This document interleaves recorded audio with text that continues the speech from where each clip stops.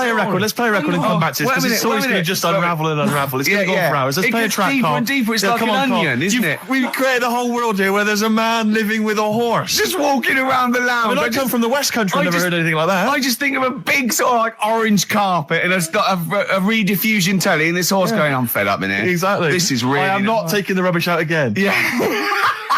Right, play a record. Let's have Velvet Underground. We've got that lined up. Oh, yeah, the classic from the first album. I'm Waiting for the Man. Let's come back to the horse in a second. Little flowers in pots. What do you mean?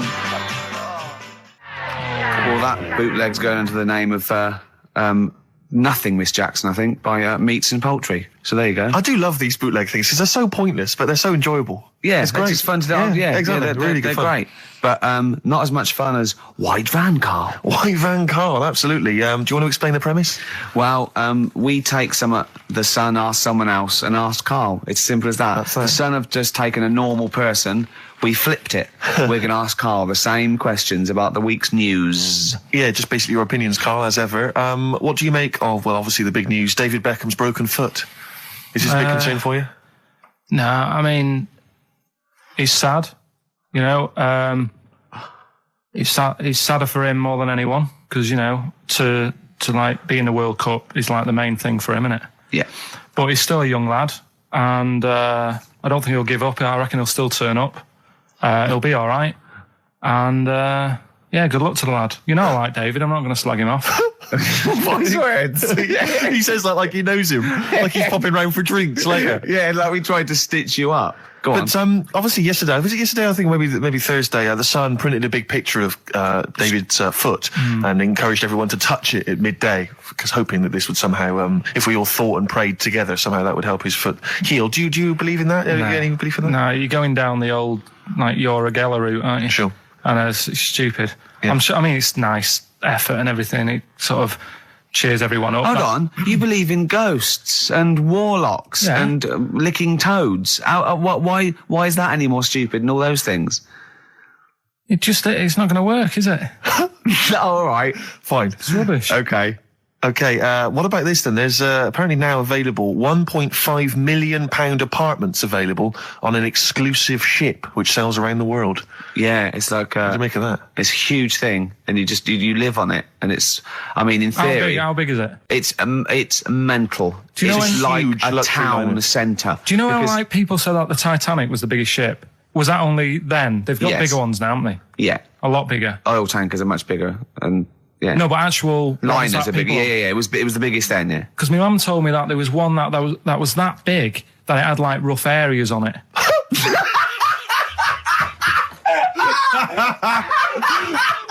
Oh God! Don't go starboard. Oh God! No, but do you know what I mean? Right. It was like we're thinking of moving. We're seeing the captain. We're thinking of moving to a nicer area. Oh yeah. I've heard they're very rough in aft. Oh God! Oh, they steal your tyres. A ship's so big there was rough areas. Oh, how big is this one that you're talking about? Well, I don't know. It doesn't give me the specifications here, but they're huge. They're huge. In theory, I mean, it's that thing with it's obviously marketing, but they're going to solve the overpopulation crisis, where soon we'll all just be floating around the sea. Yeah, I can see that. The Shining here on XFM 104.9. We're doing White Van Carl. Got another one there? Well, it's just your thoughts really on the Queen Mum's very British send-off that she was given this week. Yeah. What do you make of all those people queuing up to see her? Did you think that was incredible? Right. Well, what we said last week, you know, there was I don't quite understand why there was so many people there who were like getting really upset. Do you know what I mean? Really upset, crying and stuff. And, you know, you can lose someone who's like related to you and you don't cry like that. You sort of sit there and you think back to what you did with them and stuff and then that's it. But, the queue thing, wasn't it like miles long and stuff? Yeah. It was, yeah. Right, I was sat watching this with Sue. 12 hours queuing. Yeah. It never got to 12 hours. It did, but that was the estimated time. No, but how long is a queue when they're just like, you know, walking along? Think how far you can sort of like, you know, stagger in 12 hours. Incredible. It's been ridiculous. Yeah. But again, you know, if they want to do that, it's their time and that, isn't it? And it was at the weekend, so they could have, it's not as if they got out of work to do it. No. You know what I mean? They used their own time, so good on them. But I thought, right, what they could have done, remember when I studied Che Guevara? Yep. Yeah. right? And don't be offended by this. It was just an idea because they did it with Che Guevara. Remember when they cut him up? Yes, remember? they cut him up. Yeah. What was the reason for cutting him up? Well, they cut up Che in order to try and. You told us that they were going to send bits of his body to Fidel Castro and various other people, wasn't that right? As a warning, wasn't it, though, to all to people like one to. Yeah, my understanding was that they cut him up in order to so they could bury him in different places, so that there'd be one shrine. There'd be not one place that you could go to in order to well, sort of make him into a martyr. A little bit like that. I've like I can vaguely see where this is going. 6 cues, and it's like number 1. You can go and pay respect to her head or whatever. Oh God. No, but I just was thinking the way of speeding it up. I'm not having a go. I'm not, because they haven't done it, so it doesn't matter. But they did it with Che Guevara. Yeah. Everybody would have felt like they've got close to her, and it would have speeded it up. No, I mean, but I can understand. Can I just say that genuinely, Carl is not being disrespectful here. This is his best idea to cut down the queues. So don't phone in. He's not suggesting we should have done this. He genuinely is. But I mean, he's not doing it to be nasty or wacky or he thinks this is a good idea. So can I just throw a thought at Che Guevara, who was like a powerful man, he did a lot for the world and what have you. Yeah. And are you aware that I feel slightly responsible for this, because have you heard of the quote, a little knowledge is a dangerous thing? Yeah. Okay. Steve, next one? No, just a very quick question. I can understand those that have queued for 12 hours to see the head. I'd be a little bit annoyed if I got there to find a toe. I'll tell you what, though. I'll tell you what they could do without chopping her up. They could put about 9 queues. Each could see each hip she had. That's true enough. Because she's had about 9 of them. Yeah. So it'd just be, if you want to see the whole body, it's a 12-hour queue. If you just want to see a couple of the hips. Here's another suggestion for you, I've just thought, right? What? Instead of everyone queuing to see her, why not put her on a trolley and wheel her past everyone else? Running. So you could have some students on Rag Week. They can combine it, like when they're always pushing a bed. They could just run it along the queue. No, that'd be fantastic. That'd be disrespectful. Right, as opposed to the chopping up. So sure. no, Right. but just an idea. Just I apologise now. Anyone's offended. Anyone offended, I'm sorry. But Yeah. No, okay, we just do White Van Carl then. This is your opinions. You can't be wrong on this, can you? There's no right or wrong answer here. Okay. Right. But so this is where we ask Carl his views on the big news stories of the week. Basically, we've stolen an idea from the Sun newspaper, and So this isn't cruel, this programme, is it? I don't think so. picking on me. It's not, is it? It's weird because a few people have said, "Oh, you're picking on me." It depends how you look at things. Isn't Sure. Yeah. But you do like it? We could look at it like it's a laugh, so it's not a problem for us. You know we like you. You know you're our favourite, Yeah. I'm going to say thing in the world, but I don't mean that, in a derogatory way. No, I'm cool with it. Yeah? Yeah. Right. Okay. So your views, please, on the fact that attitudes are changing to the possible marriage of Charles and Camilla. Oh, what do you think of that? The roars at the moment, because the recent tragedies are apparently high in the polls, and people are coming around to the idea of Charles and Camilla getting hitched. What's your thought? Whatever, really. I mean, if they're happy with it. The thing that comes out of it most is it just goes to show, right, that there is someone for everyone. Just because, I mean, no disrespect to Camilla, I'm not a good-looking person either, but she isn't a stunner, and yet she's gone and picked up a royal. Right? Yeah. So I think it's good for things like that to happen, because it cheers you up. Do you know what I mean? Gives you a bit of hope. Thanks, Carl. So yeah, it's good. If they're happy, if anyone's happy, it's a good story, isn't it? Yeah. You know what I mean? Yeah. He's had a bit of bad luck, and now he's got someone else in his life. So. While he's doing this, I'm just doing a list of questions to ask him what he thinks of things in the world. Okay. Is that all right? Yeah, no problem. Okay. Okay, what about this then? Are you disappointed by the nation that a third of us are apparently unaware of St. George's Day? 23rd. Is St. George's Day the one with the snakes that we've talked about? No, that's... Are you one of that third, do you think? St. George is the patron saint of England who killed the dragon. Yeah, I mean, there's too many of these days, isn't there? That's the problem. If you make it a bit more special, like Christmas, so you buy presents and that for each other, then people will remember it. But there's so many these days with Easter and Pancake Tuesday and all that. So it's not surprising. I think as time goes on, we'll find that a lot of these days will just disappear because, people are busy. There'll be new ones, won't there? Right. White Van Karl. White Van Karl. Yeah, this is where we steal the White Van Man column from The Sun and basically fire those questions at Karl, getting his opinions on the week's news. Okay, Karl. Okay, what do you make of this? David Beckham apparently was driving despite having an injured foot and just further threatening his World Cup chances. And obviously, you're a big football fan. Well, I'm not that big. I like the odd game. Sure. Would that hurt him? Would that hurt his foot? It can be good. Is it in a plaster? It's not Well, in a big cast, sure, is it's it? better to drive than it is to walk on it. Good point. Fair enough, yeah. Go. Can't argue with Can't that. get the bus, can he? Okay, and what do you make of this fascist leader who's having a lot of success in the French presidential elections? What's he doing? Have you not come across this story? No.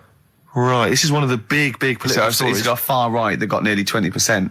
He's a far-right fascist leader, and he's having considerable success in the French elections. I don't think we should be asking Karl questions like this. Not a something lot- you've got to I'm getting scared. There's all sorts of bad stuff going on in the world that we don't know about. Yeah.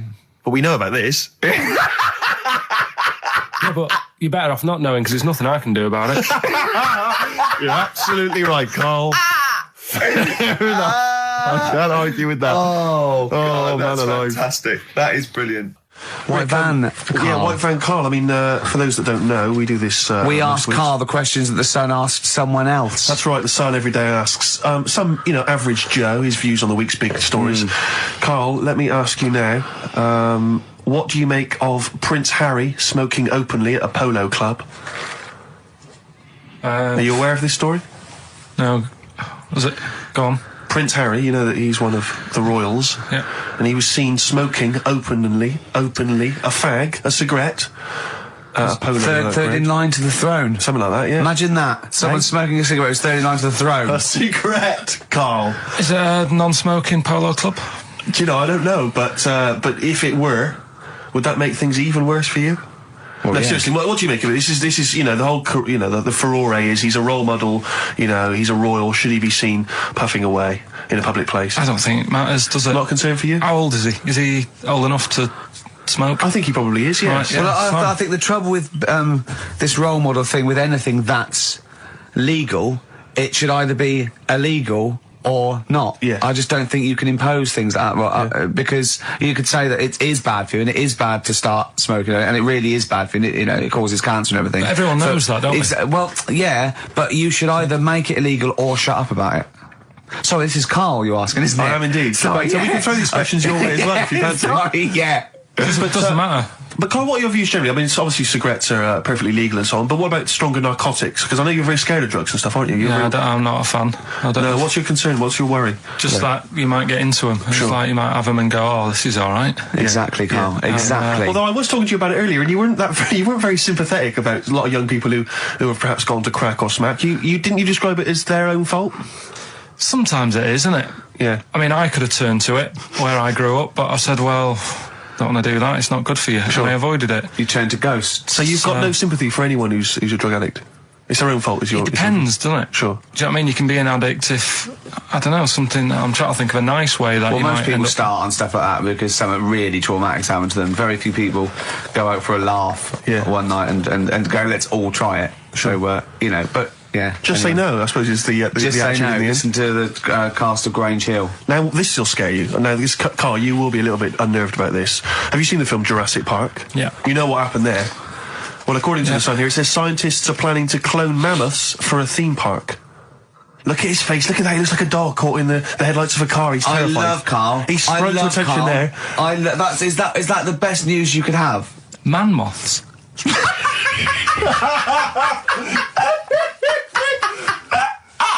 Right. Yeah, man moths. I Man love moths. the fact that that's why he was so excited that they bred a man moth. What is this? Yeah, it's a human being that hides in your wardrobe and eats the entire jacket in a day. Yeah. What do you mean, man moths? Mammoths. Mammoth, the big hairy you heard cow of from the mammoth? Ice Age. I mean, elephant. You're not so excited about that, then? You can take or leave bringing back mammoths to life, but a man moth... A man moth is a different matter. Oh, if we'd have never brought that up, he'd have gone and told someone now. Yeah. You know, they've bred an half man, half moth. This and is that's what we that's how mean. things start. This is what we mean when you hear these ghost Are you stories. slightly deaf? Is that it? When you hear these stories, you're slightly deaf. And his head was in the basket, and he went, count how many times I blink. Is it? Carl, is English your first language? Are you actually foreign? Is that the thing? Yeah. Should we speak when we say slower? foreign, we mean not of this planet. Yeah. Should we speak slower? Would that be a help to you? No, go on. Next What do you one. make of Do that? you think that's good? The Do you think idea that's of good to bring back mammoths? prehistoric animals. These giant elephants. They're slow, aren't they? It's not as if they're going to like get out and run fast and they can't capture them. They'd probably be a Like fence, to be elephants, honest, aren't Carl. They'd probably be a fence. No, but you're asking it as if like, oh, it could all go wrong, but it couldn't, could it? Well, Really? but the point was about Jurassic Park is they thought it wouldn't go wrong. They thought they had it all under Yeah, but control. that was and Have you learned Dinosaurs. nothing from Jurassic Park, Carl? Dinosaurs would say, oh, think about it before you do it. But with a hairy elephant, it's not going to. Not a concern for you. Would you go along to see him? Would you be interested in that? If it was in the area. He's the best. He's great, isn't he? I'd love a queue, Nothing right? impresses No, him. but what I'd like to do is Carl sitting like Yoda in a little cave, and I'd just like to see people like Tony Blair and Stephen Hawkins in a queue, and they go and say, "Carl, got a bit of a problem." And thinking of cloning a man and a moth. Problem? Not an issue. No, if I'm in the area, I might cruise around and have a look at it. Otherwise, just don't send it near my clothes. Oh, that's fantastic. So it's just for a second. As the words man moth came into your head, how excited were you? I mean, were you both terrified and excited? For the moment when you thought that they'd cloned a man and a moth? I pictured What kind of face did he have? Did he have the moth's head or was it a man's head? just a little man head. Right, what was his face? What did it look like? He just was like a bit shocked. Perplexed, yeah. So it was like he'd been grafted onto the body of a moth without his consent. And when he was asleep, lad. yeah, he'd woken up. he just went in for to have a goiter removed, Yeah. and they said, "We've He replaced woke your up with goiter with the body of a giant moth." Yeah. Is that all right, Mr. Jenkins? So he had the head of a little. Was it a little boy or a man? Little man. Right. Okay. And he's just bumping into a lamp. He's just bumping into a lamp. If you went into hospital and they'd done something, what's the worst thing they could do, right? What would you rather have done, right? You wake up and you've got lobster claws for hands. Right. You wake up and you've got duck's feet. Or you wake up and you've got one horn coming out of your head. The worst thing, Yeah. probably the horn coming out of my head. Why? Get in the way. That'd be useful, wouldn't it, in fights and stuff? And for like parties, people would play Well, I suppose quoits. the lobster claws would also be quite handy there. Definitely. Listen, we haven't done it for a while. White Van Man. I thought there's some interesting questions raised today, and I think it might be nice to just throw them Carl's I think we direction. set Carl up again in the last hour as a person that people want to know Yeah, they want to his know what he's opinions thinking. on the They wanna world. know what- Yeah. Well, Yeah. if you're not familiar with it, on Saturdays, the Sun newspaper asks a typical white van driver questions his opinions on the week's news, and we thought we'd throw these in the direction of Carl. Yeah. And then, what do you make of this teenage thug, Carl, Mickey Carroll, who spent 4 months in jail and he's won 9.7 million on the lottery? Is that justice? When you think of all the good people that are going hungry, and there's a lad there and he's won. Did he buy the ticket before he 9.7? went in? No, I think he bought it once he'd come out. So he's done his time. He's done his time. Fair enough then. He's been punished. Yeah. Right. He's bought a ticket. He's had a lot of bad luck. Mm-hmm. Now he's having a bit of good luck. All right, next one. Are you concerned that now he's got all that money, he could turn into like a sort of mastermind villain? You know, like a James Bond style villain? He's got a criminal streak, we know that. Is that a concern for you? I mean, we imagine don't. that he could build some kind of underwater We fortress. don't. With my lawyer's hat on, we don't know that. Yeah, well, well, he'd have to prove that he didn't have a criminal streak. I'd say you've been in jail for 4 months. Yeah. Sometimes people are bad because they haven't got any money, so he might be Interesting an point. angel of gold now. Or whatever Yeah. it is. It's a long time since we've had any white van, Carl. For those that don't remember this particular hot feature, we basically ask Carl some of the questions that are asked of a white van driver in the Sun. They always have this on Saturday afternoons. Anyway, here's the first one. They're not fascinating, Carl, but I'm just interested on your take, really. Yeah. What do you make of Cilla Black quitting Blind Date after her husband sent a message from beyond the grave? Are you familiar with this I didn't story? know that. What's that? She went to see a medium, and supposedly her husband passed on information through the medium, which was incredibly vague, but persuaded her to quit live on air. Well, it's about time, isn't it? If even dead people are saying, "Enough's enough," But I'll tell you what, though, talking about ghosts and that, do you know how I'm into them? Yeah. Right? How weird do you think this is, right? Well, it's not true. Before you say it. Excellent, good old Pete. Hey, Nice to have him back. Good to see you, Steve. I've got some here. Brought in. It's just a normal soup. It's Rooster's Pride. What flavour soup's that, Steve? Oh, I know you brought that. And it's all it's a genuine article, and it's cock soup. Can I have a close look at that? Maybe there's some more humour I can draw. What, you want a closer look at my cock soup? Just a cock soup. Let me just.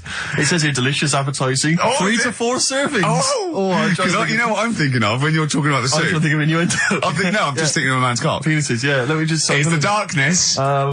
Use Rooster's Pride cock soup as a snack with crackers or toast. Still thinking of a normal knob. An appetiser, again, or a soup base. That doesn't really work as an innuendo. No, that's disappointing. We'll work on that, though.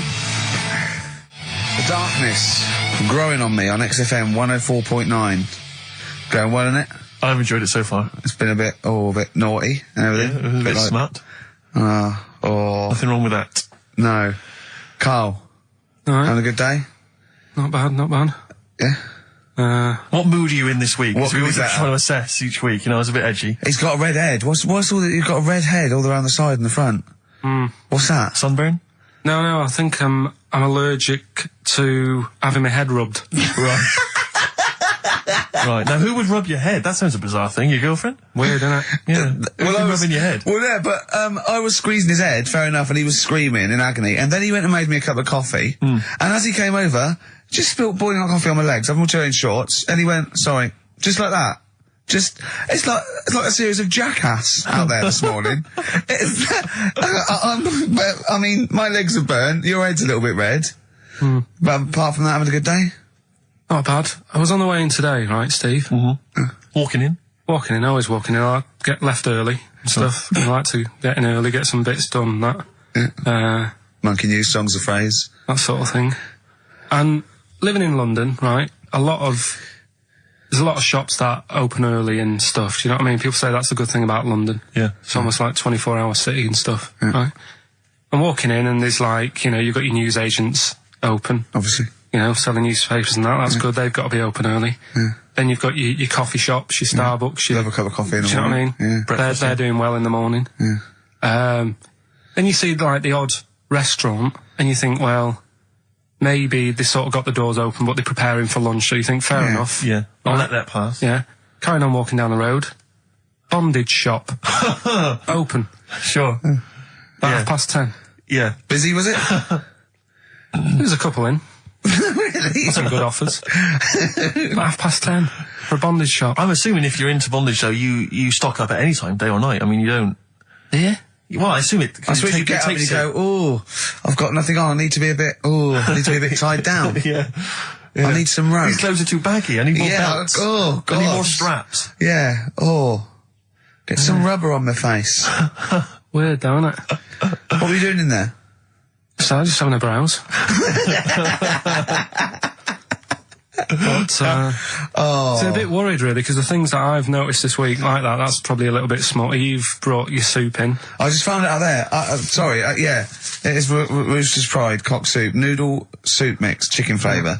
But, I mean, do they not know that is obviously just going to be used on the Graham Norton show and Chris Tarrant when he's doing his show abroad? Yeah. I mean, do you know what I mean?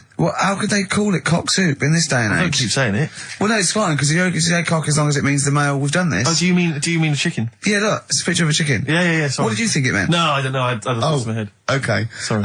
Yeah. But, there's something else that's a bit sort of... A bit blue?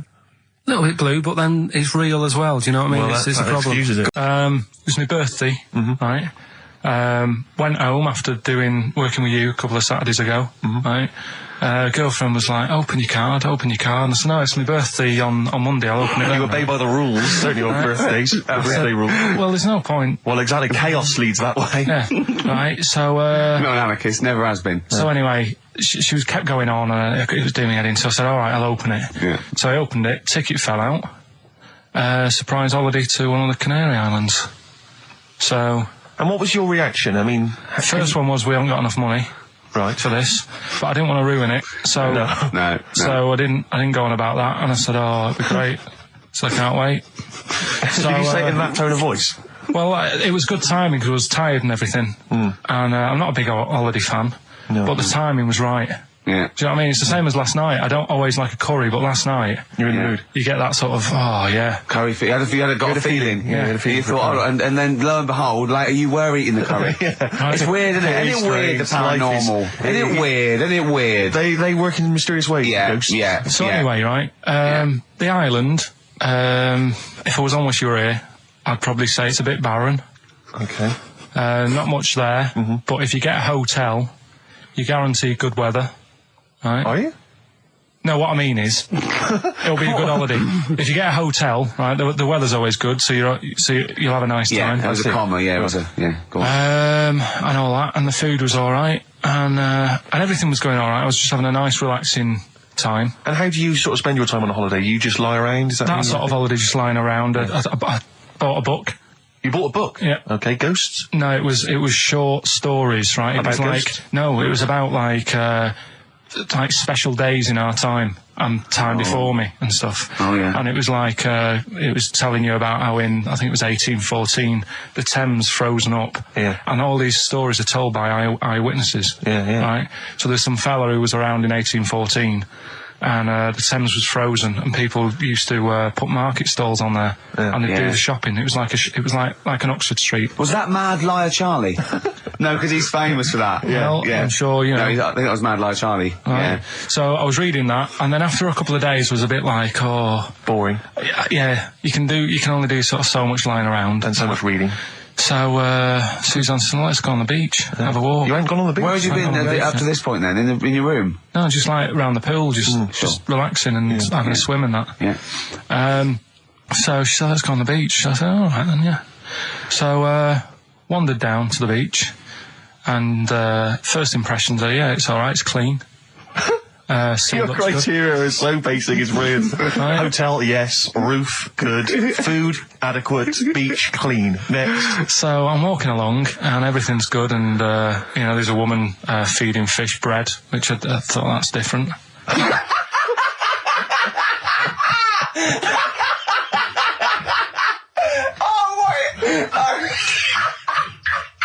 I love that. He likes originality. He loves a bit of originality. He was feeding fish bread? This woman was there, like up to her knees in water. Yeah. And she was stood Was there. that a sea? Chucking, yeah. Oh, right, good. Chucking this bread, and I thought, what's she doing? And I stood there and watched for a minute, and there was little fish coming up, having the bread. I thought, oh. So I carried on walking, and everything's going well, and then this fella comes towards me. Everything's going well.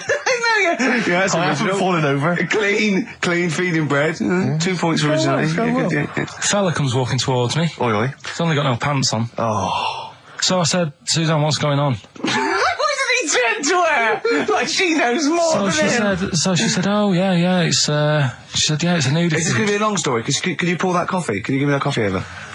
Sorry, this is really bad. Yeah, because he's poured. Thank you. Just amuse yourselves while we sort the coffee. Thank you very much. Dave, do you want I'll have a cup of coffee, Carl. Thanks, yeah, cheers. Cold. Right, good. Okay. So, Great. Thank you. So she said, yeah, it's a nudist beach. So I said, well, why, what? I said, we're all it's all mixed up. Normally on a nudist beach, it's a nudist beach and you don't go wandering on there when you get your clothes on and that. So it annoyed me a bit, because there wasn't any signs. So this fella's getting closer. Well, the knob out was a sign. Yeah. Right, so he's getting closer. And he walked past me. It was an old fella. And he walked past and he had a hat on and a little pipe. And a big rucksack on his back. Right, so he got me thinking. Not strictly naked. I'm walking along and I'm thinking, right, why do people want to do this? So straight away, I wasn't on holiday anymore, because most of the time when I'm on holiday, I don't think about anything. Right? Your mind's a blank. I just switch off. Right? But all of a sudden, this has got in my head now, and I turn around to look at him, and Check out his arse. and this bag, right? I swear, That's his ball sack. it was massive, right? What? You had a massive bag. The bag, His rucksack. his rucksack. Oh, right, okay. 'Cause when he said there was an old couple coming towards me, I said, what was lower, the bloke's bollocks or the woman's tits? And he said, well, that was another point. She might as well have worn knickers. Because so you can see it. That's what he said to me. So you saw the bag. So it annoyed me, yeah, because the whole idea in it. This is what I think. I mean, I might be wrong, right? Might be wrong. Chances are You never have been. You never have been before. Being nudist, right? What's it all about? So I'll tell you on that point, Carl. Let's play a tune. Let's come back and we'll discuss. What are we going to play? We'll discuss that very issue. We've got some ideas. We did chat about this last week, Carl, in your absence. All right. Well, we'll play the choral. Okay, It's a good one. This. Yeah. Coral, Dreaming of You, on XFM 104.9. I'm Ricky Gervais, with me Steve Merchant and Karl Pilkington. If you just joined us, Carl is walking down the beach, and a man has just passed him with his knob out. Yeah, his testicles out and his huge bag, apparently. Right. Now, we'll sum this up, quick, because we did talk about it last week. You did call me and tell me some of these things, and we sort of mentioned it last week, but you just want to say just give us your thoughts on nudity. Well, what I don't understand is, right, nudity, I thought it was all about, sort of being free. Yeah. Natural, letting the breeze, blow around you and that. That's all I can think is of like the bonus of doing it. But you can get that by just having a pair of shorts on, right? Because I'm not one for getting my kit off. It's just something a bit weird about it, isn't it? Normally, if I go for a walk on the beach, I'll put a shirt on. Sure. But leave it unbuttoned. Yeah. Oh, right, yeah, tease the ladies, sure. Do you know what I mean? Yeah. But it just feels a bit weird. So it's best to cover your back anyway, because the sun and all good that. advice, yeah. But when I saw him, and I thought, well, right, is he doing it to sort of be free and be comfy and all that? And then I thought, but he's carrying a big bag, right?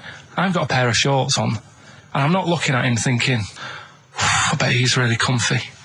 Do you know what I mean? I wasn't going, I can't wait to get home and get my shorts off. They're really annoying me, these. So, and that's just it. I don't get what it's all about. Yeah. Sure. Yeah. Sure. Well, okay. Well, my advice to you is don't go to nudist beaches again. Well, I didn't go again.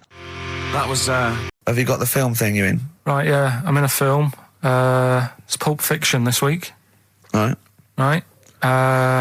Changed it a little bit, tweaked the storyline a little bit. Okay. It's just to make it better, yeah. It's just do you know I've talked about Suzanne's hair and that? Yeah. About when she got it cut, didn't like it and that. Yeah. So it's sort of about that. Listen to it. There'll be a question at the end. You can win some good stuff. Yeah. Well. Right. So, and this is the scene where they're in the restaurant. Do you know when they're about to do the robbery? Yeah. Right. So it's not a restaurant. I've changed that. It's a barber's. Right.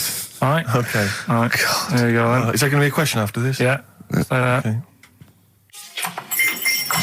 Right. Girlfriend came in here earlier. Had a haircut. I'm not happy with it. Look at the state of that. Well, don't laugh. Yeah. I mean, I don't want to cause any fuss, but just want you to sort it out. Afraid I can't do that. Well, you can do that because it looks a mess. Look, my friend, this is just where you and I differ. Well, you've got to do something, because look at it. When she came through the front door at home, I thought Dave Hill out of Slade had walked in. Funny, I was thinking the same thing. Look, I don't want to cause any problems or anything. She hasn't even seen it properly yet. She sort of had it cut and came straight home and didn't look at it. Suzanne, just look in that mirror. Look what they've done to your head. God damn it, what is it? Suzanne! No! We're not gonna do anything stupid, are we? I'm the manager here. There's no problem. What do you mean it's not a problem? Look at the state of her hair. Be calm, cooperate, and this will all be over in a minute. I'm gonna go home. No, we're not going anywhere until they've sorted your hair out. I'm not walking home with you with your hair like that. It's embarrassing. So let's just get it. You die. No, forget having it dyed. Just get it cut. Colour's not a problem. Just sort it out. Just get rid of. Let's see what we can do. Right. Good. Look at it. Look at the state of it. I'm trying real hard. Suzanne, just keep your head still there so you can. Just hang in there, baby. You're doing great. I'm proud of you. Just sort that bit out there. Just cut that.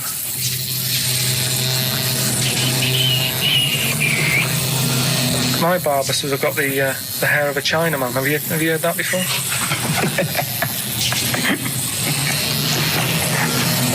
Oh, man. What?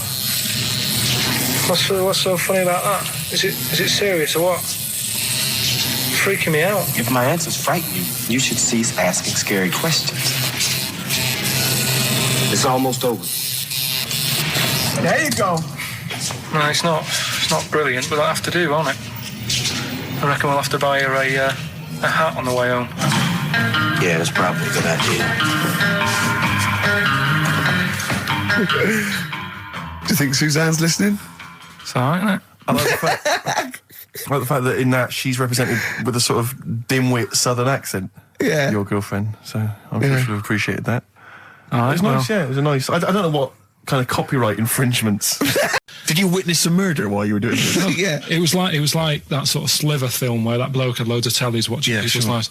So that was going on in my mind, and then I was washing up, and I picked up the plate, and I thought, oh, it's amazing, isn't it? The human body, the way you can just sort of, you know, I want to pick that up, and you do. Yes. And the way your hands work, right? You've got 5 little digits, but it's just the right amount to do what you've got to do, right?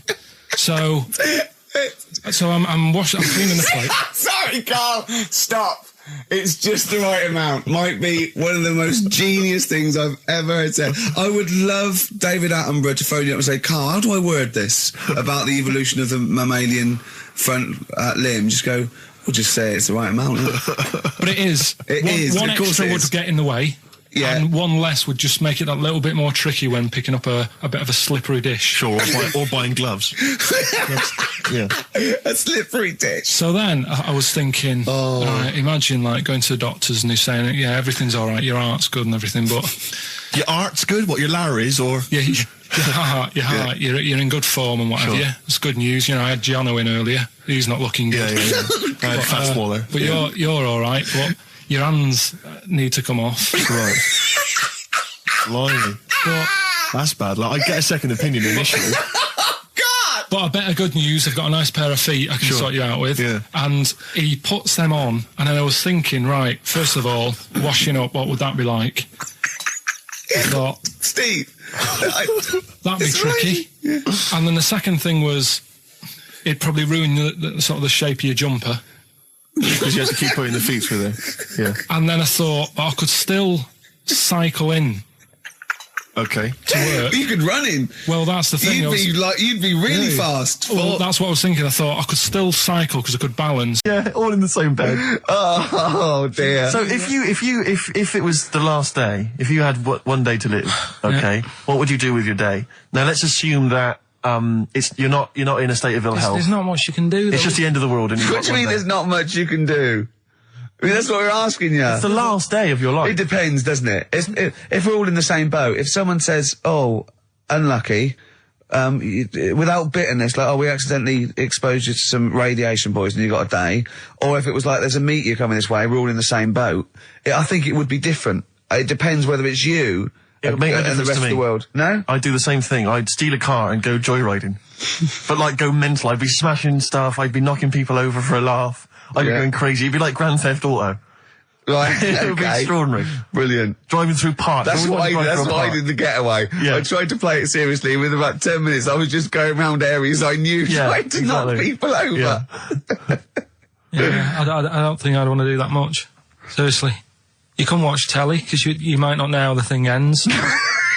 Sure. Yeah, be a waste of time. You could watch 24, couldn't you?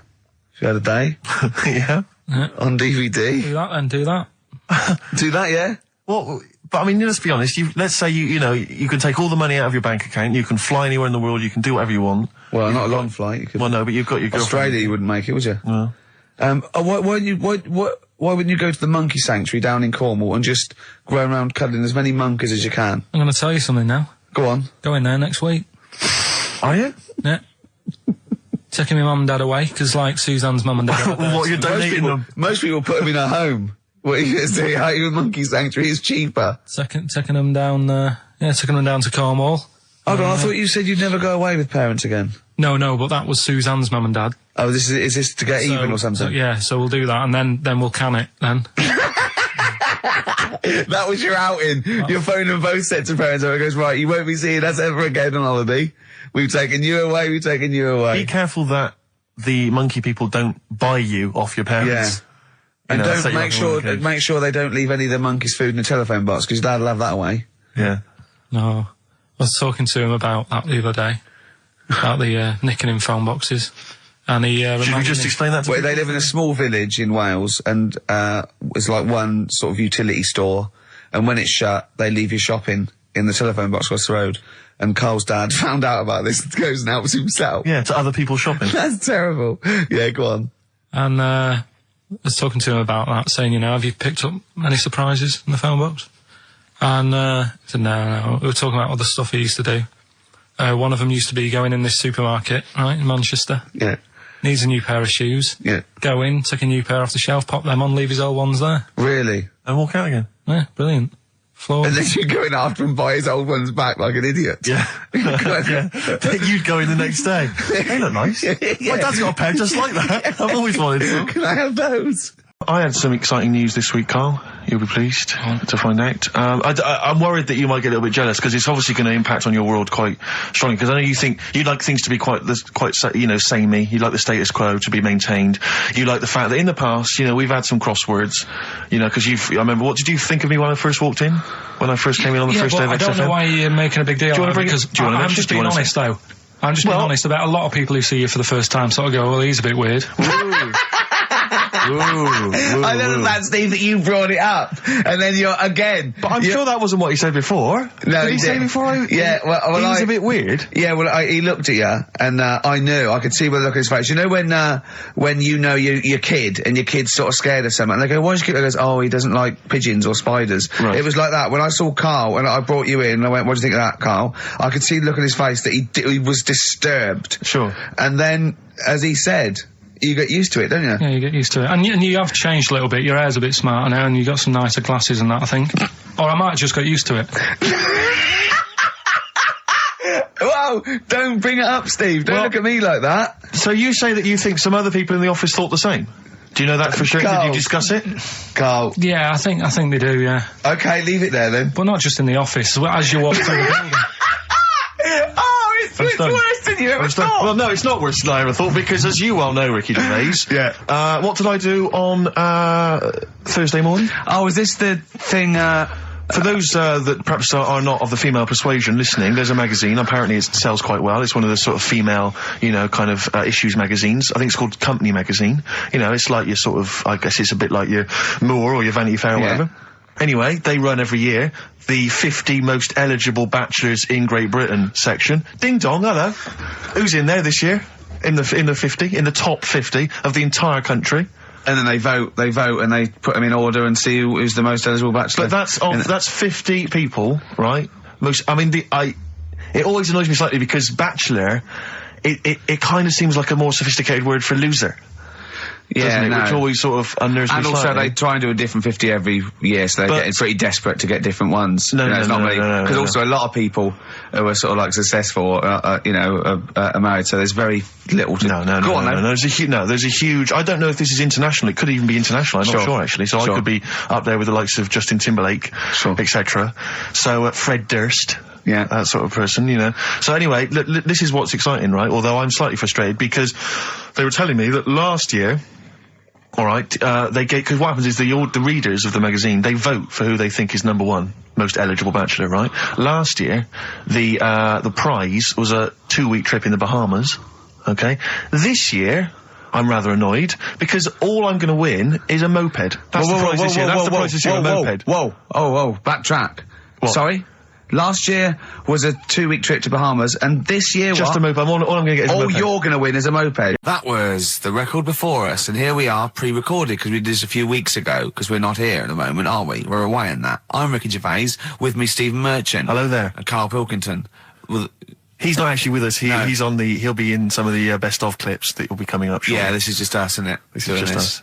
We did this, when did we do this, Rick? A couple of weeks back. Hold on, what is it? What It's the day is it? 27th today. Yeah, well, I enjoyed Christmas. I loved Christmas. I love Christmas. I had a great time. What did you get? Loads of presents. So did and I. I'm glad they made it to number one. Oh, I'm really glad. Stroke, he, she. Yeah, I'm really glad that the pop idols, Cliff Richard, Westlife, made it to number one. Bo Selector. Bo Selector. Yeah, just delete that as... Yeah.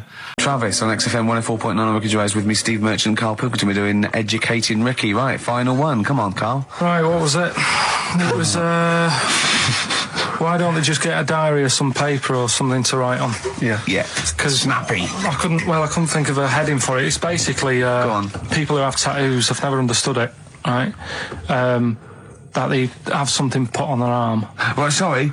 Have we started the educate? Is this part of it? Are you educating me? This is something that will be useful in my life that I didn't know about. Yeah. Go on then. No, it's just that they've got a machine out, right, that does tattoos. You come up with a design you want, and you sort of this machine scans it, and you put your arm in this thing, and you press print or whatever, and then it does the tattoo on your hand or on your What, arm. like loads of little needles that follow a pattern? Yeah, The computer, basically, yeah. Is it a real tattoo? It's a proper. It's a proper one. The fella said. Well, as long as it goes out, it pierces the skin with a. I just wondered if it's one of those kind of, those kind of. No, it must be lots of little needles or a moving needle that can go Sorry, along but it. how is this cleaned? Like in between each person? Don't know. Probably. I don't know. Well, no, as long as it's only that. If it's one needle, it's just the head, isn't it? If it's one needle that moves, does it like like loads of little? What are we gaining from a machine doing it? Just because they're not going to sort of mess it up. But hold on, how do you keep your arm still? Because your skin moves slightly. So the machine it's won't. sort of strapped to your arm. Right, And so the it's fella, spread- I mean, so the it- fella said that the tricky thing was in all this, it was the fact that, nobody would let him test it out on anyone else, so he had to do it himself. But did it work? Because the thing is with a tattoo Yeah, it artist, works, they yeah. can see when your skin's moved and they can see what they've done and they keep wiping it and looking, whereas a machine's just got to trust itself. Yeah. So I think one needle could go wrong. If it was a lot of needles that it just came down, like, 1,000 needles that was an imprint. Yeah. But No, obviously I'm asking someone who hasn't delved any further than there's a machine that can give you a tattoo. That's all you've got at the moment, isn't it? Well, yeah, basically. That's all you've got. I mean, that's what I've got because I'm not a fan of tattoos. I don't. But where did you read this again? This was Internet? This was on the internet. Yeah, it was. Yeah. Okay. And I just don't understand why people do it. That's what got me attention. Because me. Sorry, what have I learned from this? That if you wanted to get one, you can get one done by a machine now. People say machines are sort of taking over and that, and there's another one. But it's just the fact. I mean, I don't know. So give us the snappy title of this education again. Why don't they just get a diary or some paper or something to write it on? That's what I always think when I see people with loads of tattoos. Like there's that fella who we were talking about the other week in Scotland who was covered 99% in tattoos. It's just like, what have you done that for? Yeah. Do you know what I mean? You can't get rid of it now. You've done it now. Yeah. What sort? No. The Pope. Yeah. What semi? Sorry, Mrs. Robinson, we're going to have to let you go. Yeah. Go on. You are the weakest link, Carl. Goodbye. Yeah, go on. The Pope. Yeah, the Pope. Yeah, we've got the Pope. Yeah, that's not strictly a question. He wears a. He wears a dustman's hat. He wears gore blimey trousers. Does he Yeah. live in a council flat? Yeah, he lives in a council flat. He wears but- a semi-precious stone. What's the stone? The Pope wears a semi-precious stone. What is the stone? You mean, what is it called? Yeah. What is it called? What, has it got like a kind of papal name? I think it's like, is it a 18-carat one? So we got to try and get Right. the carrot Yeah. of the Pope's he big calls diamond. it Dennis. He calls it Dennis the Stone. Do they want do they want the type of gem it is, like Or is there diamond, some kind of jade, papal name for ruby, it? or do they want it like the Rosetta Stone, or I don't know. the I can't actually play a record. Play 2 record. Landed, Mr. Ben Folds. We've landed on XFM 104.9. Ricky Gervais, Steve Merchant, and little Karl Pilkington, and his magical little manky, round, baldy head. He was described as wacky mank in one of the papers this week. Really? Brilliant. Well, remember we were talking about it last week about he came round to my house and I popped out my Mr. Johnson to take a little look at. And his two that made the daughters. papers. That made the papers. Wow. What paper? It wasn't front page of the Times. It must have been like the Daily Star or something. Just squeeze Live 8 in Yeah, the second, yeah. on the second page. Yeah, so wacky mank. Wacky mank. That's Wacky great. mank. Wacky mank. We had an Carl email Pilkington. from someone who reckons they remember you from body popping round Salford Way. Yeah, Eccles Precinct, apparently. You know that, don't you? I wasn't doing it round there, though. Well, what do you mean? I was round Stretford. Stretford Arndale. And what were you doing? What sort of body popping was it? Just a bit of everything. Caterpillar. Bit of moonwalking. Do you have a little piece of lino you used to carry around? Well, mates had that. Right, you didn't Borrowed bother with theirs. Borrowed theirs. Were you any good? You weren't breakdancing, were you? You weren't spinning on your head and stuff. You were more body popping.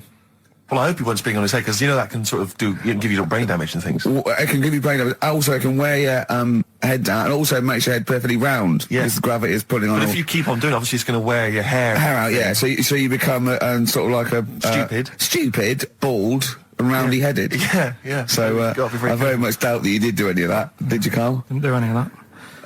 Well. So you're shooting off in a minute, aren't you? Well, yes, because we were trying to make poverty history, Carl. Yeah. People are making poverty history all over the place. They're putting on a wristband, and it seems to be working, because I haven't been poor for ages. I haven't been poor. And Alex had a stop bullying. Alex was wearing a stop bullying wristband, and as he himself said, he seems to have sorted that out. You haven't been bullied I for haven't been ages. bullied for years. So wristbands work. I saw one in a shop window the other day which said, stop child abuse. And I bought one, obviously, because a lot of people say, does it make a difference? But it was only £1, and I'd only spent it on kiddie porn. So, I think I've made a little difference there, in a small way. On a serious note, though, I like the idea that to stop child abuse. If you're a paedophile and you're walking along the street in your Mac, right? You got a puppy in one hand, a bag of sweets in the other, and you see this wristband, and you go, "Oh, stop it." Oh, okay then. Yeah, I hadn't thought before. That's what I think. Okay, fair enough. Yeah. Well, I won't be doing that again. Yeah, he was hanging around in Topshop for unsavoury reasons. You saw them in there for only £1. Carl, we haven't got long, have we? We've got an hour and a half because we've got to shoot off. I've got to shoot off down to Live 8 and introduce Rem. So we got a lot to pack in. We got the Rockbusters, and then we give away. I just saw those. I'll finish the sentence in a minute. I look forward to it. I'm getting excited. Yeah. I'm getting excited. So we got so much to pack in. I haven't got time to finish all my. So listen, right? You know the things we're giving away. The signed little Homer. The Nigel Tufnell thing and the Flanimals, right? Looks brilliant. They've done a brilliant job, the people here at XFM. So take back all you were saying about them, Carl. And also, we should say as well, you've still got a... She got in from work that Saturday, right? And I said, look under the tree. Knackered. Oh, at least it's Christmas. Yeah. At least I'm going to get a little bit. I said, look, you got some stuff under the tree, right? So did you give her a sugar lump? Right, she was really chuffed with that. But she said she was a bit puzzled because I didn't know we had any wrapping paper, right? So I ended up using wallpaper.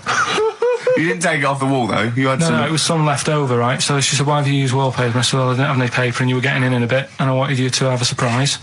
So she said, "Can I have a feel of them?" I said, "No." Presents. You thought, right, I've got the right thing. Yeah. Right. And then Christmas Day, I said, "No, don't get carried away. It's nothing really good. We said we weren't going to buy each other much. So there you go, open them." Yeah, go on. And Can I just ask, had you received your present from her yet? yeah. So what had you received? What did he have? Had some shoes, Nice. right? Getaway game for PlayStation. Nice. I'm just totting up the value of this. those, Go on, yeah. And just also think about how much fun and pleasure you get from them. Yeah. Although, of course, condoms, I can see the Oh, see the appeal. Well, okay. So yeah. I think But I can. also add to that bit 150 quid for a meal. If you're going to start totting up, 150 quid for a meal. I bought some shoes, 72 quid. Yeah, that was after the event, though. Doesn't matter. All right, so you'd received these, dare I say it, thoughtful and nice gifts. You handed over the box of condoms. They were wrapped up. She unwrapped them. Yeah. Go on, take us through it. Walk us through it. Well, it's not something you play with on Christmas morning. Oh God! Oh, right. But when she opened What did them, she say? What did she say? I wrapped them twice as well, so she thought it was something really good. Extra It was like, protection. Right. And So she thought it was something really good. and then So the disappointment would be doubled. Yeah, go on, yeah. then she just opened it and went, "Oh yeah, so what's on the telly?" And that was Cool, that. ungrateful. That was What an ungrateful woman that is. that. Well, she got stuff. Fancy not wanting I told her. a box of economy condoms from Boots. I said to her about the thing about, it's all about the surprise and that, innit? Yeah. You explained that to her? Yeah. What, after she'd unwrapped it? Yeah. Thoughtful. And she was all right about it. Yeah. She understood. Rick, you know I suggested to him that he buy his girlfriend a gift. I'm worried I've done more damage to the relationship by suggesting that than if he had just forgotten. Next time you've got to go shopping for her yourself, Steve. I think I might do. You've better go shopping for her yourself. I'm glad it's all over though. It's mental. Yeah. It annoys me. The whole thing annoys me, and she knows that as well. Yeah. She should know. What? She still insists on having Christmas once a year. Well, Wow. I'm you know. no, but well, anyway, what did you get? I can't think what you bring to the relationship, Carl. I don't know what it is she's getting from you in this relationship. It's like she's I doing think all we the know. work.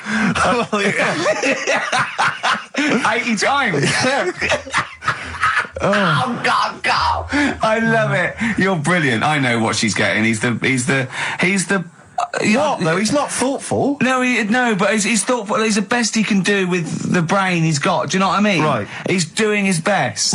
He's absolutely doing his best. There's no. He's working at the limits of his powers. Do you know what I mean? Though he's done as well as he can with what he was given. Sure. Yeah, and that's admirable. Yeah. It's like, I think he's done better than you'd expect. I bet his teachers didn't even think he'd get this far. Do you know what I mean? What? Find a girl.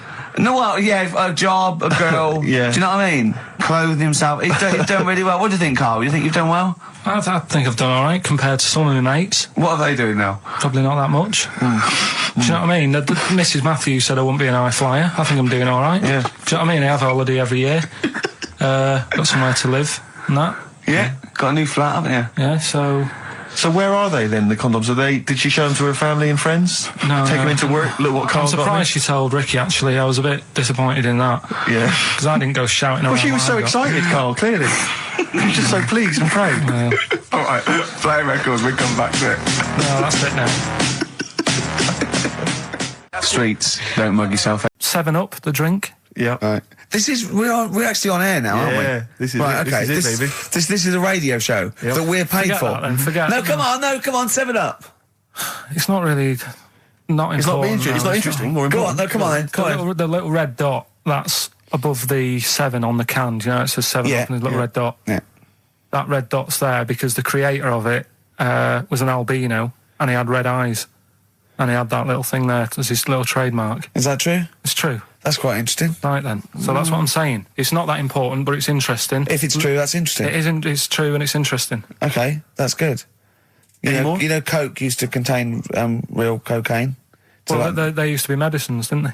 tonics, yeah. No, they were medicines. I read that tomato ketchup and Coca-Cola started off as medicines. Probably not a medicine, probably more of a tonic, because it probably a pick me up, wasn't it? If I had Coke in it and caffeine and sugar, and same as ketchup, probably lots of vitamin C and lots of sugar. It was probably more of a tonic. It wasn't really a medicine. They didn't say cancer. Have this on your It's chips. some HP. Wasn't a medicine. It was Well, it was kind of. All right, okay, let's agree to disagree on that particular one. okay. All right, yeah. Is that it, Carl? what Because else? you've Any been other legendary facts? this week. You've given us the 7-Up thing. Okay. I've told you about the goldfish. Not really, but yeah. He didn't say anything about goldfish. This is your fact, right? You know what? Goldfish might have longer memories than some people think. That's not a fact. That under no circumstances would imagine Magnus Magnuson saying, what animals might have longer memories than most people think? This is goldfish correct. Imagine that as a question. How is that a fact? If you ever have children, are you going to educate them with this kind of drivel? Is this how you're going to raise your kids? So their minds just pumped full of That'd this be my rubbish? job. I'd keep them interested with stuff like that. Right. Yeah. Suzanne does the proper stuff. Yeah. So you agree there is some proper stuff? Yeah, but I wouldn't make him do it. I'd just sort of leave the book there, and then if he read it, I'd go, that's good. That is. What book would you think? What, the 50th freakiest people ever to be born? Give him that to start with. What would you tell me your favourite was? The little fella who was playing the keyboard? That or the three-legged fella. Yeah, okay. So he's learnt that. That's the first day at school. What would you teach him the second day at school? Can I just give you a little fact here? Someone's emailed in for you, Carl. They've sent an interesting fact for you. I think you're going to be interested in this. Don't read it on the email. Let me read it for you. I think you'll be excited. An interesting fact from Carl. That's from Toby. He says, Attila the Hun punished some fella who annoyed him by cutting off his arms and legs. You'll love this. And stitching his arms back where his legs should be. And vice versa.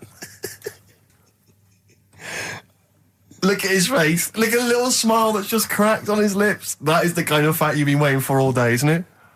So go on, again, so... Attila the Hun, right? Some guy didn't like. He cut off his arms and his legs, and he stitched his legs on where his arms should be, and his arms where his legs should be. Look at him looking at his body, trying to picture it. Yeah. I'll let it sink in for a little while, then I'll ruin it for him. Carl, what are you thinking? I'm just picturing it. Right, he would have died. It would have been tokenistic. There's no way that person could have lived through it. So it was just for the Hun's fun. He probably put him on a stick outside his gate or something. There's no way in those days that he could have gone through complete limb amputation and... So would he have wore a jumper for pants? Carl's a little bit fed up today, actually whinging, I mean properly whinging, fed up, reckons he's tired, reckons he's overworked here. But, do you know what I mean, Carl? Everyone gets tired. Everyone gets tired. Everyone does the same sort of hours. What do you do, sort of 9 till 6, 7? About 9 till 7, 8. Well, no, because a couple of times this week I've sort of met you for a drink about 6. So, it's funny, isn't it? That's weird. Some of the times I've come back after it, just for another 40 minutes or something whilst no one's around, try and get stuff done without phones going, without emails coming in. Yeah, we got to do it. Can I tell you what I think's a disappointment? You're in the department. You got to do it. I just think it's a disappointment that Carl hasn't been able to put that aside and rise to the occasion. He's only got to do this show once a week. I know. I mean, you and I, we're tired. We've got you've got one job. We've got about 6, and we're still doing it. Do you know what I mean? We still do it. We still. Well, come you're a here. professional, Rick. I mean, that's why you've won multiple awards. Is because you're willing to get up there, even if you're feeling a little bit under the weather, even if you hurt yourself, or you've got an injury of some kind. You're up there. You're doing it. Yeah. You're entertaining. You're providing a service. Yeah. So. It's disappointment. Yeah, but I've pressed all the right buttons at the right time. Indeed. Right? That's what I get paid for, yeah. Done that. The adverts have gone out. Sure. You know what I mean? I've made you cups of tea. It's the negativity which is the problem. It's the vibe. You're bringing us down. Bringing us down. And therefore the listeners. Therefore the listeners. Bringing us down. If you don't like London, you know what to do. Well. I'm trying to get out of here, aren't I?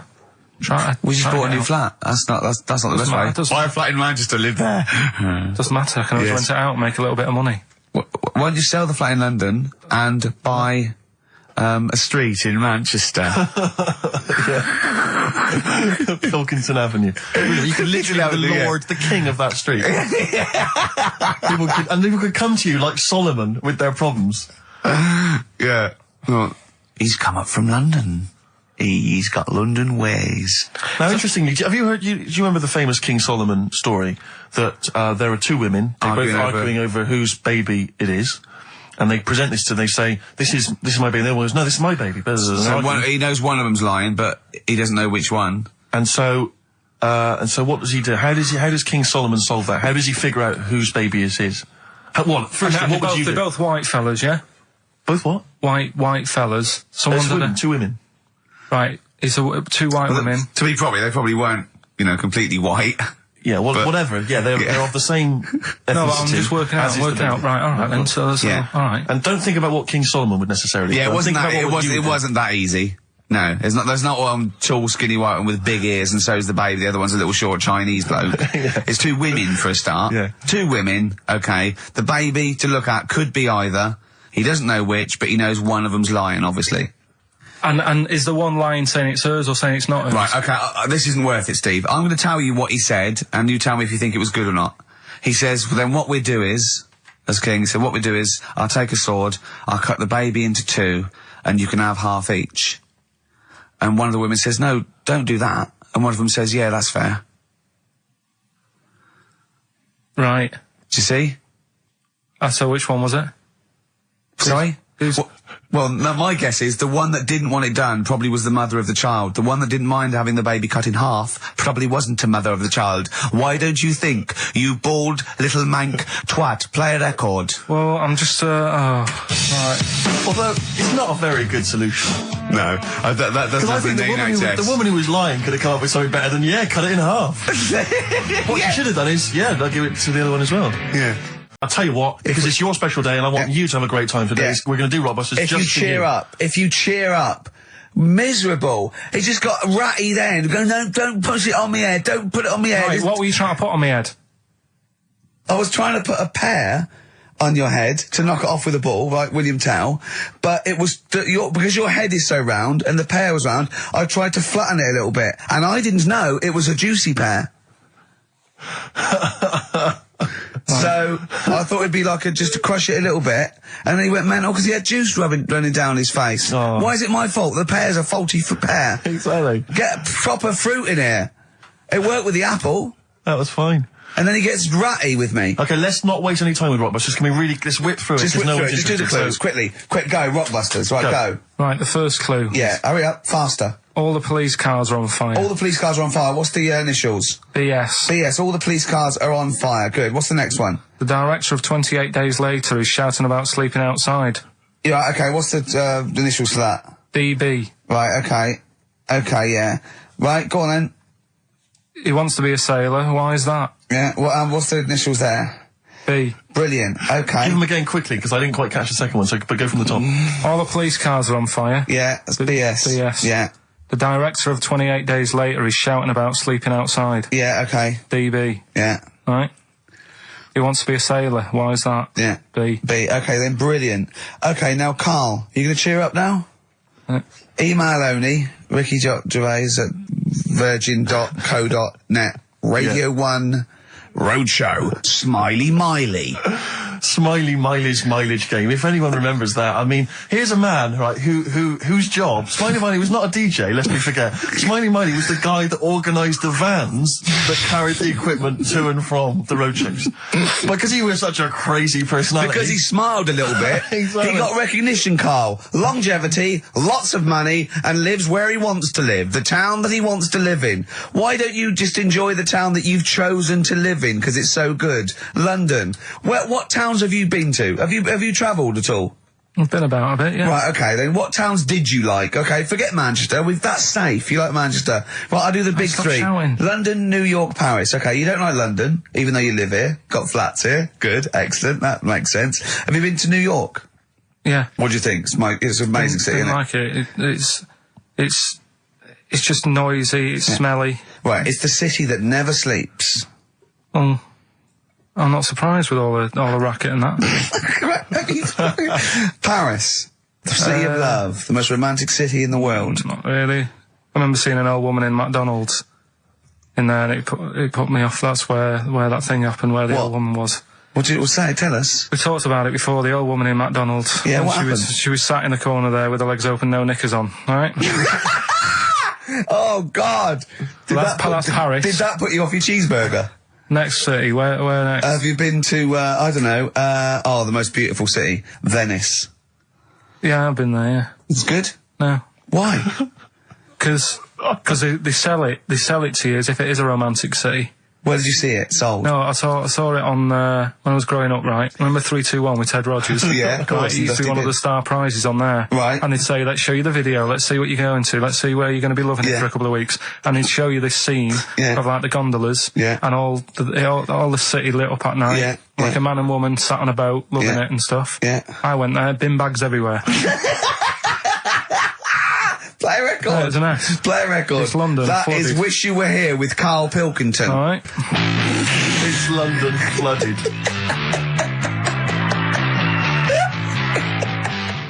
Black Rebel Motorcycle Club. Stop on XFM. Carl's back. He's cheering up a little bit because I think he's vented his spleen a little bit on cities around the world that aren't as good as Manchester.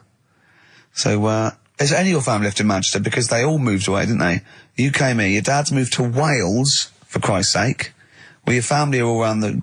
Brother joined the army. Get anywhere. Just take me anywhere. I don't know where he is. His sister's moved away, so no Ireland. Yeah. Yeah, there you go. You see? So, that's just one family. That's one family who love Manchester. Exactly. All right? Tell you what, Steve. Go on. I did find out in the week. Yeah. World record, right? Person with the longest trump, With the longest what?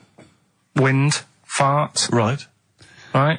2 minutes 42 is the world record, Okay. right? Well, I'm immediately thinking about a relative of yours who I'm sure did longer than Who that. still lives in Manchester. Auntie Nora. Now, Auntie Nora did it for 5 minutes, wasn't it? Starfighter for 5 minutes. But unfortunately, she was the only person in the room. Whereas I think, which one's alive, Ross or Norris McWhirter? I don't know, actually. He has to be there. Yeah, I think he actually has to He'd be have present. to be there. Would you want to be there?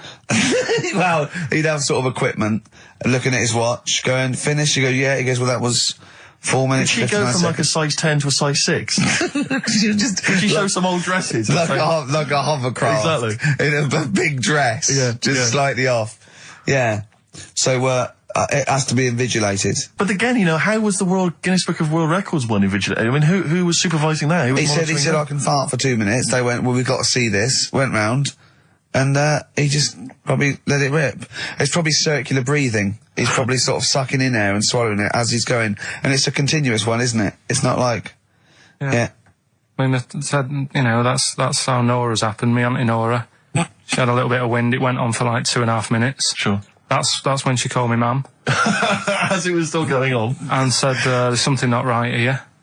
I'm leaking. She said, oh, can you send your dad round? You know, my dad. Yeah. Sent to me ma'am. With a cork. And, with a lighter. I think this would be the best one I ever. want to show the kids something. he said, I'll be there in a bit, get the windows open. But what it was down to, because I was talking to Is my she mum the and one dad with the about split tennis ball? Yeah. Can we not talk about that again? I was talking to my mum and dad about it, saying, you know, why do you think it happened and that? And it's because she never chucks food away, right? And she'll sort of mash it all up. And she's got all these ice cream tubs in the fridge that are just full of Cabbage like water. old mashed up food. Really? And she prepares everything. Right, she doesn't work, she's retired now, she's got nothing to do all day, but everything's got to be ready Still for calls in her. sick. Do you know what I mean? Everything's got to be done.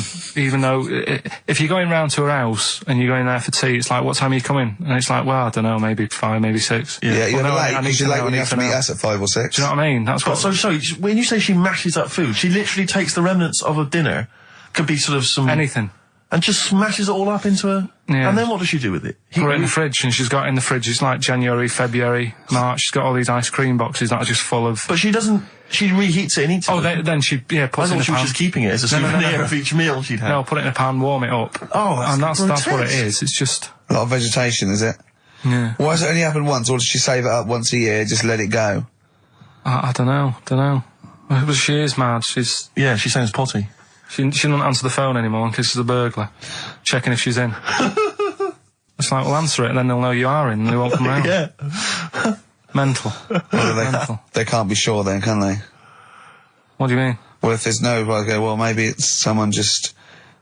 They are in, but they're hiding. Whereas if Auntie Nora goes, it's Auntie Nora. We can she'll be farting. We can sneak in when she does a loud one. Because we'll be aware of the telly. What's stopping it? It's got a valance round it. It's got caught on the cat. So have we got a recap on Rockbusters? No, just do has anyone got the right answers? Has anyone got the right answers? Let me just check here. Here's one from someone who just says, he's given an answer, answer to number 1, I, number 2, don't, number 3, care. Right, okay, is he close? Has anyone got 3 answers? I can't find one with 3 answers. So, again, you've done something wrong, Carl. No, no. This isn't radio, play a record. There you go. Someone's got it. Give it to them. Fine, okay, give us the clues again, we'll give the answers straight away. No fanning around. Yeah, Right. it's really pointless. Number 1, Yeah. all the police cars are on fire. BS. Yeah, what was that? I can think of something. Go on. Blazing Squad. Brilliant. Okay. The director of 28 Days Later is shouting about sleeping outside. Yeah. That's Dan Yell Bedingfield. Right? Danielle We're never- Bedingfield. Right, we'll never let him do this again. I told you I washed my hands of it. I know, but I Why just did you thought... let him? Why do you... Because he was grumpy. But this is what happens. Look what's happened. Danielle Bedingfield. That's what happened. The director of... So Danny Boyle, so Dan, right, all that for Dan, but shouting about being... Dan Yell Bedingfield, right? What's the last one? He wants to be a sailor, why is that? Yeah? Beyonce. What does that mean? Beyonce. He wants to be on the sea. Play record.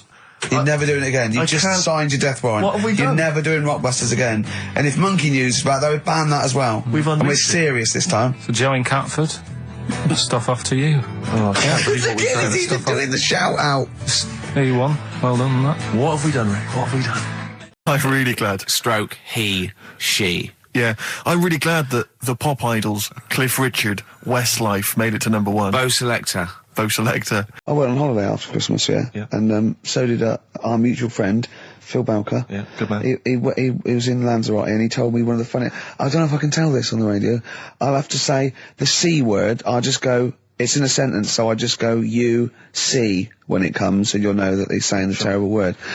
Just, didn't want to ruin the anecdote. Anyway, they're walking along one evening in Lanzarote, and there's lots of Brits there, apparently, and Phil overhears a sort of married couple arguing. They're having to go home a bit early, and she's saying to him, she went, for Christ's sake, every time we come out drinking, you always shit yourself. Right? Wow. Always, not once. So he's going, I've told you, he said, it's not the drink, it's the weather. She went, the weather. You'll be blaming the food next, you see. I don't think they should have got married. Wow. Or mate, when did you think the shitting yourself started? Must have been after the marriage, because if you're courting, and you go, went out with Derek again, did you last night? Yeah, how was it? The evening was lovely, the meal was nice, but he shot himself. Again. That's 5 dates, 5 different heaps of shit. But I think I can change him. I think I can change him, yeah. It must have happened after the marrying. Or he just might have think, oh God, or he's got to that age where I think, look, I'll just empty it when I get home. Yeah. I'm not going to keep going up and going to the toilet, It's the ice that does it. Yeah, Carl is right, I think. It is the ice. What do you mean? People forget, they say, oh, don't drink the water when you're on holiday, and they don't. They drink, they buy Evian and stuff. Oh, I see. They forget about the ice. The ice cubes, you're right, in a bar. Made from tap water. And that can do it, can it? Yeah. But what she said every time you're drinking, didn't she? I assume that she wasn't drinking ice then. Yeah. What, I mean, why is it just happened to him? Let's be honest, everyone that goes on holiday doesn't end up crapping themselves. Yeah, they usually make it to a toilet. He does it every time he drinks, doesn't he? Yeah, well, apparently. Just don't let him carry the baguettes. He's good, isn't he? Oh, Carl comes out with something. He does now and again, High doesn't five, he? Carl. That was sweet, man. Yeah, nice one. Yeah, respect you. Ladies and gentlemen, will you please welcome to the stage the Scaffold? Oh, the Scaffold. Do you remember the Scaffold, Carl? You picked the lead singer looks a bit like him. But you know whose brother that is in the Scaffold, don't you? Mike McGear. Do you know whose brother that is? What? Do you remember the The Scaffold? They did, Yeah, I remember we'll the drink, the pink, the pink, And didn't they do that with oh, the the Roses human advert? Yeah, thank you very much for the entry. Iron. Do you know whose brother that is? Whose brother? The lead singer? No, the Mike McGear in it. Sort of one of the main men in it. He's one of the songwriters in Yeah. No, the I don't. Scaffold. Paul McCartney. Is he? Yeah, I didn't realise that. yeah, that's Paul McCartney's brother. Think of that when they go home for Christmas. So I think Leave the Pink was what, about 1970? Yeah. It was number 1, wasn't it? Christmas Yeah, number 1. yeah, big number 1, yeah. I don't know if it was Christmas number 1. Two Little Boys was 1969, last... No, it definitely was number 1. Yeah, but I don't know if it The was Scaffold Christmas was. number 1. It was, because I remember I did it in Really? yeah. Yeah. Wow. So they go home at Christmas and Mrs. McCartney goes, all right, boys, how are you, Paul? How are you doing? I'm just starting a new band called Wings. Yeah, oh, yeah, so this is Linda. All right, sit down. Mike, what are you doing? Just had number 1. Brilliant, round of applause. How many number 1s do you have, Paul? 19. Still. We know what we like, don't we? We'll drink, the human race. Paul goes, wow, if you want to. The long and winding... Boring. We'll drink, Wow. Linda, do you want to be in the Scaffold? We're probably going to go on tour and stuff. I know you love it. Well, I quite like it. Yeah, we'll drink. You're not going to be in Wings if you're going to play with him. Well, I got make a tricky decision. I mean, that's a great song. Everyone's loving it. It's Christmas number 1. What are you doing eating his bacon? Well, I love it. You don't eat bacon? Yeah, but I love the music. He's a great guy. Stop it. What are you doing? Well, I just, I love the music. We'll drink. No. No, you don't. Yesterday, all my troubles seem so... Thank you very much for that.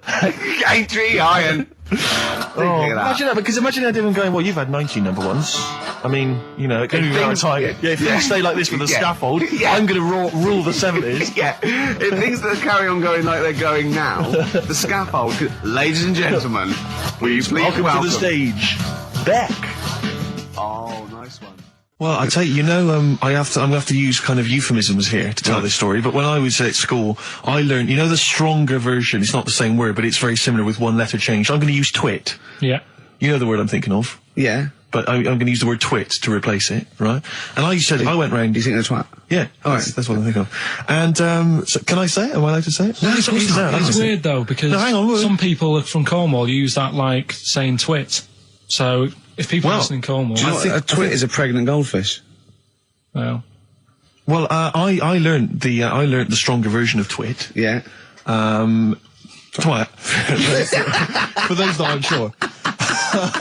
I learned this in school when I was like 10 or whatever, and I didn't know what it meant. I thought it was just a stronger version of twit. Yeah. I thought it was just if you were really annoyed with someone because they were a real twit. Because A is worse than I. Exactly, apparently. So, Carl would be a twit. And so I started using this at home because I didn't realise what it meant. I started using this at home. Oh, you twit, you're a twit. And saying it to my dad, you're a twit, but not saying twit. Yeah. And my dad didn't know what it meant either. That's great. I couldn't believe. So he started using it as well, right? So then we'd be driving in the car. He'd be saying to my mum, "You stupid twit." Say this to my mum, "You don't pull over. You're going to bum it, you twat." Saying this. Then I learned at school from Mark Johnson what it really meant. Yeah. Stopped using it. Obviously, finding out it was quite an offensive word. Yeah. I didn't want to bring it up to my dad. I didn't want to sit my dad down and say, "Dad, you know that word we've been saying? Yeah. You know what it means?" So now, to this day, I've never brought it out with him. So we'll be driving. I go home for Christmas, we'll be driving around. He'll be calling my mum that word. Left, right and centre. I think she knows. I think she's just embarrassed. Or she's just upset and she knows what it means. She goes, "Why does he keep calling me this terrible word?" But he's the only one, I think, in our family who doesn't know what it means. No one's got the guts to say. I don't know whether I should tell him this Christmas. What a twat. I know. Cool, we've got some great tunes lined up. We're going to play today our favourite singles. It's of the year. favourite tunes, some of which didn't yeah. quite make it as singles maybe, but tunes of the year, because obviously Christmas very soon and we'll be away for a short time. And, I think next week we'll be doing our favourite Christmas songs of all time. Yeah, I'm worried we're not going to fill 2 hours with that. I mean, how many times can you play Shakin' Stevens before... Fairies Out of New York. Yeah, exactly. I mean, that's the only one, isn't it, really? That's the best one. That's the best Christmas that one's song good, ever. but obviously there's Joni Mitchell's The River. That starts with a kind of Christmassy feel. Beautiful. I don't think if there's anything else. Not a great deal. The so Waitresses, this is, Christmas wrapping. is that one? Is that Favourite brilliant? of mine. Is that good? Yeah. So this is Christmas. John Lennon. Paul McCartney came out with Simply Having a Wonderful Christmas Time. Christmas time, yeah, exactly. Yeah, but yeah. So John's was Happy Christmas War is over. Yeah. Of course it wasn't, but Hey, but I mean, at least he wanted no, to be. he was dreaming of it. He was dreaming of it. Yeah. I mean, and, bless him. And to show how much I don't. he hated John Lennon's dead as well. I don't know if anyone's. Yeah, no, they do. Oh, yeah, know that's that. just another bit of I rock and roll like trivia. John's protest against war. He stayed in bed for a week. Yeah, I've been doing that. I've been protesting against war for ages. Yeah. I'm eating hamburgers. Yeah, absolutely. Against war. Absolutely. I just go into Burger King on the way here. I went into the counter. But of course, that's not. I mean, not product placement there. And there's a number of other burger joints that people may wish to go to. If I they often go to choose. McDonald's. Yeah, I often go to exactly, McDonald's. yeah. But I went into Burger King because it's close. And I went in Convenient. there. It's convenient, but then often McDonald's will be convenient. I mean, Convenient. McDonald's is just as convenient. Depends where you are. Just as convenient depending where you are.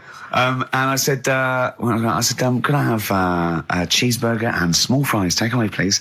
And he recognised me. He went, "Oh, I've seen you on telly enough, won't you?"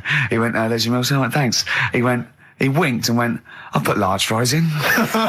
Brilliant. So that's so it's paying off at last. True genius is being rewarded But I'm by just the intrigued to burger know, joints. because I mean, there's been a couple of times where I've been with you, and we've gone in a restaurant and someone's given you a free meal or whatever. I It's the know. way that it's like you don't ask for it; it's No. just kind of offered. But I don't know what they're expecting in return. Nothing. I mean, do they Nothing. think that you'll go away and you'll always think fondly of Chad, who works in Burger King? I just think they think, oh, I don't know, they make I'm like going to give him a little treat. Yeah, I know. I don't like it, but then I'm always grateful, and I never. Yeah. But the thing is, I'm slightly embarrassed. Did but- anyone around you hear what had happened? No. Because I imagine the resentment, just the whole room No, turning they on didn't. you. I had to go around telling them. Yeah, I went. I said, "Excuse me, did you hear that?" He goes, "No." I go, he just gave me the free thing because I'm on the telly. And I went, Yeah. "I don't recognise." I went, "You don't recognise me?" I'm terrified now that that someone could be listening at Burger King HQ. You know, I'm that assuming little this fella- is an unorthodox procedure. and you that know. little fella's got But fired. we know they know it's Leicester Square now because I just mentioned it, so they know which Burger King it is. Oh my God. I don't know. What was his name? Ralph Littleton. He had a name badge. Yeah. Number 342. Well, I just hope Littleton doesn't get in trouble. So, what are we going to play that could be a first? sad Christmas for him. He's probably keeping his whole family afloat. But it's Springsteen. Well, tunes of the year. I mean, I know people dismiss Springsteen, but as I say, the gig I went to see earlier in the year, I made it. Sturgis couldn't believe we were going to play Springsteen. Brilliant. She was- I just think, leave aside what you think is cool and trendy and the fact that he's older now or Really? whatever else. Really? Just leave all that behind Yeah. and just listen to the tunes because, he remains a a great musician. Lonesome Day? Lonesome Day. Chance to win that, because if you get today's Rockbusters, you go straight into the hat for the big draw, so you've still got a chance to win all those top prizes. Play a record. Bit of Monkeys. Yeah. Monkeys. Pleasant Valley Sunday. Alright, do you like that, Carl? It's alright, yeah. What's it about? Well, if you heard, it was a sort of description of, typical suburbia, isn't it? Here in status symbol land. It's a sly dig. When the monkeys get a bee in their bonnet about something, you better not... You do not want to be on the receiving end of that. Yeah. We've got a good song with a story later. Go on, what have we got? Don't want to tell you yet. All right. Now, is it as pitiful as last week's, where you somehow misheard that Eric Clapton song? What was the Eric Clapton song? Well, Wonderful Tonight, and he was convinced it was about a bloke in a wheelchair for no reason. No evidence at all. Other than she's walking around with me. Yeah. Well, yeah, walking around with me. No. I walk into a room and everyone's head turns to look at her, which you didn't seem to Helps him to bed. Is he drunk? He's had a few. Never mind. Yeah, well, you're totally wrong. Big day, Carl, though, isn't it? Because there's lots going on, and I know Carl's it's very, very important for him that he champions Live 8. I don't know what's going on. I don't know what... I am sick of it, to be honest. Sick of what? Just sick of reading about it. Sick of this Live 8 thing. Sick of it all. Brilliant. Fed up with it. What annoys you particularly? It's not only that today, though, is it? On the way in today, right, saw a gay fella on a bike. Weird? On a bike, rushing. What time did the gay march start? What time did they have to be? Why are you looking at me? I don't know. No, but he was rushing, left it late, so he'd had a late night again. So my point's right about him. What was your point about, just to people who've just tuned in? Well, the fact that they go out late, so, they sort of have a nice night out from about 11:30. They're riding in the jeans at like 10:30. In their jeans. They're leather trousers. But anyway, right, so... They're cutting the back, aren't they? Leather trousers about 10:30 at night. I'm on the way in, right, and I see one stressed out, rushing, right, on a racer, wearing high heels. Oh, I love you. He's 50's dad, isn't he? He's angry. He's just angry. If you're a gay fella and you're proud to be gay, but you also want to make poverty history, you don't know what to do today, do you? You're all racing all over the place. Must be murder. It seems a bit unfortunate that they've put them on the same day. Yeah.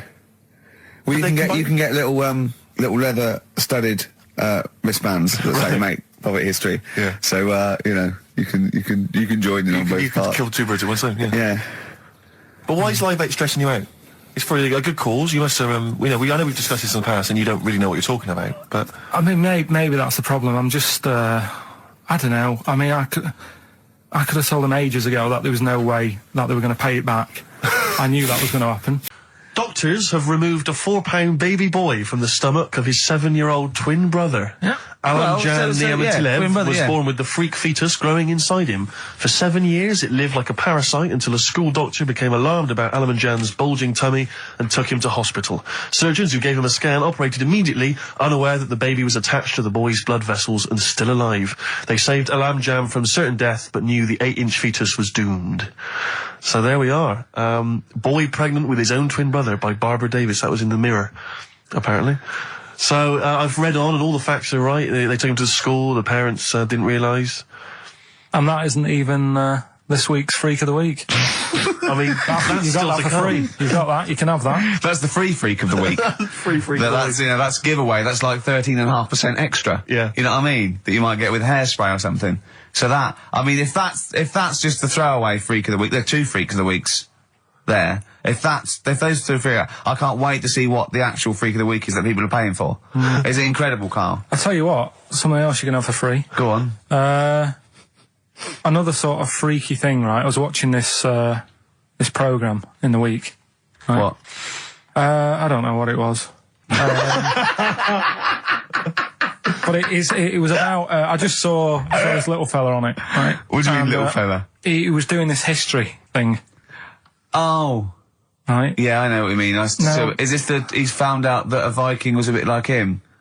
Yeah, that's it, yeah. He was boneless or something, or he's... Well, that's the weird thing. What do you think of that, Steve? He's what? He's boneless. No, he was called Harry the Boneless or something. Yeah, but you know what you're going to get there, don't you? That's what I mean. Always have a name, Elephant Man, you know. Harry the Boneless. Where is he? You know what I mean? I'm meeting someone, waiter, what's his name? He's called Harry the Boneless. He's over there flapping around. Yeah. Yeah. Coming to He's over Ramones. there in the bucket, having noodles. That's what I mean. But, do you reckon you could do that? Do you reckon you could have your bones taken out? I love talking to him! He's brilliant! It's like talking to a 5-year-old. I was asking Suzanne when she was watching it, and she was like, ask me later. Yeah, brilliant. She wanted to know about, What did you said? You watching this programme about history, right? About Vikings. Something like that. You turned to your girlfriend and said, do you reckon you could have your bones taken out? Yeah. I love that. What do I you mean, think? that is why you are my favourite What do you mean you think you can have your bones taken out? Firstly, why would you have your bones taken out? If you've only got a small flat or something, and there isn't much room, Yeah. right? And what I mean is, would all your organs still do the stuff? No, they wouldn't. You'd just be mush. Listen, I'll teach you something now, right? The skeleton, right? Spam. Yeah? Support, movement, anchorage. No, support, protection, anchorage, movement. Spam. That's what the bones do. Yeah? You couldn't stand up. You wouldn't be protected because they protect his rib cage, skull, of course. Anchorage, everything holds onto it. Every muscle is tethered to pull against something, like a crane, a pulley system, so you wouldn't be able to move at all. Do you know what I mean? So you'd be in a bucket. There'd be nothing, you'd die immediately, obviously. No, you can't have your bones taken out, Carl.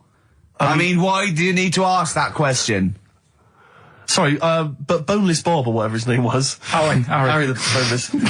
he presumably didn't have any bones. I mean, that's why he had that name, obviously. No, he did. No, He had- well, he's got the name. Yeah, exactly. Freak of the Week's coming up now. Oh, cheeky freak of the week. Right, well, we've had some interesting things we've been looking at. This week, it's about the strangest couple that ever got married.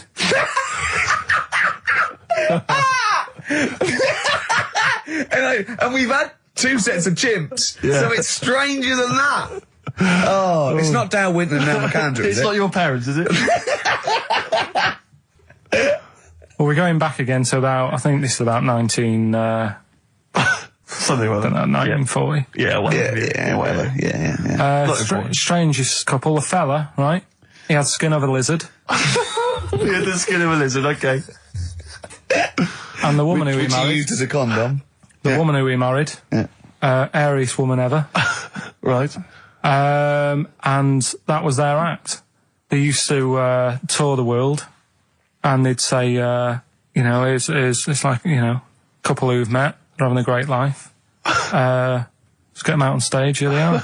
And they'd What do pop you mean out. he had the skin of a lizard, first of all?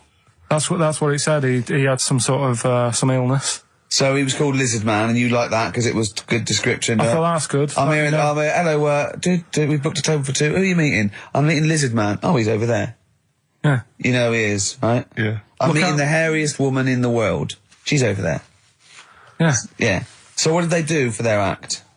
Now, bear in mind that we had some Siamese twins last week, and their act was having a bath. yeah. So I hope it's an improvement on that. What did Lizard Man? He came out and ate some flies, did he?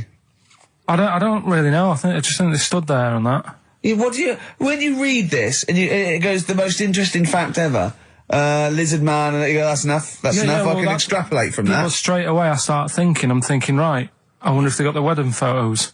Right? And then, like you said, that they had a kid. Oh, what would that be like? Half Exactly, lizard, half exactly, that's it'd be what I like was an thinking. ostrich, wouldn't it? It would sort of like. That's what I was thinking. What did you think it would come out like, the baby?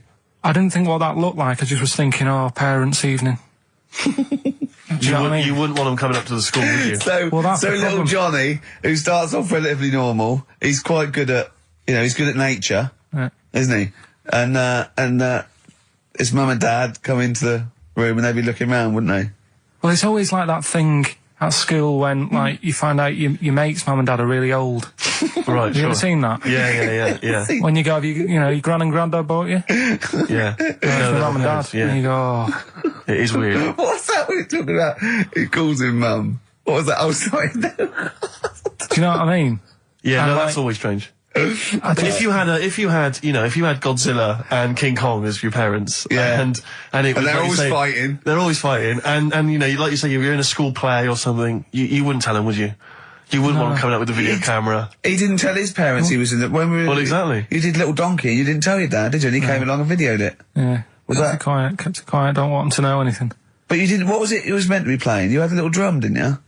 Yeah, I was doing, I had a little drum. I think it was meant to be playing We Three Kings. Yeah. But, we started doing Little Donkey and I thought I can add a touch to this. Sure, you improvise. Started playing along. It was like with the first remix, wasn't it? It went down well. But yeah, that's all I was thinking with, the Freak of the Week this week. That's what I'm saying about Freak of the Week. It's to get people thinking, right? Thinking how lucky they are. That, you know, they don't have to... Comb their face. What are you talking about? What do you mean, Freak of the Week is to let people know how lucky they are? Just... What about the little freak you're talking about? What are they thinking? They're going, oh, he's talking about me. I'm a little hairy lizard man on a stick. Pop in, give us a call. I thought, you know, that's what I'd like to do on a TV programme. That's what I want to do. I want to go and, like, meet these people and say, right, let's just go shopping. Let's, you know, we'll film what your normal day's like. Yeah. Let's pop out. Nip into Sainsbury's or whatever. Yeah. You know, buy a comb. Park right up close to it. You know what I mean? Yeah, yeah. So what you're saying is you just want to get a little message out there, which is that there's always someone worse off than you. Well, there's proof of that in this room. You know what I mean? Oh, Carl, when's your train? In a minute, I'm going to get going now. I'll see you later. Thanks, Carl. Brilliant. What are you playing? You can play a song? Kirsty McCall. Yeah. I'll see you later. Here's a bit of science for you. Go on. Right. Read the other day. Yeah. If you dug a big hole, right? Oh, God. Started digging, say in, wherever, Trafalgar Square, right? Yeah. You dig a big hole and you keep digging. Yeah. And you go right through the earth. Right. Out to the other side. Yeah. So you're somewhere in Australia or something, right? Yeah. And then you come back again, come back to London. Right. Stand next to the hole, jump in it. Apparently, you can jump through the world in 42 minutes. It's interesting. But then I was thinking, will you fall? And then when you come out the other end, would you fall back again? Well, yeah, you would, wouldn't you? What would happen is you'd accelerate 10 metres per second to the centre of the Earth. But you'd have such inertia, you'd nearly go as far out the other end before it was like a bungee jump. So you'd nearly get as far as the other end, and then you'd go back again, and you'd keep going until back and forth, getting further and further away from making it until you went sort of back and forth in the centre, and then you'd stay still in the centre. Have you drilled a hole through the earth? Get in touch. Email xfm.co.uk and just let us know how you got on. Did you get to the other side? Did you get to Australia? Did you buy Carl? Fell off one out of fate, and the woman didn't know what to do. She couldn't handle the horse. It was running off. I was hanging underneath, getting a kick in the head. No. Really? Now, hang on. What age were you? 'Cause this could explain a lot. I was about 6. That makes a lot of sense. I think we've got to the bottom of it here. Oh no, got kicked in the head by a horse, lived in a caravan, and had to live in Wales half the time. Oh. No wonder this is your favourite time of the week. But also, right, we were playing football, so come and play football, right? And so we were playing Was that football. just in the office, or? Yeah, just in the office before you came, right? And we were sort of kicking it back and forth, and I started kicking it a bit hard. And but he was quite good. I said, this is great, right? And we finished anyway, because we thought we'd break something. And I went, I bet you were quite good at football, weren't you? And I actually thought he looked like quite a natural, I thought he'd be good. He's from the north, and I thought that's all he'd have. Yeah, you know what I mean? exactly. Right? And he went, I said, I suppose you're quite good at football. And he turned, the quickest flash, and went, I've scored once. Right? He said, and that's because I was being chased by a bee. And I went, save it. Yeah. He went, no, I said, please save it, because I wanted to see that. No, you can continue now. Please tell us the rest of the story. You've scored a goal once because you're being chased by a bee. Yeah, you've done it now, really. I was on the... There must be more to that story, K-Man. I was in the school team. I wasn't that good as a kid at football, to be honest. Mainly down to... I think it's because my dad wasn't into football. Right. And I think that's the way it works, isn't it? If your dad's into it, then you could be a footballer when you're older. Sure. Yeah. Because you're into it. And so I was in the school team because I got on with the other lads. And they let me in the team. Popular guy, yeah. Sure. And...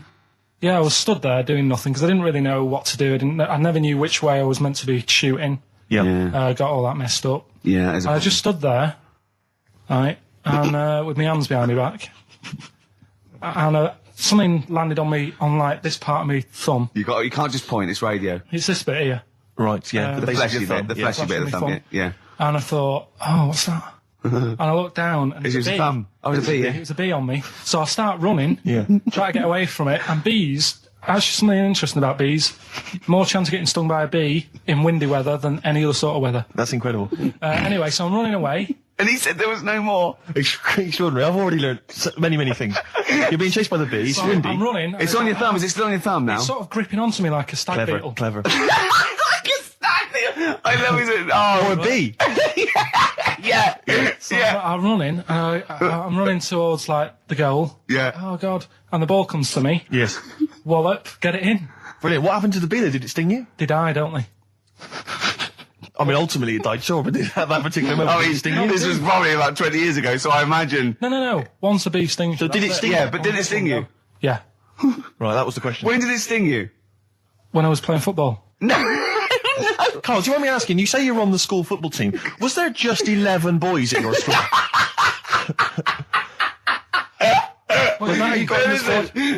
Listen, Carl. All I mean is, at what point in this story did the bee sting you? Straight away? After half time. Play a record, man. Same thing happened when I was at school and I had to play drums in Little Donkey. I didn't tell my parents, right? But my dad turned up anyway. And what happened? He How old were you, Carl? Well, it was the school that I used to go to. Oh, yeah. Like, Oh, yeah. So- You went, you used to go to the school you used to go to? no, but what I mean is, on. I didn't go to secondary, did I? So I missed a lot of that. Sure. But primary, I liked. Oh, it was okay. all colouring in and stuff. Yep. And it was a Christmas play, and I managed to get a part in it. And, Did you audition? got a part in it, and I should have been playing the drums to the one about Kings. The We Three Kings. yeah, I was meant to be doing that, but Little Donkey came on, and it was one of the. What do you mean came on? That was like next up on the next song, Right.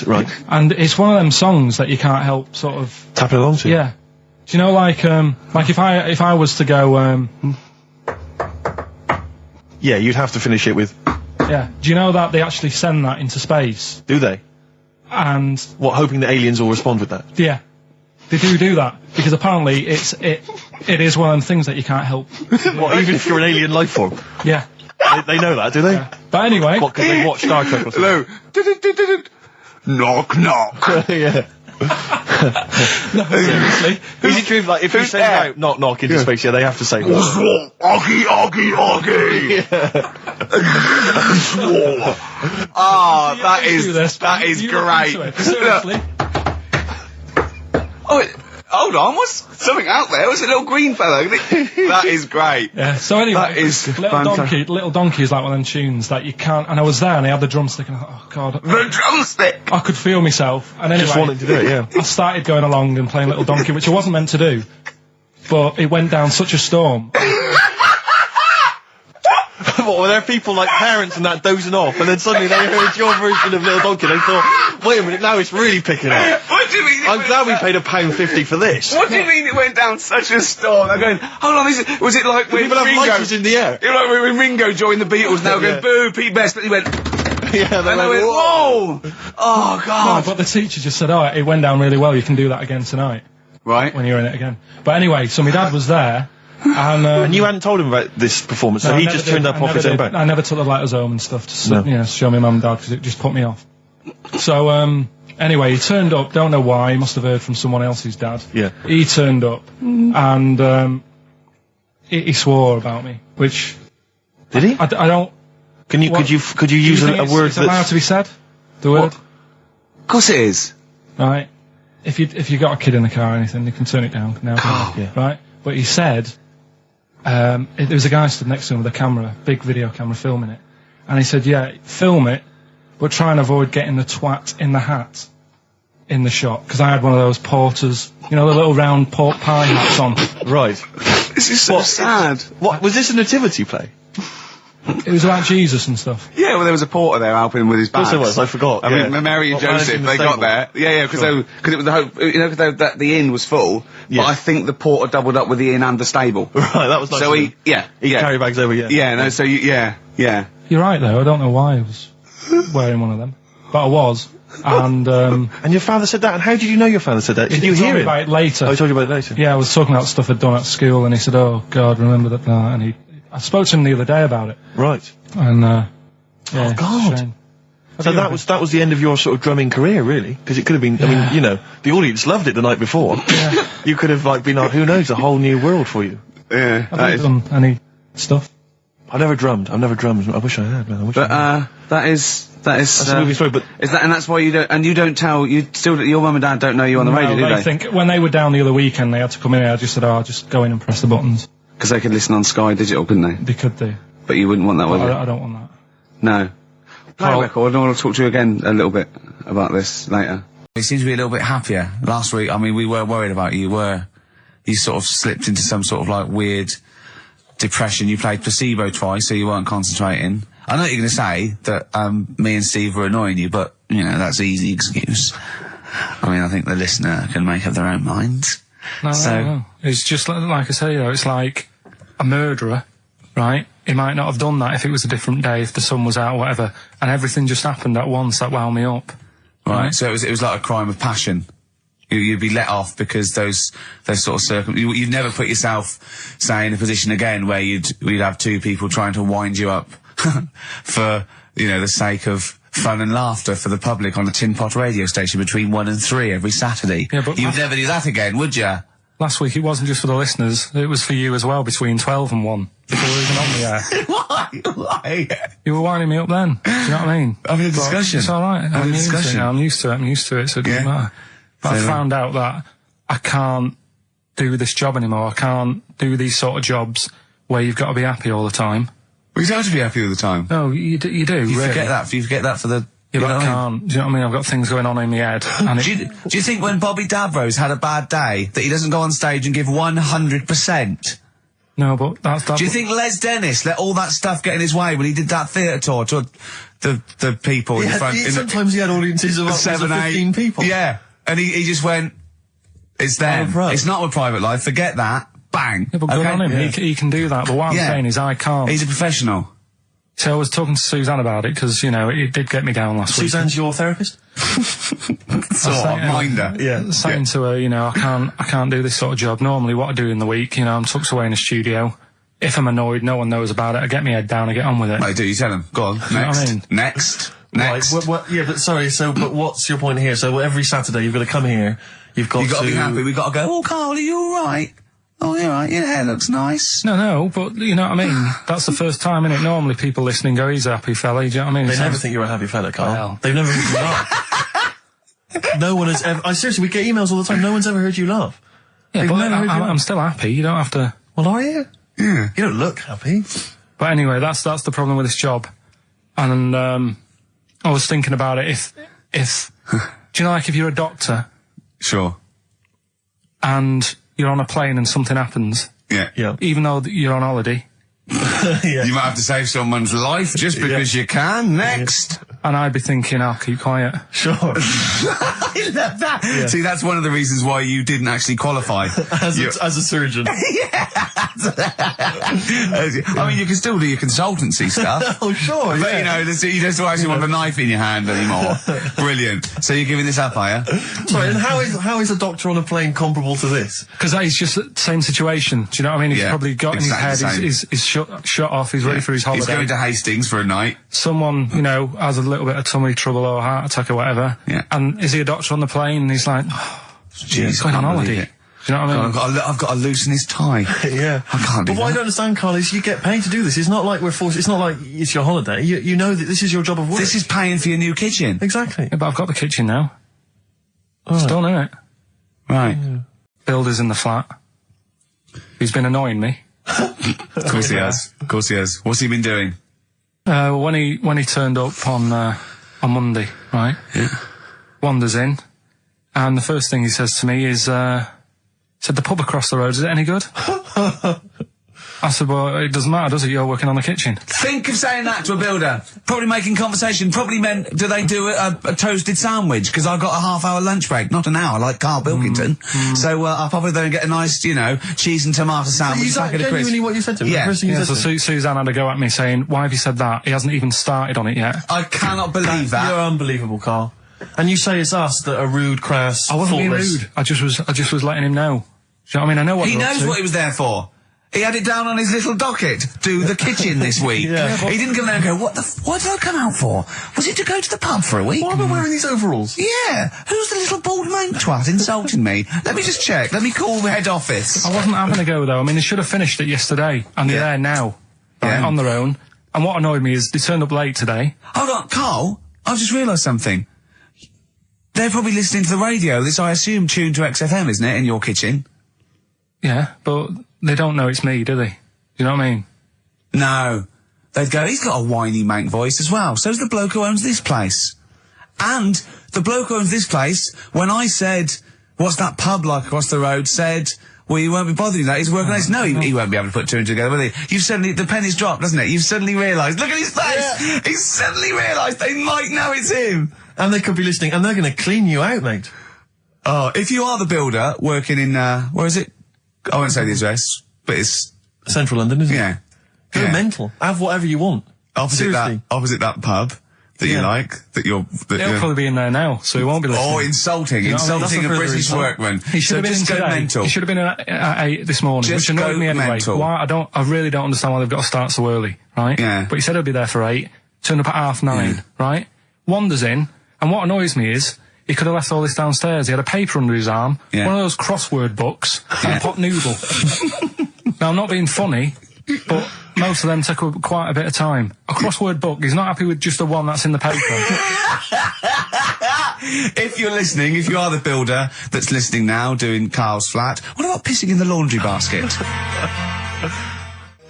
Lonesome Day, Bruce Springsteen, on XFM 104.9. So, you've realised now that the builder could well be listening, knowing exactly who you're talking about. There's a chance of it. Do you know what I mean?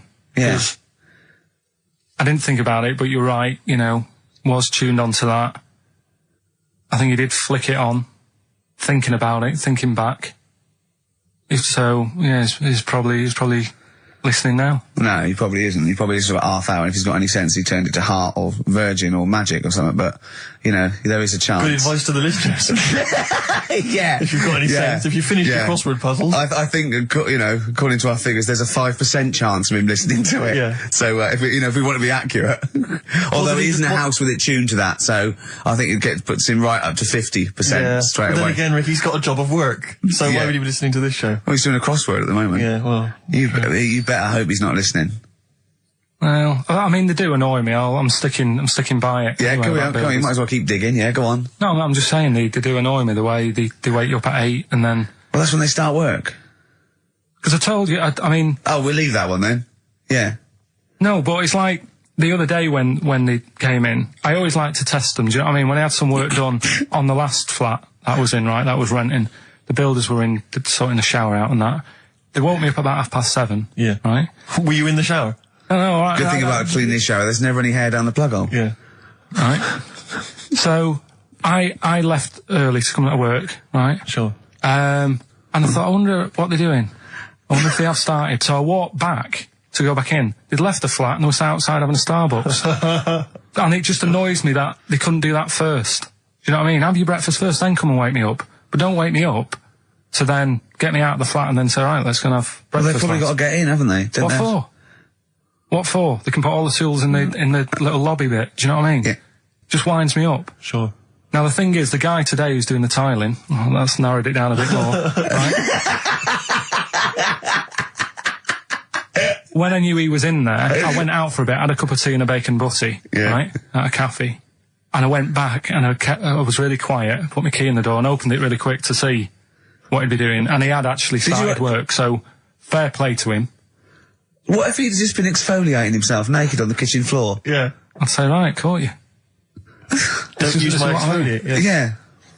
So, Yeah, but go through people the, if you're annoy me. listening, go through the wardrobes upstairs. Go through the There's some wardrobe, good get some up there. stuff, yeah. They won't get anything. I've put everything in places where they wouldn't think of looking. For jewellery and stuff. So you're thinking that Where have you there's... put the jewellery? Where have you put the Can't, jewellery? I'm not saying. Go on. So you're thinking that they're going to thieve from you as well? Okay, so if you're listening, don't they have a route, don't don't think about the obvious places when you're looking for the jewellery. No. But I do things like, I would do things like, you know, just pop a little bit of urine, maybe in the salt cellar or something. Yeah. Just do I something. say what I do is I take the toothbrushes in the bathroom, just pop them in the toilet, flush Yeah. it, and then Yeah. take them back again, just pop them back in there. Leave them nothing. Leave them out. When they were coming last week, I brought the biscuits to work. Suzanne was like, "No, You didn't no, really? mates." You no, brought I your did. I brought the biscuits into biscuits. work? No, it wasn't a tin. It was just a packet of good quality cookies. Good quality cookies. Yeah, you thought I'll be down if they're out Oh, there. God. But that's what Suzanne always says. Don't know, why you like this? Because it's not as if you've been sort of harmed as a kid or anything. But I like the fact that you just once said to us that you don't need friends. You don't like friends because they're a bit of a pain. Because they call you up and they want to be with you. Yeah, but mates are a hassle. I woke up today, right, and I think it was might have been on 5 Live or something this morning in the bedroom, right? And they were talking about how it's Nelson Mandela's birthday, Yeah. 80-odd, 85. 20,000 people turning up at his party. I thought, I'm glad I'm not in. I couldn't be doing with that. 20,000 people. Think of the carpet afterwards. I mean, a good percentage of them will putting out fag butts on his carpet. After Tommy Walsh and Charlie Dimmock, what's her name, did lovely patio and a water feature. He's gonna come back and he's gonna go, it's ruined. And what's he doing for his birthday? Karaoke? Chinese meal? Bit of karaoke? I wonder what Nelson Mandela's birthday party is like. Big cake. Bit of an enormous cake. Yeah. The a Spice fire in Girls it. jumping out. Yeah, it's Spice Girls, isn't it? Well, everyone. I don't know. Yeah. We are the only 3 people that hasn't met him. I thought that Everyone's file would have been in the cake. Yeah, yeah. But just in case, you never know. And if Winnie calls, I'm not here. Have you not invited her? No, of course no, definitely not. Poor Nelson. Happy birthday. How old is he? 85. Oh, well done. Well done. No, God bless him. God bless him.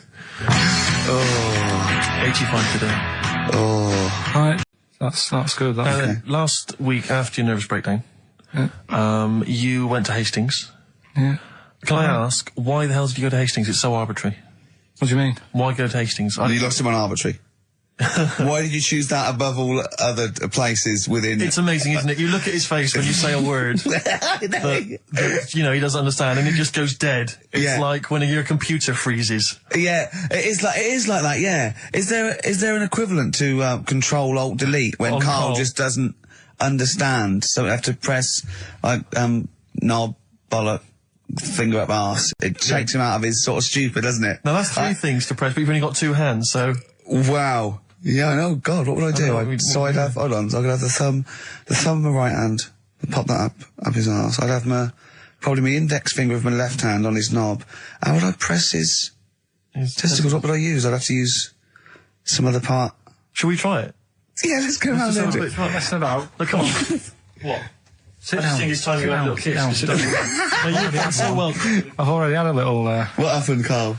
He loves it. I'm just going to give you a little kiss. Just for the webcam. Right, hurry up then. All right, on the lips. No, on. Oh, come on. Oh, God. I love it because he hates it so much. You wouldn't get that radio on. But it means I could have kissed Chris Moyles. What? I could have kissed Chris Moyles on Radio Little 1. Milesy. Give Milesy a little kiss for all his good work. Do you enjoy that?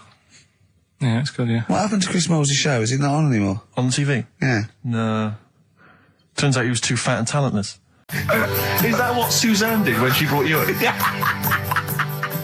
Ricky Gervais, Steve Merchant, and Karl Pilkington. Not done a lot. Maybe you should earn your money as you get to Mondays off for this 2 hours of nonsense. What are you on about? I've done loads of stuff. Yeah. Right. Same old, same old. Yeah. Let's have something new, something Come on. fresh. Well, I've been looking around, right, on the internet for stuff. Yeah. On the internet. Yeah. Your Bible, where you get all your information about the world and the universe and morality from. And you know, like, how I always say to you, I don't really read that much of it, I just read the headline, Perfect. right? Yeah. Anna Nova have sort of nicked that idea to grab you. Nicked what idea? Well, to sort of get to the meat straight away at the top. Do you know what I mean? The headline to the story and everything. What? Right, these are But stories. the headlines already existed. That was why you thought that was a good not idea. like this, though. All right. Headline. Well, these are all headlines, right? Vibrating shoes could stop elderly falling. Do you know what I mean? Oh, God. You don't need... Vibrating shoes could stop elderly falling. Yeah, that's the story. You don't need to read on. That's what I'm saying. Well, Right, could you because read on anyway? Can't be bothered. Read on anyway. Well, Read. you have a look at that in a bit, right? All right, So, okay, it's so what interesting. This is frustrating radio if you're sitting at home. No, well, but it's not on. They've turned it off. If you want to know more, you know where to go. That's what I'm saying. That's what they should do in the news. Get the news done in Bong. a minute. There's a good story about Iraq. Right. Bong. Have a- look it up. Look it up on the internet. Anna Nova. Give us another bong. Bong. Family sick of living on Butthole Road. Oh, brilliant. Bong. Man wears same shoes for 60 years. Oh, bong. This isn't that good. Some fella pulls a train with his teeth. And in lighter news, I love that. General Donald, this one isn't very good. And the last one, man fails to break clothes pegs on face record. She's always good. Well, that's the one I did read on about. I love that, all those. That's the one he went on about. Go on then. Just Why is that news? He fails to make a record. So did I today. I know, yeah. I failed the long jump record today. yeah, didn't even take part. No, I was rubbish. But what are the rules on world records and that? I don't know if there are rules. There are certain things you can't. I mean, it's the Guinness Book of Records, isn't it? Really, that's the arbiter, isn't it? Yeah, but is there anything, if you said you wanted to do it, would they say, well, you can't do that? Yeah, they've stopped some gluttony records. Obviously, things that are in danger. It's anything that's illegal. Yeah, anything that's immoral. Yeah, like that American serial killer that just got discovered. Yeah. Having killed 47 women. I don't think he can make that into the Guinness Book of Records. No, because people would be trying to beat it, won't they? But there was some other story about a fella eating watches and that. That can't be good for you. So why don't they say, look, don't do that, do something else? He wanted to stay regular. You know What what do you I mean? mean? Though? I just wondered. What do you mean he if was there's any- eating watches? He just said he was eating watches. He got about 3 in about a minute. How did he time it? Do you know what I mean, though? Something I watched the other night, that was just good. Again, you know, I learn stuff from the telly. I don't watch the news. It was just Yeah, well, you saying don't about- learn stuff from the telly. You Yeah, know, I'll tell you what, though. you told us there's a fat baby in the world. Forget about them There's in- a spider eats chickens, and there was a fat kid. That's All right, forget them in Iceland, right? Yeah. We'll give them Rockbusters later to do, right? Iceland. But what's the name? I tell you what is interesting, Steve. What? I didn't know that much about it. Autism. Oh, good. With some more entertaining stuff on XFM 104.9 to cheer up people. Go on, then. What? Go on. No, right. Have you heard about it, Steve? What it is? Autism? Yeah, well, It scares me to death when he comes up, when he touches on a serious subject. We've been talking about wheeling a dead pope round, the Chinese don't age well, and ginger people are hated. And now we're going to touch on a really, I mean, No, I said- my heart's in my throat. Go Yeah, on, I Carl, said- then I tell said me, the little tell fat me your baby. insights to autism. Right, well, there was this, again, Channel 4 coming up with some good stuff at the moment, right? It might have been Channel 5. But what's the name? It It's was the attention span I like. Oh. these people who, they've got like this autism thing going on. Yeah. And they sort of take in a lot of information. They get sort of they get so into it that they know everything about that subject and what have you, right? And there was this lad who, he knew everything, right, about EastEnders. Right. He sort of, the cameraman was saying to him, so, you know, why EastEnders and that? And he said, I don't know, I just like it. And he said, I remember when I first watched it was a Thursday, it was 5 to 8, Pauline Fowler walked in, she had a pink jumper on, she said, all right, love. And he remembers everything from that moment on. Yeah. Right, and everything, which is great, but then the way the programme was making out, it was almost like they were saying it's a disability. Right. When in a way, it's more like a superpower. Sure. Like Rain Man. But if you can take It's it, Rain Man. No, I'm he not- has special autistic powers. Oh, God, we must send for Rain Man. I don't know what to do. So I you don't know mean what to so do. he would be a But great there's contestant other on Mastermind? things. So of autistic Sorry. Mastermind, he'd Well, be what I'm dynamite. saying is, don't be watching EastEnders though. Sort of, why didn't they give him an encyclopedia and say, get into that? Sure. That'll be useful. Yeah. Keep him away from EastEnders. Wasting his time there. But I don't think it is a disability. No. Yeah, I always- there are other things, and they're not. It's also autism is a matter of degrees. From what I know, and I'm sorry to have to do this, but I feel that I have to at least be the voice of reason, as ill-educated as I am on the subject. But I think there's degrees of autism. I think some are higher performance than others. There's other issues with it. It's not they're just got good memories. They don't go around doing tricks for people because they can remember stuff. There are other issues with it. Do you know what I mean? Right, well, I mean, they seemed a bit... But you watched the programme. What did you learn? That he knows when Pauline Fowler came in. Yeah, I mean, there was other bits where they couldn't control their emotions and stuff. Oh, that other little bit, yeah. But the main bit of it was he can soak up information and stuff, and I'm just saying it didn't seem really bad. Do you know what I mean? There's disabilities where people say that's a bad disability. It's like how people say about... This is brilliant. This is just like this is amazing to be in a room with this man. It's incredible. You just wind him up and listen to what comes out. And I'm going to sit back now. I'm not going to defend you or explain anything. Just go on and tell me about the other disabilities that are worse. No, what I mean is how people can sometimes easily get mixed up. How people are scared of like a cyclop. When at the end of the day, he's got a disability. A bloke with Who's scared of a cyclop? No, it's apart just from that's- Jason and his Argonauts. Where's this cyclop that you're scared of? No, I'm just saying in history and in books and that. No, not in history. History happened. Yeah.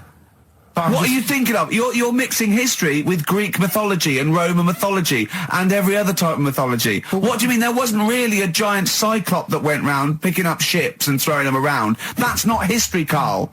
Do you think Batman's history? No, but this was it was ages ago, wasn't it? When we were sort of forming. No, I'm not saying it didn't happen ages ago. I'm saying it didn't happen. Well, it might have done. There's no. I mean, what's so ridiculous about a fellow with one eye?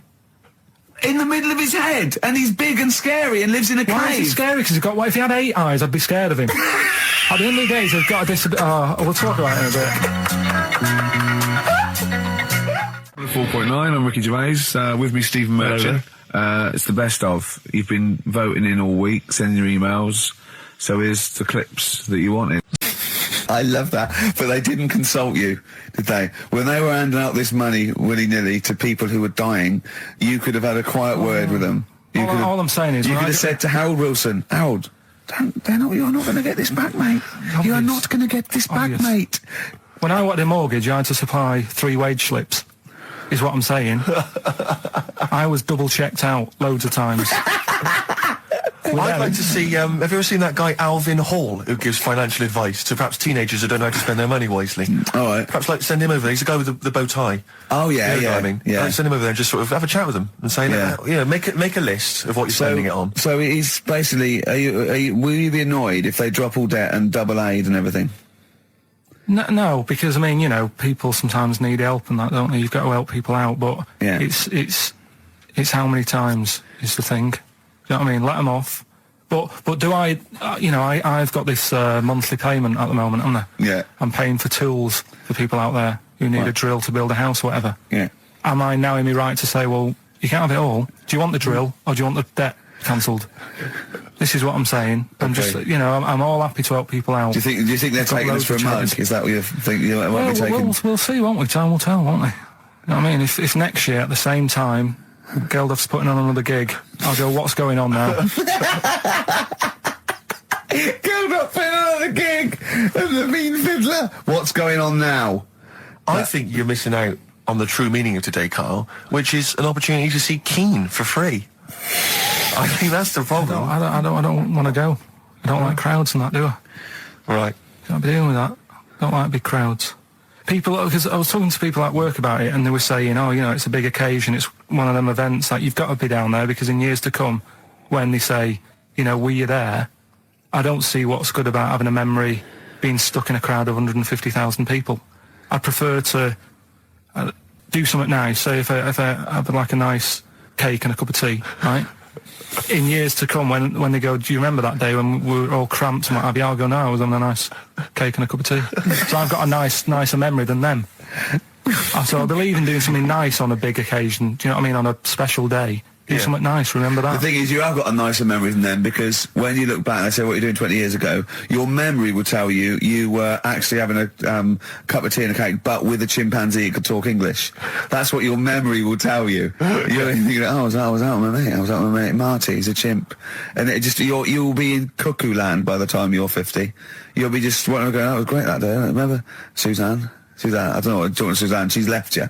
She's left you. She's had enough of you waking up. Well, she's down in Hyde Park watching Bed Shaped live. She's not worried about cake and a cup of tea. Have you ever done a march or anything though? Have you ever sort of... What are you saying? Have you, you're having a go at me for not getting behind it all, right? Which I am, because I've got more standing orders going out of my account for charities than anything, right?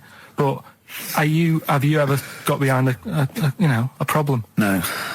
I don't think I have, to be fair, no. No, I am quite slack in that respect. It does take a lot of effort, though, doesn't it? Well, it depends. What sort? Well, if you're going to do one of those walks from John O'Groats to Land's End or something, that's a lot of time commitment. There's one, I tell you what, there is one that looks alright. On Portland Place, just off Oxford Street, there's always just a little Chinese fella sat on the pavement, right? Oh, I've seen him, yeah.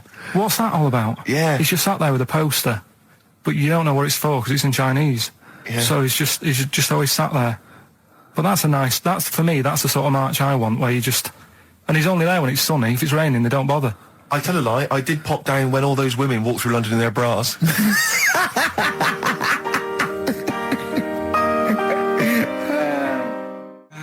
Embrace and Gravity on XFM 104.9. Right. We've got Rockbusters, that's rolling. There's people coming in, they're getting them right. I don't understand it myself. As ever, Rick, you'll be amazed and confounded. So I don't know the answer, and I haven't looked at the answers. I just like that moment. It's like when you go down Christmas and you're excited about a present, and it's like some condoms. You know what I mean? Well, I love that. That moment. Yeah. I don't know how he's going to top that next year. I don't know how he's going to top that. All I can think of is some corn plasters.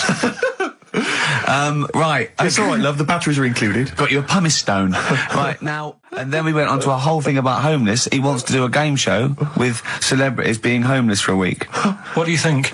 Actually, I've got to say, that's not bad at all. It's not bad, is it? No. Right, do you know how, like, Lenny Henry went to the jungle? Yeah. Right, and you've got who else did it? John Lumley made slippers out of a bra. Right? So I'm thinking, like, get a celebrity and say to him, no, just because, I'll tell you why, right? I'll tell you why all this came about. When I was walking back from that Christmas meal that I bought my girlfriend for 150 quid. Right? Lest we forget. Right? I was walking down Mortimer Street and there was a homeless fella there, and it was like, it's really, really bad. But the weird thing is, it was about, I don't know, probably about 8 o'clock. Yeah. No, about 9. Right. And he was asleep. And I just thought, do homeless people ever think, I think I'll have an early one tonight? Right? That's what got me thinking. It's a bit weird, the whole lifestyle of it, the fact that he had an early night. So, the fact, what if it's a bit weird that he's sleeping not in a home, but on the street? No, it's just that if I was homeless, I'd probably stay up quite late, because it's not nice. Do you know what I mean? What are you talking about?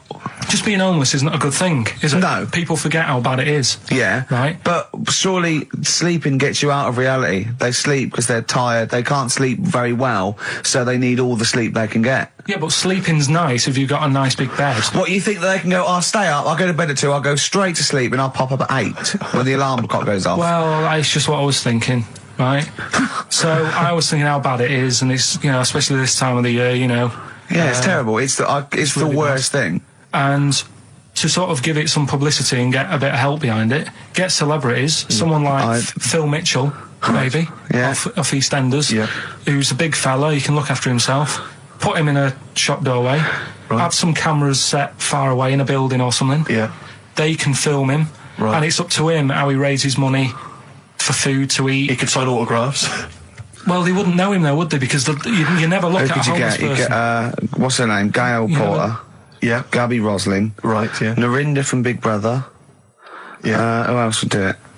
I got a game show idea. Dennis, I reckon. I got a game show idea called On the Game. And what happens is, you get Narinda from Big Brother. It was your girlfriend's birthday, wasn't it? Earlier in the week? Or last week? On Monday, yeah. And, I mean, obviously it was a triumph with the stuff you got her for Christmas. The condoms. The box of condoms. Box set of condoms. Oh, yeah. not just the singles, the whole set. Yeah, a complete collection. Brilliant. So what do you go for this What did time? you get her? Yeah, but No, but it's her birthday. How long have you been together? about 9 years. Okay, so, God, it must cost you so much. I know, but it starts getting tricky, doesn't it? Because I spoiled her a lot in the first few years. Yeah. So then you Here's start- a packet of rubber bands. Enjoy them. Oh. Well, it's what she wanted. Okay. I mean, you're making out as if No, everyone wants paper clips. Come on, what did you get her? got her a new pair of gloves. Right. All right, well. And? What, nice leather ones from Selfridges or Harrods or something? They were good ones, they're the sort she likes, so they were. Well, they weren't the little woolen ones that she had. Yeah. I thought that was a joke when she said he got me these, because I laughed. No, but I know that's the one she did have. When they said it's his birthday, right, it was her birthday Monday, and me and Steve wanted to get her, and she went, he got me these, because she had those little woolen gloves on. I laughed, because I thought she was joking, Carl. That's what she wanted. I've told you before about buying presents. Did those gloves have your name sewn in them? And a piece of string that ran over the back of your duffel coat? You know, I've never been into getting presents and that. I had the problem at that Christmas one, that time with the Victoria Plum.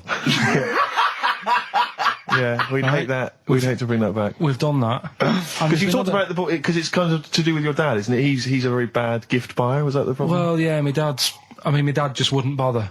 It was my mum who sort of made an effort, and she sort of worked out half of what I wanted, then she left it to my dad to get it off someone, see if he could get one cheap or whatever. I love the fact that usually people talk about, like, drinking heavily or violent abuse, right? Yeah. But here's what he's been left with and scarred with from parents is bad gift buying. Yeah, and That's the not so Victoria bad, Plum is it? incident. In the greater scheme of things in the world, Yeah, but- that's not a bad thing to have, is it?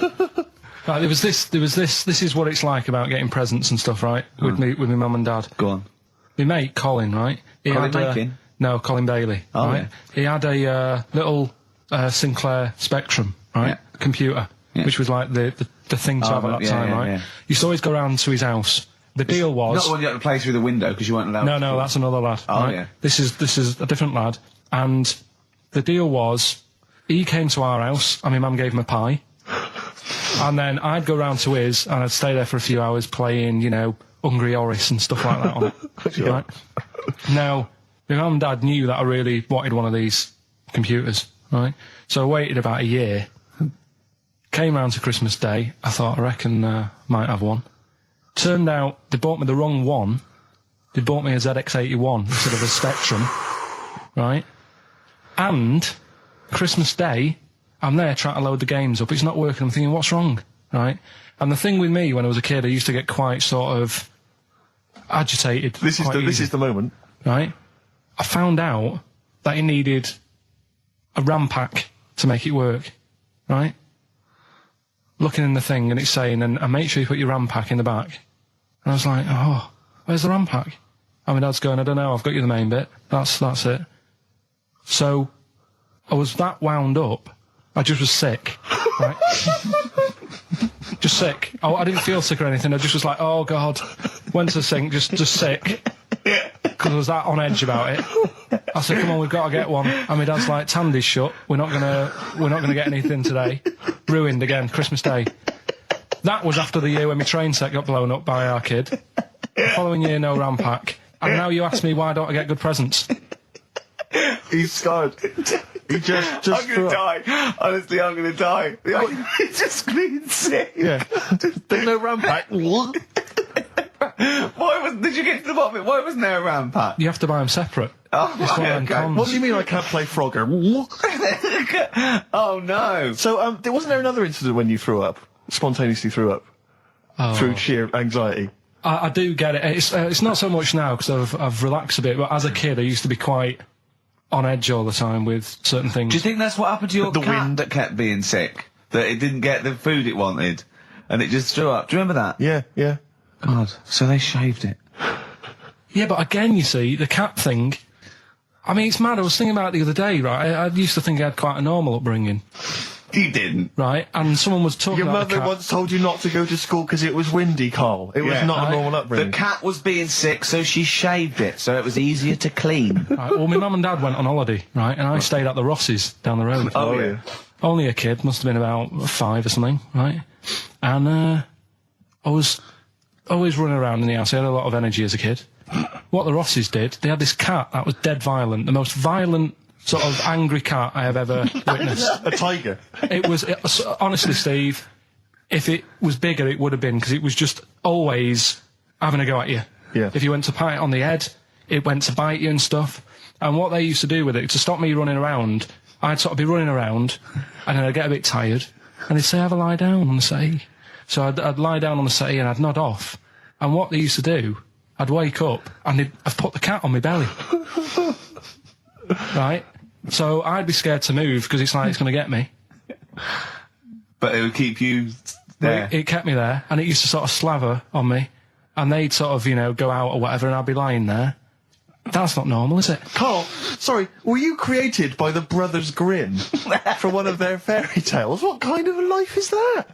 A cat paperweight to keep Carl in place. He keeps blowing around. It's windy.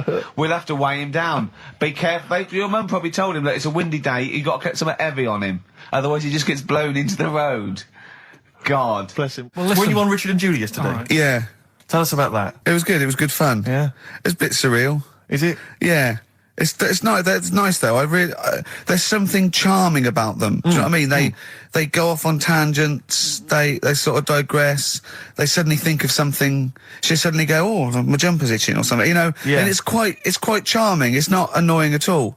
Yeah. And I'd never seen them do it through before. And I hope I didn't insult them because I said it was like an adult Blue Peter. Right. But In what way? Well, they had a Christmas wrapping competition. Right. Then they had a Christmas wrapping competition. and then they had That wasn't them doing kind of hip then they hop. had what the French people are like. There was a little didn't quite understand that living in France. Then they had a woman who relived an Elizabethan Christmas. The bit that made me laugh was she was sort of announcing this through an Elizabethan microphone and PA to all the people sitting around dressed as. I'm a bit confused. This sounds baffling. It was good though, and at the end I said, next week I'll be washing a tortoise and that. Yeah. And the producer said, if you do want to make something for the show, we'll definitely feature it. So I might make some of those things. We should play a little record and come back to this because I can't believe it started with you slagging him off, Rick, and I've ended up I know. as the monster. I know. Bit of R.E.M. Yeah. R.E.M. and Animal. To sing that animals would be R.E.M. and their animals. What are you talking about? Well, no, I'm just thinking. I wonder if they've done a video for animals and the animal What? on a DVD, an animals DVD. Huh? What are you No, I'm talking just about? saying. I'm just it's REM there. It's just a good link. REM animals on a DVD would be. I've got an animals DVD out. My got an animals yeah, my DVD DVD, my live stand-up's out. Buy it. HMV and I don't think Virgin. you should- Well, no, I don't I'm just think you should saying. plug Animals. your- No, it's I don't funny. think you should 'cause plug no, your no, stand-up no, I'm on not the show. plugging it. It came up in the animals from REM. Came I don't up. think you should plug your DVD. Well, buy it now. It's a really good stand-up DVD. It's out If you're going to for- buy anything, I think I ought to balance this out really. If you're going to buy a DVD, you should probably buy the Office series too, because Well, I get no, money for That's that. been on telly. Animals. See, Animals hasn't been on telly. The Office has been on telly. It's involved with it. But I don't get any money for No, the I know, Animals but that's DVD. what I mean. I get wasn't everything involved. from Animals, whereas I've got to share The Office, where it was with you and some of the other actors, whereas I get the lion's share. Lion's an animal. The lion's share of Animals. It's all mine, you see. So, The truth of it is that it's not. I mean, it's your stand-up, and it's Yeah. not great. It's a bit no, but weak. nor's my A acting. lot of the observations Nor's my are quite acting or poor. writing. No. You're but a great actor. I'm rubbish in The Office. One trick pony. Well, I I just agree with touch my that, tie and I look at the camera, bored with that. Yeah. Animals, whole new side. Yeah, but 15, frankly, you've been 15 quid. You've been doing so much publicity on TV that if people have seen it all, they'll have probably seen all the best clips. No, yeah, And, but I mean, The there's only a Office, couple of decent It's gags. only really the dance, and you can get that on a JPEG. So Some other great stuff. Don't in buy there. The Office. There's some other great stuff in there. No, Phoenix Nights is better than The Office. So buy Phoenix Nights. Don't buy The Office. Okay. Well, right, let's get on with it. That's yeah. that. Right, what else has You've happened? probably heard most of the stand-up observations on this show, so. Right, what have we got for us? Available in HMV. Go on. Oh, well. I'm annoyed. Office. I was walking away from the show last week. I was walking towards Berwick Street. I like to look at the records and the record shops. And I was on my mobile phone, and I was chatting away to someone, and what can only be described as a prostitute. Go on. Stood on the street corner. Was she a woman that gives you sex for money? Yes. That is a prostitute. Yes, that's what I thought. Go on. And as I was walking by, she said, "Do you want to buy sex?" Now, You sure it wasn't a market trader giving 6 plums away? No, it was something? definitely 6 for a quid? No, it was definitely Go a on. prostitute. Yeah. And what annoyed me about it, what I wanted to pick her up on something, was the fact that I was on my mobile phone. It's like, can you imagine? She was rude. Who would what am I going to hang up? Sorry, Mum, can I call you back? You know, you say you want me to meet more women, And you sent me that 30 quid exactly for my birthday. yeah. Sorry, Mr. Johnson, I'm really excited about the job. Can I call you back? I'm just going to negotiate with a. I used to sell mackerel. Did you? Yeah, I had a pet magpie Did you? called Maggie. Oh, pet Inventive. magpie. You mean you captured it and didn't let it go away? Yeah. Can't have a pet But magpie. then it got really vicious. I mean, Well, it was quite like, nasty. let me go. What do you keep it in, a rabbit hutch? No, it flew around, but it used to just like come to me all the time. But then it started pecking me head and stuff. That's not a pet magpie. That's a bird in the garden. No, but I could actually, I could hold it and stuff. It wasn't scared of me, and it knew it was me. It used to come down from like the top. It hated you. That's why it wanted to peck you. Is that? And the other thing, I always remember being younger and like walking through the woods to school with my mum, and like, I was chasing a butterfly, and she said, "Oh, don't do that, Carl." And I said, "Why?" She said, "Because they only live a day." And I said, "Oh, all right, I'll get a dead one in the morning."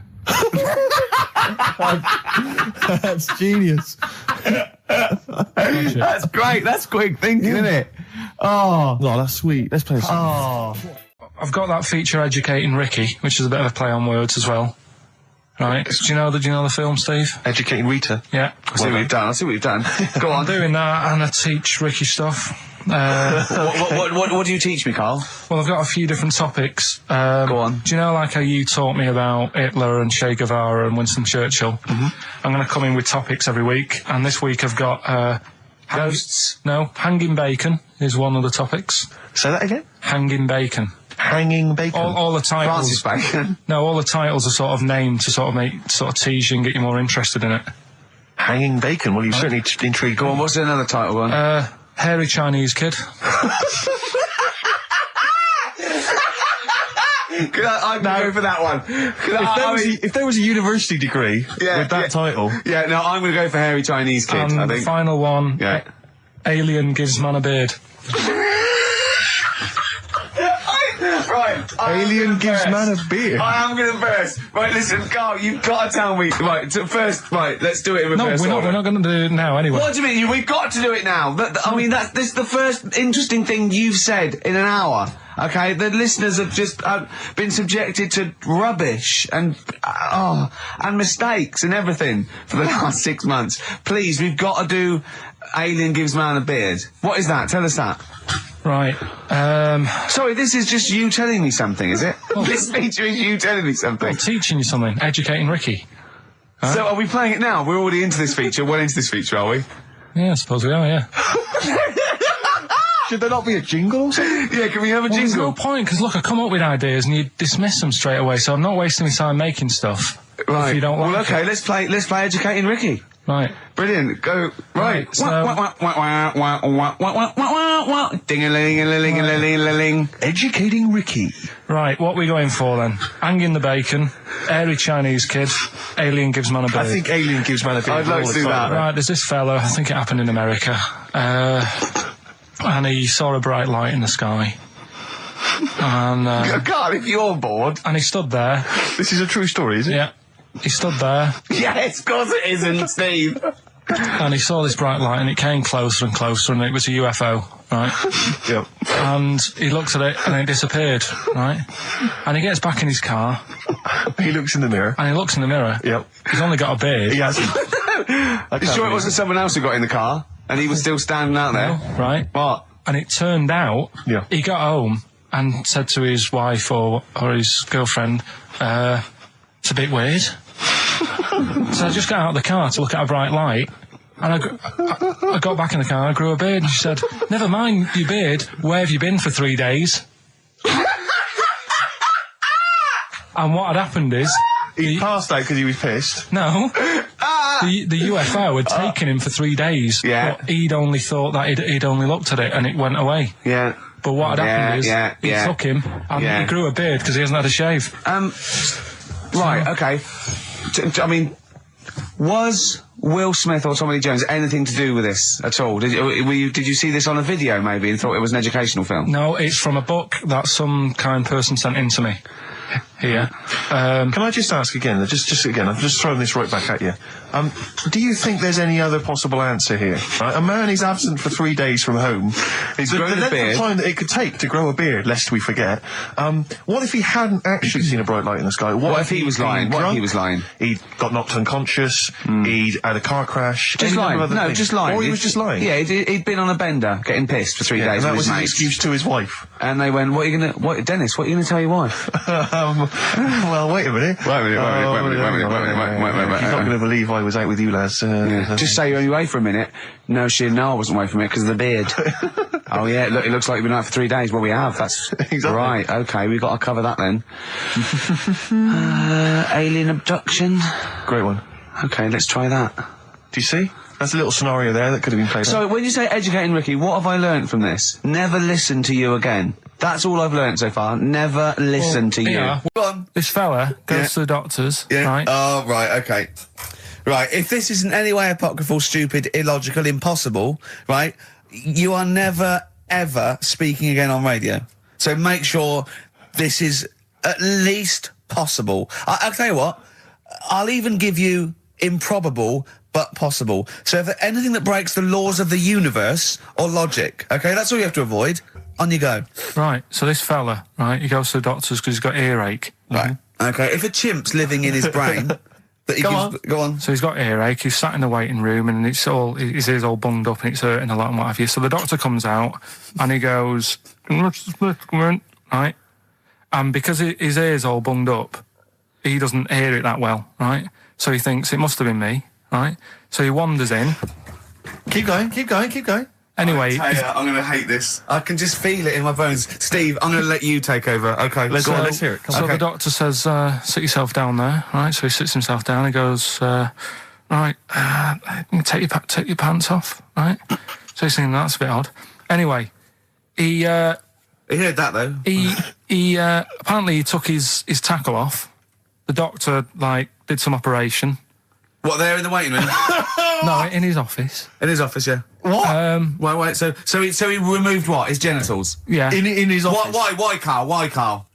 because he hadn't called him in. Oh, he'd called in the bloke who wanted his testicles taken off, and he didn't do it. What? So the doctor went out and said, Mr. Jones, who's here to whip off your cock and balls, just here and now, right? Bloke comes in, didn't it? It must have been me. So the bloke who wanted his balls taken off didn't say, I think he said me. So he didn't interrupt then. So the bloke goes in, he starts taking his testicles off, and he doesn't say, I'm here for me ears. What are you doing with that? I'm here for me ears. What are you doing with that? Right, there was this. This is what it's like about getting presents and stuff, right? With my mum and dad. Go on. My mate Colin, right? Colin Makin? No, Colin Bailey. Oh, right? yeah. He had a little Sinclair Spectrum, right? Yeah. Computer, Yeah. which was like the thing to have at that yeah, time, yeah, right? yeah. Used to always go round to his house. The deal Not was the one you had to play through the window because you weren't allowed. no, that's another lad. Oh, right? yeah. This is a different lad, and the deal was he came to our house and my mum gave him a pie. And then I'd go round to his, and I'd stay there for a few hours playing, Hungry Horace and stuff like that on it. Right? Now, my mum and dad knew that I really wanted one of these computers, right? So I waited about a year. Came round to Christmas Day. I thought, I reckon might have one. Turned out they bought me the wrong one. They bought me a ZX81 instead of a Spectrum, right? And Christmas Day, I'm there trying to load the games up. It's not working. I'm thinking, what's wrong? Right?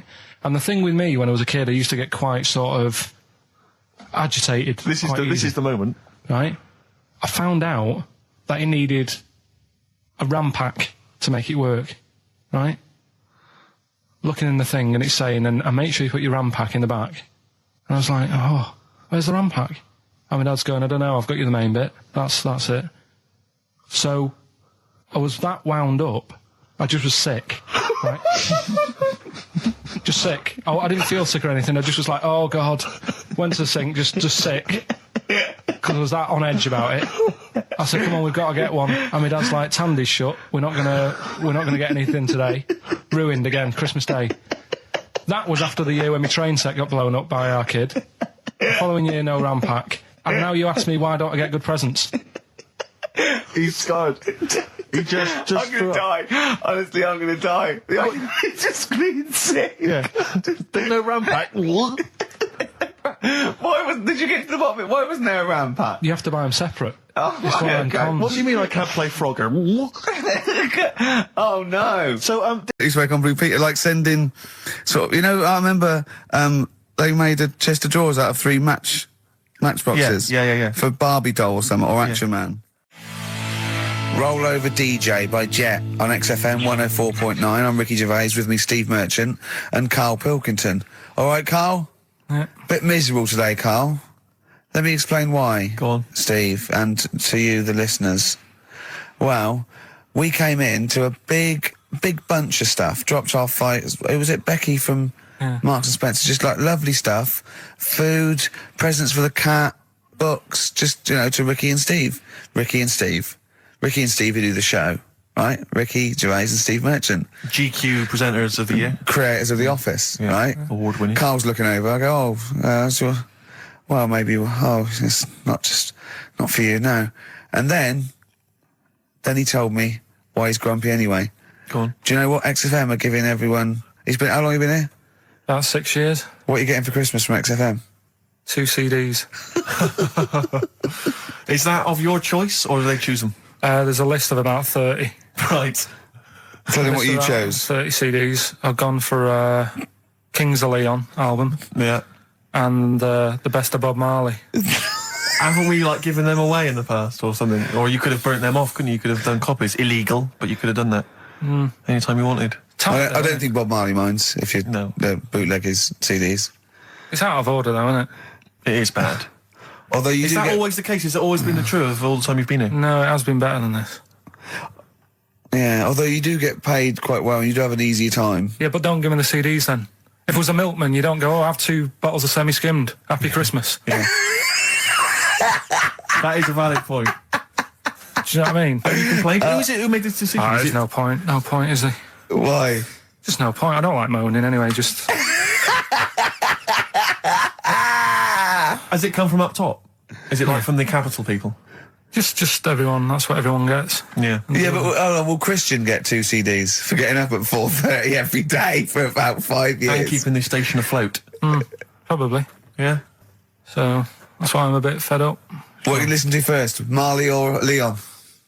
Well, have a bit of Marley. I'll tell you what Marley's good for as well. You're going to have a little beach holiday, aren't you, over Christmas, going to Lanzarote? Listening to that on the beach, you'll realise how wise XFM are in the long run. You know, you go, well, look, they could have given me 400 quid, right? Well, I'd have spent that. But this is, you know, the legend It's lives the gift on. that keeps on giving. So you're probably, you know what I mean? Think how much what you got to think of is how much all his great songs took, not only from the depth of his soul and, you know, all his sort of angst and knowledge and love, and then all the studio time, the marketing, and they're just giving you one that. They go, don't worry about that, Carl, just have it. And you go, what? But all the time we spent it with Bob Marley and everything. You know, have it, Carl, have it, Carl. And Practice. yeah, have that. Thanks, well done. Carry on. We're still going to pay you for the work. Yeah. That's just something on top. Here's a little piece of Bob, free. Yeah, so don't moan, it's extra. So, they didn't have to give you it at all. Play a record, you ungrateful little swine. Some people, like the homeless, aren't getting anything this Christmas. This is my Except for favourite chill. Elvis Costello track of all time. It's Alison. This wasn't on the list. Right. Elvis Costello, Alison on XFM 104.9. So, that's it. Well, maybe, I'll tell you what, a good idea, Carl, just beg, just ask for other things. What do you want? What do you want for Christmas? You must have a big fan base out there willing to make you things. Maybe like a little, I don't know, gloves, pair of gloves. Just like Little what woolly you- hat. If you want to send a necklace in for Suzanne, that'd be handy. Oh, yeah. That's what she wants. Is Suzanne listening today? No, she's out. Right, okay, this is the dilemma. Me and Steve, yesterday, were trying to convince Carl that it would be a good idea to buy Suzanne a Christmas present. Okay? Now, why aren't you going to buy her a Christmas present? Explain, Carl, why you don't think you should buy her a Christmas present. No, I've told her I'll get her one, but in the new year. We're going away on holiday and that, so there's no point taking stuff away. Yeah. Going to Lanzarote next week. Just get something in the sales after Christmas for the, Yeah. Right. Now, me and Steve were trying to explain to Carl that she would love it if you bought her something on Christmas Day. Yeah, but she knows now. But Knows yeah. what? I've told her. So No, she's well, I'm getting going out. to tell you. Do you know, right, this, dear listener, this was Carl's worry. I said, I bet she's got you something. And Carl was worried in case he got her something and she hadn't got him something. Yeah, he'd be livid. He didn't want to be down. He didn't want to be a present down. Yeah. Look at his face. So buy her a nice necklace. Don't spend, just spend £100, you know, just a little token. We're going away. We're taking her away on holiday. You're not taking her away, are you? What, you're paying for it, are you? Yeah. Are you really? Well, half and half and that. Right. So you're paying for you to go on holiday? That's good of you. So the gift is your company, really? She's done all right. She's done all right. Why do you talk like you're 60 years old? And you've been working down the mine. I don't know, she's done all right. Do you go home to her and say, Suzanne, you're bloody lucky? I mean, You've fallen on your feet. to Look be who fair, you've Rick, got. What? I'm not sure she has done all right. I don't want to be critical, but... Oh, dear. So what are you going to get in the sales? What are you going to get Yeah, her? it depends. I'm thinking, I mean, I'll give her the choice. You can have Kingsley and old Bob Marley. Right, I'll let her decide there. Oh, dear. I can't wait to see you. Where are you going, Lanzarote? Yeah, Where's that? don't know. Suzanne sorted it out. I said, Lanzarote. I said, is that Africa or is it Spain or Portugal? Just thought you don't know. I went, what do you mean don't know? I goes, well, what's the currency? I went, don't know. I said, Suzanne booked this one, did she? Yeah. I thought, where is it? Is Lanzarote African or? Foreign. Somewhere foreign. I was looking last night, and doesn't look that good. There was like one of the highlights of the things it says you've got to do is go and have. Apparently, they've got restaurants in caves, and that's like one of the things they say you must do. So, if that's a highlight, do you know what I mean? Right. So I'll do that. Go and see what that's like. Yeah. When you're on the beach, Carl, do you wear the very, very tight Speedos? No, Do you walk What do around you with wear? them? sort of longish shorts, Yeah. t-shirt on, probably with a sort of a light shirt on top of that. Right, sure. So quite wrapped up then. Covered up. Do you wear a hat? Because obviously the bald head, there's risk of sunburn. No, I just put a bit of lotion on it. Lotion on there. Yeah. Just have a bit of a wander down the beach, have a look. Yeah. See, there's any old blokes with their tackle out and a backpack. A lot to look forward to. So Yeah. there you go. Yeah. Well, we're looking forward to finding out how you get on. Yeah, I'll let you And know. Interested to know what she gives you on Christmas Day. Probably getting More anything. scintillating chat after this next song. All right, bit of placebo. Yeah, love it. Special needs. Placebo, special needs on XFM 104.9. Email in where Lanzarote is. I don't know if it's Italy or Spain or Europe or maybe Africa. You know, these are the sort of things, these are the reasons I come into it, to at least learn something. Hey, you're like, oh, I had God. chicks queuing up Yeah. around the block. You'd wanting to usually come. have to. I know, but I Someone told like you you. would have to write to Jim or Fix It or Esther Ranson to get them to meet us sort of people. And now it's on your doorstep. I'm amazed that you didn't enjoy it. Why didn't you God. enjoy it? You got to walk down the red carpet. You went in. There was George Best, one of your footballing heroes, was there. A load of was other good. big names. You sat there, prime position. You came backstage with a load of other big names. Hey, you had a lovely bit of You were grub. filming this thing for the DVD we're making. That's you, a cameraman on our DVD. And yet you think, now you look grumpy because you had a couple of pints and I can't believe So it. tell us why you didn't enjoy it, because the ceremony, what didn't you enjoy about that? It was interminable, wasn't it? Far too long. Wasn't it awful? So 3 boring. hours.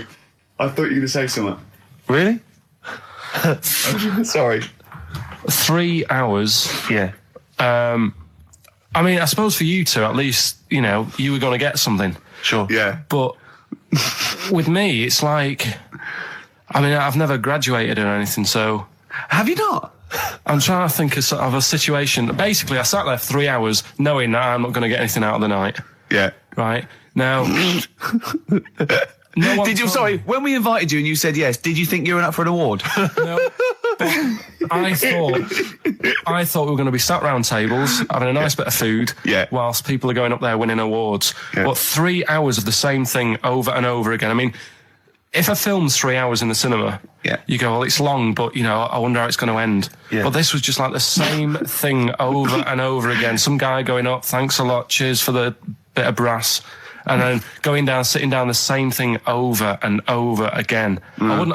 Honestly, right, I'd say it was one of the worst things I've ever had to do.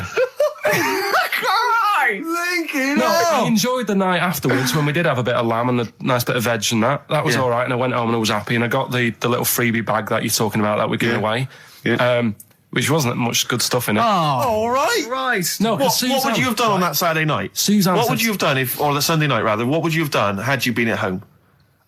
I would have stayed in with Suzanne, right, watching telly, having a nice bit of pate on toast or something, cup of tea, watching 24. But instead, I had to buy an expensive suit, so I didn't show you up, right? Jesus, Yeah. How much did you spend on your suit? Well, in total, right, because, you know, the shoes and the suit and the shirt and the tie, it was about 600 quid. That's the most expensive evening ever. And that's what I'm saying to you. And the daft thing is, it's dark in there. I don't know why you've got to wear a nice suit. You can't wear a tracksuit, for goodness sake. It's dark in there. No, just the shirt and that. It doesn't make you a better person wearing a suit. No, doesn't make you a better person. No. We're not claiming it made you a better person. No, but that annoyed me. Yeah.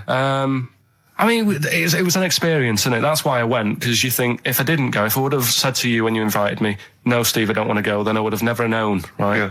And that's my sort of thing in life, right? Yeah. If something comes up, you should take it, even if you're not going to like it. It's a bit of an experience. Right. Do you know what he said to me? I phoned him up because we had to meet up. And obviously he had to pose as my gay lover. Yeah. To get in, right? Yeah. He phoned me, what? You said something to me like, I bought a suit, I'm looking good. He said, I'm looking good. People will think, how on earth did he end up with that good-looking guy? So he got into the role. That was what he said to me. He started getting into it. Such an insult. Fair record. I just must say that we've had an email from Darryl Foss. Lots of people have emailed in and say, well done on the BAFTAs and well done on your Room 101. They really liked that. Thank you. There's one guy, it's Darryl says, Ricky, has your dad only got one D-Mob suit? Because I don't know if you noticed, but Ricky wears the same suit every single time he appears on TV because he spent a fortune on it getting it tailor-made. I've only got one. It's a good suit and I he wears it know. all the time. And it's winter as well. It's like a pure wool, so I'm sweating everywhere I go. Anyway, usually it's too much cheese. I won't be buying another. Huh? I won't be buying another one. Ever. That's it. Yeah. Suzanne told me today, right, because I've handed it in today to have the trousers turned up a bit. Why? Because it was a bit of a bodge job for the night. Yeah. Right. It was just some pins sort of holding it up the other night, but you didn't notice, and I didn't tell you because I thought you'd be getting on the stage and saying, "Look at that freak over there with his pants hemmed up." But I took it to the place to get it done. Suzanne tells me that I'm going to start shrinking now and getting to that age where you start going small. I know that must have been a revelation to you and a worry. Like, how small do you get? How small do you get? Oh, Don't what are we know, playing yeah. now? I thought we'd have a bit of Marley music. Marley music. Oh, Okay. well, Right. there's going to be a bit of a change, isn't there? Yes, that's absolutely right, Rick. Normally we would end the decided show, obviously, with just- a song for the ladies. But because it's sort of Carl's penultimate show, and we're going to play one of his favourite tracks, what are you going to... Yeah, I just thought we could play this. It is obviously the killing of Georgie. You were going to tell us a little story about a Just Volvo past my estate? test, Yeah. my parents had a big Volvo estate, and there's quite a big Oh, I car don't to drive. drive. My parents didn't have a car. But I know you don't drive cars, Rick, but it's got a big car to drive if you just passed your test. It's safe though, isn't it? It is very safe. That was the thing. Yeah. And I come from the West Country. Obviously, there's quite a lot of windy lanes. around there. You're joking, do you? They have cars there. Well, here it comes. Blimey, Carl. Learned on a tractor, automatic it was. Do you want me to tell it or not? Oh! Don't give up the accent! Oh no, I'm not worried. Oh, go on.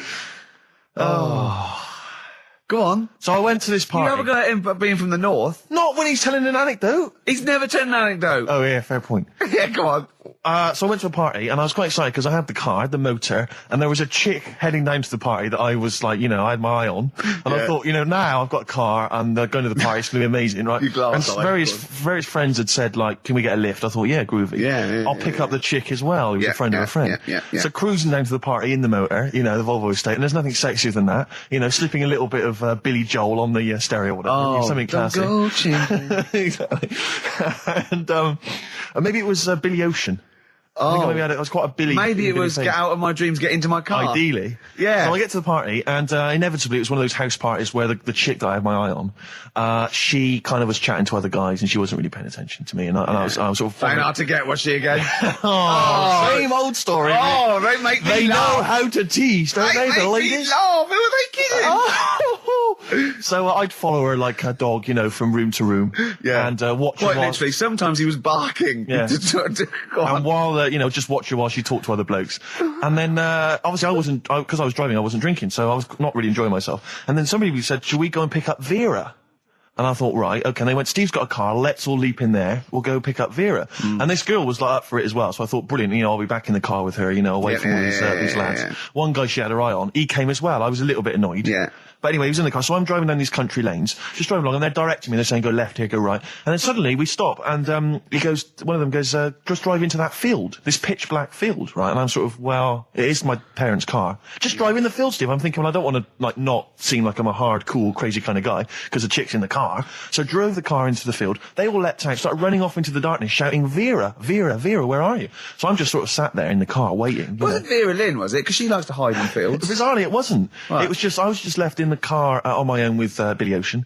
And suddenly, at the darkness, they come back holding a Vietnamese pot-bellied pig that they had stole from a nearby farm. And they knew that the pig was called Vera, because someone knew the farmer or something. Anyway, so they got this pig, so now they're going, I'll put the pig in the back of the car, we'll take it back to the party, it'll be hilarious. I'm thinking, well, I'm not sure I want a pig and all its, piggy crap in the car, right, crammed in there. But they say, yeah, so obviously I'm thinking again, I don't want to look like I'm, a nerd. I'm terrified of that, Rick, ever happened. Yeah. So, So you go, hey, bring the pig into the car. Exactly. I'm no nerd. Exactly. Yeah, go on. So now we drive off again. I got this pig kind of screeching in the back of the car. And, they say, stop again. Let's do some cow tipping. And they do that old thing, about the fact because cows sleep standing up, don't they? So you can push a cow over and stuff. Yeah. So they're having a wild time, hilarious. So this time, now we get to a sort of dead end in the road. And, they say, well, turn around, let's go back to the party. And I'm thinking, fine. Try and do a 3-point turn in this very narrow country lane, right? Get the Volvo estate wedged horizontally across the road. Can't get it out, just can't seem to sort it out. I don't know what, I'm panicking because there's a pig in the car, right? And, local disgruntled farmers, right? People drunk, partying, probably off their head on some kind of weed. Rick. Well, was it loads of blokes with, pitchforks and flaming torches Exactly. going, burn him. He's playing with our pig. Exactly that. And so that, I was so terrified that all I could think was they're going to have to send a helicopter to lower a magnet onto the top of the car to lift the car up and put it the right way around. You used to read a lot of comics, didn't you? Yeah. So, do you know what I started doing? What? Crying. Did you really? Yeah. Why? So started crying, just very slightly, started getting upset. And the other guy that the girl fancied, he had to get into the driving seat and sort it out for me by slowly edging forward and that's backwards. The worst bit of the whole story. Yeah, edging slowly back and forwards. He just sorted it out, just slowly worked the car back round, and then we were off. You were just gently weeping. Just gently weeping in the back. The bloke had just taken the bird that you saw from a distance. Exactly. That was basically your wife in your head by then. Oh, yeah. Was it? I can't We were believe it. happily married with a pig for a child. Don't joke, that could happen. I know. The pigs come, if you like. Sorry? What did you say? What did you say? What did you say? When you do what, Carl? What? What did you say? No, what did you say? Because I don't want to have to go to the radio authority again. What did you say then? Just remember. We are going out live, Carl. Yeah, remember Tom Binns, right? What did you say? Go on then, do a film review, quickly. Right. Well, today on film review, we're doing classic films, and today we're looking at Elephant Man, John Merrick, one of his better pieces of work. It's a sad film. I've never really been able to watch it all the way through. Sorry, John Merrick's better piece of work was him being the Elephant Man, played by John Hurt. Yeah. Go on then. Sad film. When I was younger. Tell us a bit about it. What is it about? Who's John Merrick? It's about a fella who's got a funny head. Right, tell us this. And, you know, he lives in, I think he lives in London, in like about the 1930s or something like that. And he's being picked on all the time and stuff. And first time you watch it, you'll probably cry a bit. And then the second time you watch it, you're just sort of thinking, God, that would be bad. Sort of having a head like that being picked on all the time. Then the third time you watch it, you might think, you know, oh, how does he get his jumper on? Then, I don't know, I'm probably bored of it the fourth time. but it's well worth watching, so Elephant Man. Brilliant. Yeah, see it. Brilliant. I think if you want to get on TV, Carl, you'd be better as the subject of maybe like an omnibus documentary. Living with Carl. So we'll move on to this next one, right, which is brilliant. Dead short story. So, right, old woman, about 70 years old. She's normally fit and healthy and stuff, nothing wrong with her, she's having a good life. And one day, she goes for a check to the doctors, just to check herself out, because she's getting on a bit. He says, take your clothes off and that. So she does, and checks her out, says, yeah, you're looking good, you're looking good. Turn round. He said, oh, God. He said, you got a tumour on your buttock. Right? So she goes, oh, what, can you do anything to sort it out? So they go, yeah, we could book you in for an operation. It's best if we remove this. Books are in for an operation. Operation day comes, strip her down and that. They're all stood round, the doctors. Start to operate. It only turns out it's a pork chop that she sat on 5 years earlier, and it had stuck to her buttock. Right, Carl. I can forward you. Honest. Right. No, listen. Serious. Right, okay, Carl, I'm telling you now, I'm leaving. I'm never doing this show again. No, I'm serious. Honestly. You're talking, I've never had such... What do you mean? You couldn't believe it? No, when I read it, I said, I've got to tell Ricky this that. This woman had a pork chop stuck to her arse for 5 years, you mental case. Of course she didn't.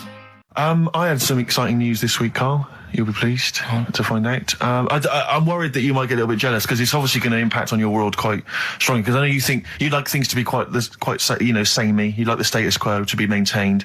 You like the fact that in the past, you know, we've had some crosswords. You know, because I remember, what did you think of me when I first walked in? When I first came in on the first day of XFM? I don't know why you're making a big deal. Do you want to bring it? Do you want to I'm just being honest, though. I'm just being honest about a lot of people who see you for the first time sort of go, well, he's a bit weird.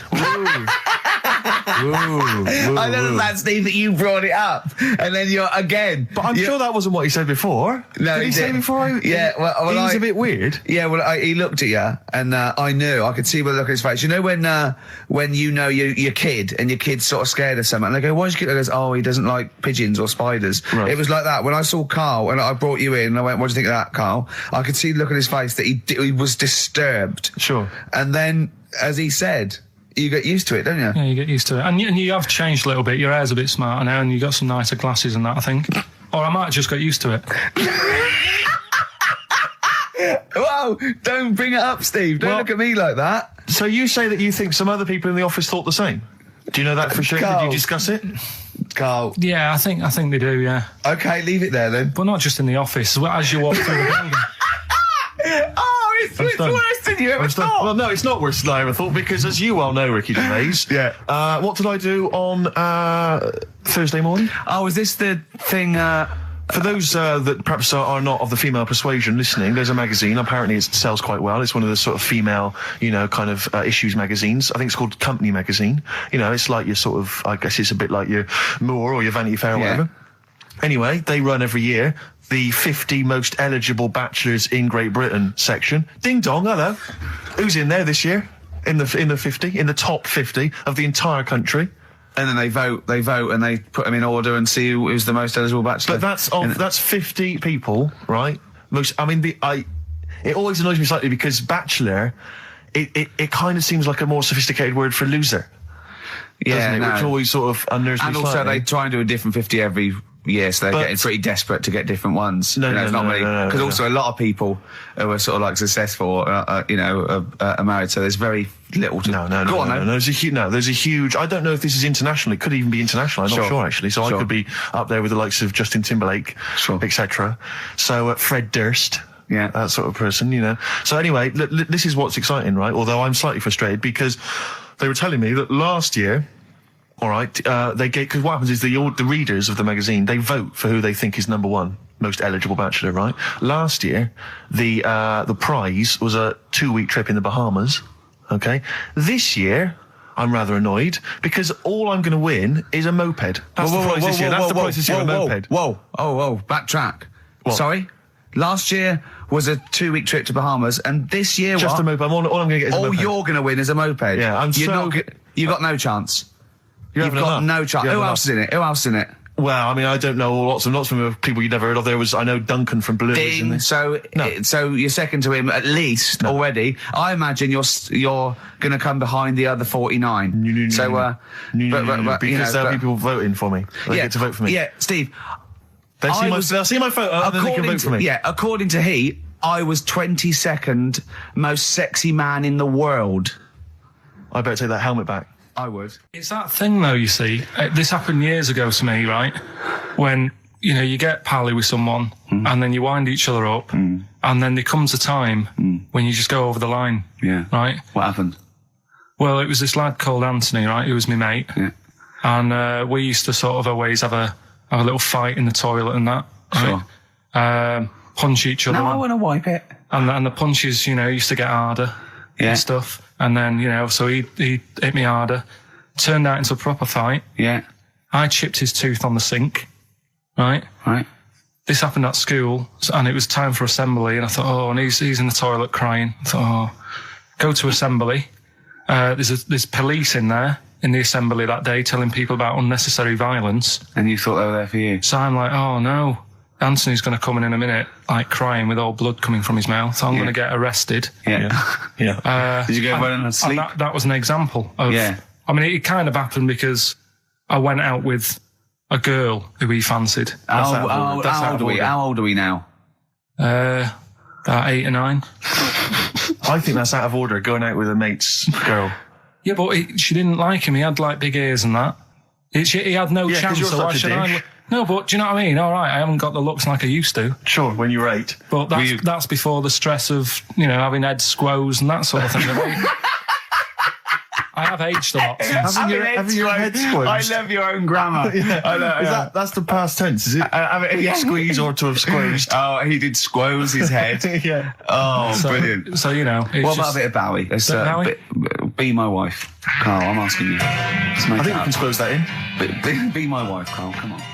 Anyway, I didn't get around to getting drinks. I can't believe it. Can't believe it. Round to getting the drink. Right, so I said, I'll pay for the cab. Right. Oh, what a lovely Christmas gift that is. Yeah, So £2.50. I paid, no, it was like in £3 Manchester there, it is. £3 back. So £6 you spent on him. Well, no, I spent more. See, that's what he said. He You said, get the Bolton and back, can't you, for that? He said, you spent on me £6 for my birthday. I said, no, I haven't, because I gave the taxi driver a tip. I'm a little bit worried about his attitude as well. Because even if, that is a stingy present, but you don't say... Well, let's be honest, that's the worst Christmas gift ever, because, you're pretty bad, like we discussed in the past, but at least you spend a bit of money. Yeah. It's just thoughtless. Yeah. This is nothing. I know. You haven't given him any time. I mean, I would... And I knew my demographic. They loved it, my family. the they couldn't scratch believe their luck, Well, a tenner. You spent a tenner on him. Well, the cab fare was £6. But the thing is, I don't think he's saying that. I think it's the fact that this is like, frittering away and over it's their kind life. of thoughtless, isn't He would have loved to, I'm sure he would have been appreciative of a lovely £10 gift that you cared about and bought. A book he probably likes, Fly Fishing, doesn't he, by J.R. Hartley. If you'd have bought that, he'd have gone, that's what I was looking for. Well. Or what I was looking for, Carl.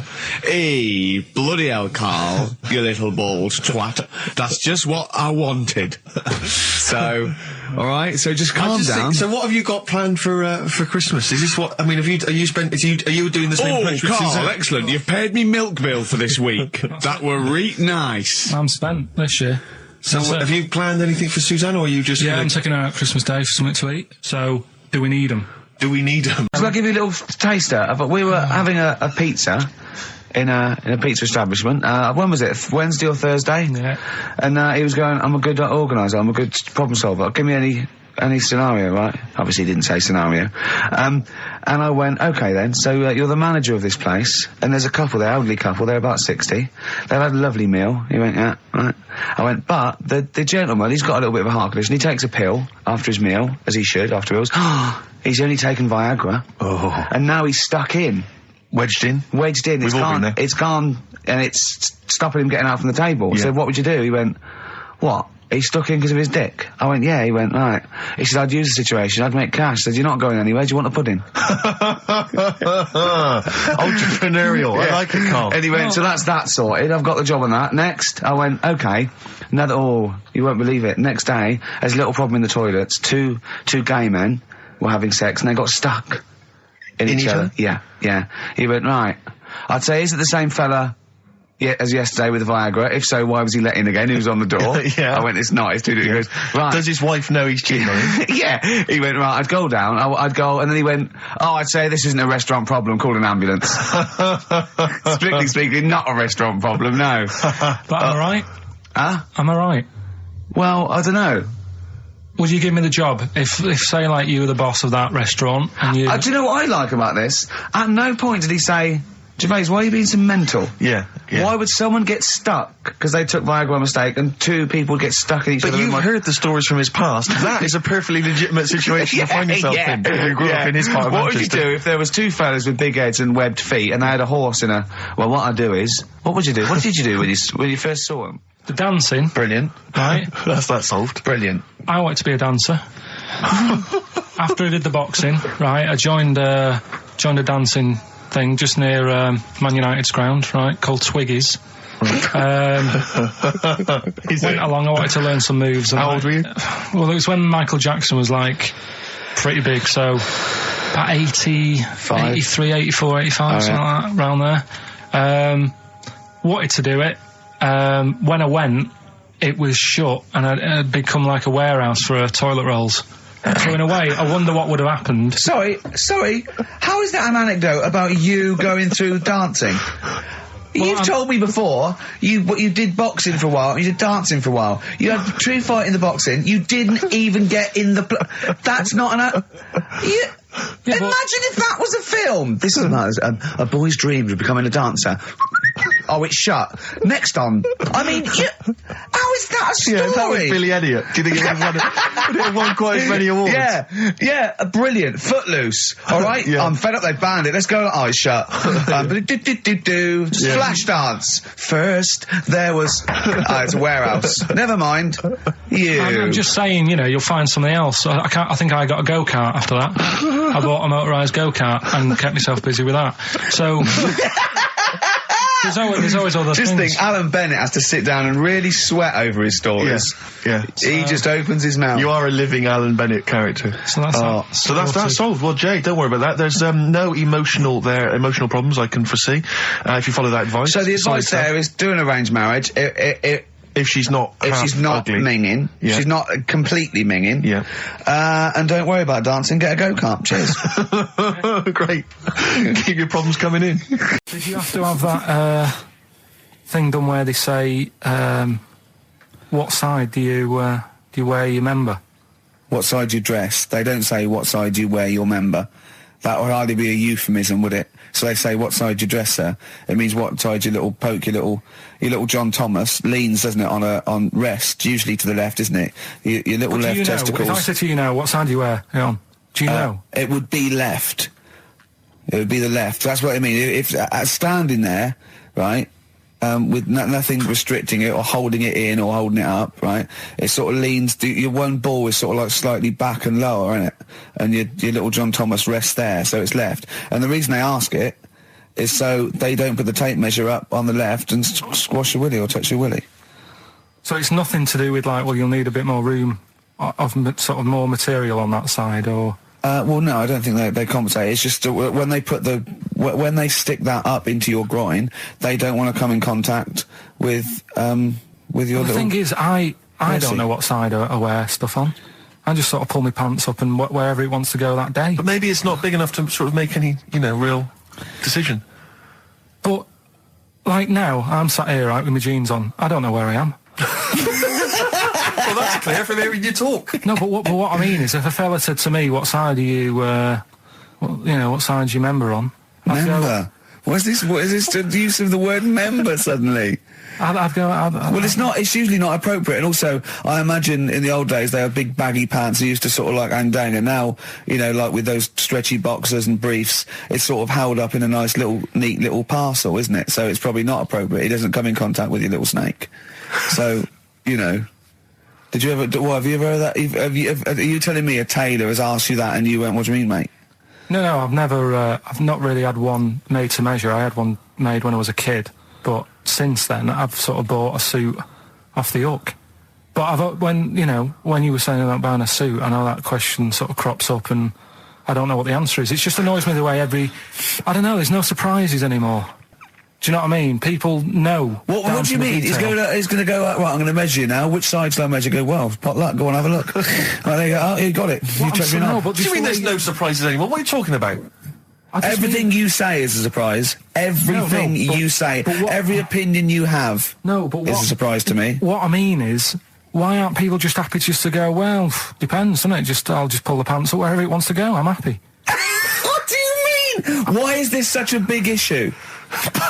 But Carl, when they ask you this question, they're not making a note of it somewhere. It's not statistical research to find out what the kind of common leaning is. It's a question so he doesn't touch it when he's using his tape measure. Just be careful.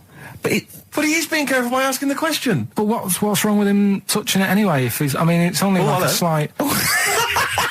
Fair enough. But if he just sort of, knocks it a little bit, you can just go... Do that again? To me, it's the same as the prostate thing. It's just happening all over again. But the doctor doesn't go, oh, what side's your arse on, sir? Trying to avoid the arse. He wants to go, he knows where your arse is and he's aiming for it and he wants to get it up there. He's aiming for it for a good cause. This little fella's going, well, I've got to measure his leg. I don't want to touch the knob. I'll just ask him, sir, do you mind telling me where your cock is so I can avoid it? It's a big difference. But like I'm saying to you, I'd have to have a look first to let him know. I don't know where it is now. I don't know. It could be the left, could be the right. Are you telling me you don't know where your knob is without now? looking? Well, what do you mean without looking? How could... Well, you're saying it as if like... Should we have a guess? Well, have a look and tell us where it is. What are you wearing? What sort of pants are you wearing? I've got my jeans on. But you got pants on underneath them? Yeah. What are they? Briefs or boxer shorts?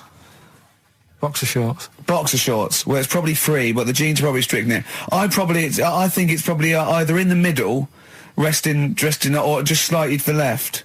Have a look. We'll tell the listeners after the break where's Carl's knob. It's a good competition. Oh, brilliant! We've got to send this to the Sony Awards people. Well, big question. Where was Carl's knob? That's what people have been hanging on for. Yeah. Where was it? Well, I can't believe people have been texting in. Hey, what, guessing where it is? People saying, is it in the middle? Is it in the left?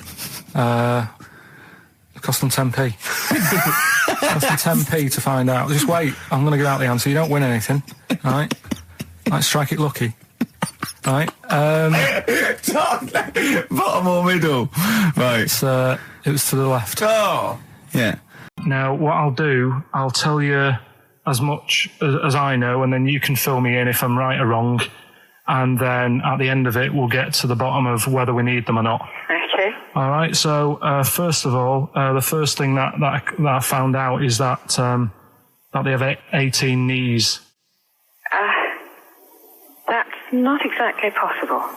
They're insects, so they have 6 legs. Yeah. And a knee is usually the junction between femur and tibia. That's sort of classic human knees and every other animal knee. So with 6 legs, you can only have 6 knees. Could somebody sort of got mistaken for seeing one that was a bit double jointed? I think you're grasping at straws or something. All right. Well, we might have to come back to that one then. Okay. They can hold the breath for 40 minutes. Well, they don't do that because they don't breathe in the same way as us. They breathe through little spiracles, holes down the side of the body. So, no, they're not a very apt simile because the method of breathing is so different. What do you mean? Because insects have a totally different system. They don't have lungs in the way that we do and just breathing through one part of the body. They're actually breathing through every segment of the body all of the time. So even though they've got their mouth shut, they might be able to slide. Nothing to do with breathing. So only just feeding. So you see, maybe that's where someone's gone wrong. Someone's got hold of one and sort of taped its mouth up or something and got bored after 40 minutes and said, well, we'll call it right. It's a unkind thing to do to an insect, even to a cockroach. Yeah, but it's all... Can't do that. Yeah, but... No. Pretty unkind thing to do to anything, even a cockroach. something else I found out. Yeah. They can live for a week without an head. Well, that's true if they don't bleed to death in the process. But the weird thing is, when I told you that they had 18 knees, you seemed a bit sort of like, don't talk ridiculous. But then we're talking about an animal that can live without an head. So there's a little bit of truth in that one, yeah? Yes. Why, when it was invented, has it got that facility? Say if someone said to humans, we could do that with humans, and, you know, if you lose your head in some accident, it gives you a bit of time to sort of go back to your family and maybe write them a note. You won't be able to have a chat, but write them a note saying it was my own fault and it was nice knowing you. Well, that would be a useful facility, I agree. But cockroaches are great survivors. I mean, they've been around for over 300 million years. They're one of the most primitive insects. All right. Well, I've also, is it true that they do a lot of resting? Apparently they can sort of rest for 75% of the time. Rest? Yeah, they just sit about doing nothing. It's probably true of a vast proportion of the world's fauna. Well, I mean, maybe the 25% that they are working, they're really giving it some, so it might make up. They're probably searching out food and, they can slow down considerably. You can chill insects in the fridge and they'll become very, very quiet. You might think they're dead. Yeah, but I'm sure, you know, if we were sat in a fridge, you know, we'd go a bit quiet, wouldn't we, you know? Well, you might not know much about it, of course. Yeah, but... Not quite reading the right sources. Well, I've been using the internet. I'm sure there are many useful sources that you could find there, but some of those seem to have been a little misleading to you. So you don't agree with a lot of what I've told you there? No. So cockroaches, can we get rid of them? No. So we're keeping them then? I would say so, yeah.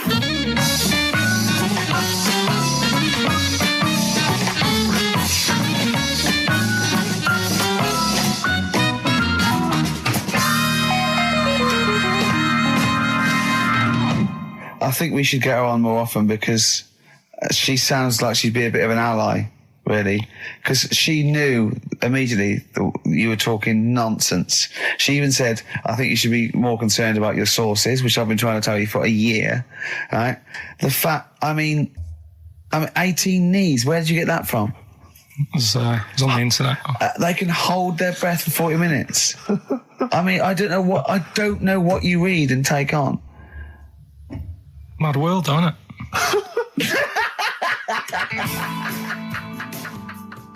And there was also a fella in the week who said that women shouldn't be wearing trousers. Why? Because they don't look good in them. What do you think? What do you think about that? It's rubbish. Yeah.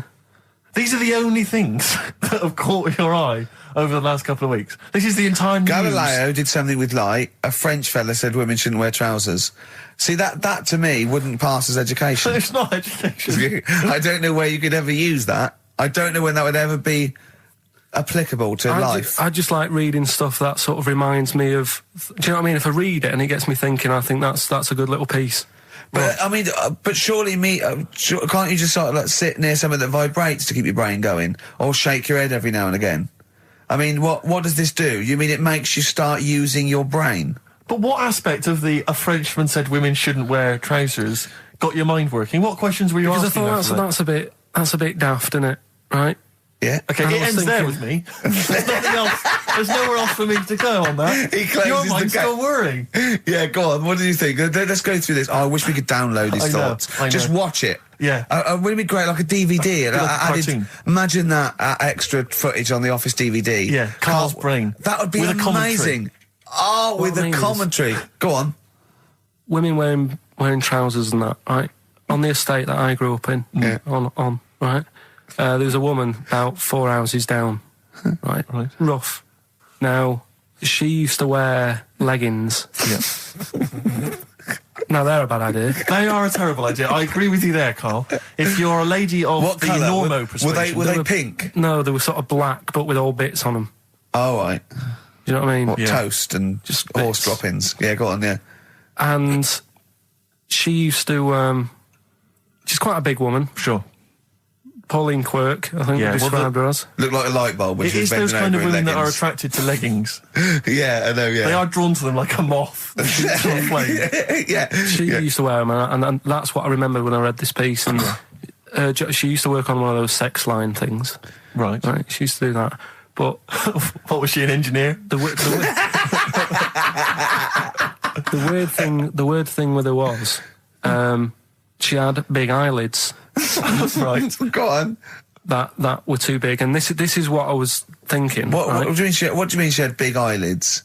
How big do eyelids have to be for you to go, they're big eyelids? What was she shoplifting with them? Would she come out of Dixon's with, like, radio stored in them? What do you mean she had No, big eyelids? It was another one of them popular things round our way. Do you know? Like, What do you mean popular things? They think didn't people go, have they go, oh, I'll tell you what, they're all the rage. Can I get some big eyelids, please? No. It was just like one of them things that people suffered with. Just big eyelids. They could hardly open their eyes. What do you mean? What do you mean? That's one of them popular things round where I grew up. People had big eyelids. They could hardly open their eyes. What does that mean? What sort of freak town were you born in? You had webbed feet people with big heads. You got women with big eyelids. What does big eyelids mean? Are you confusing her with the horse?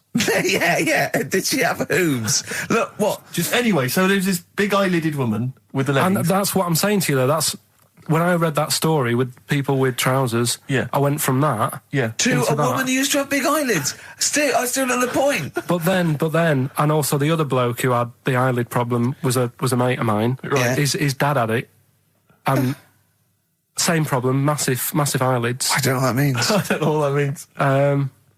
I used to say to my mum, I'm going round to Dave's house. Yeah. And Or to Droopy, say, well, as you call him.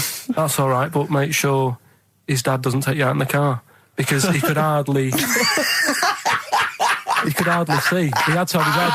He had to tilt his head back to keep his eyes Make open. sure! Did he have a couple of matches with him at all times? What a load of gobbledygook. well, that is- But this began as educating Ricky. I know, So it's what, like he was people thinking, with eyelids. But it's like you're supposed to make that leap as well. If Yeah. I mentioned the trousers, Ricky will probably be thinking about people with big eyelids and women wearing leggings. Play a record, Carl.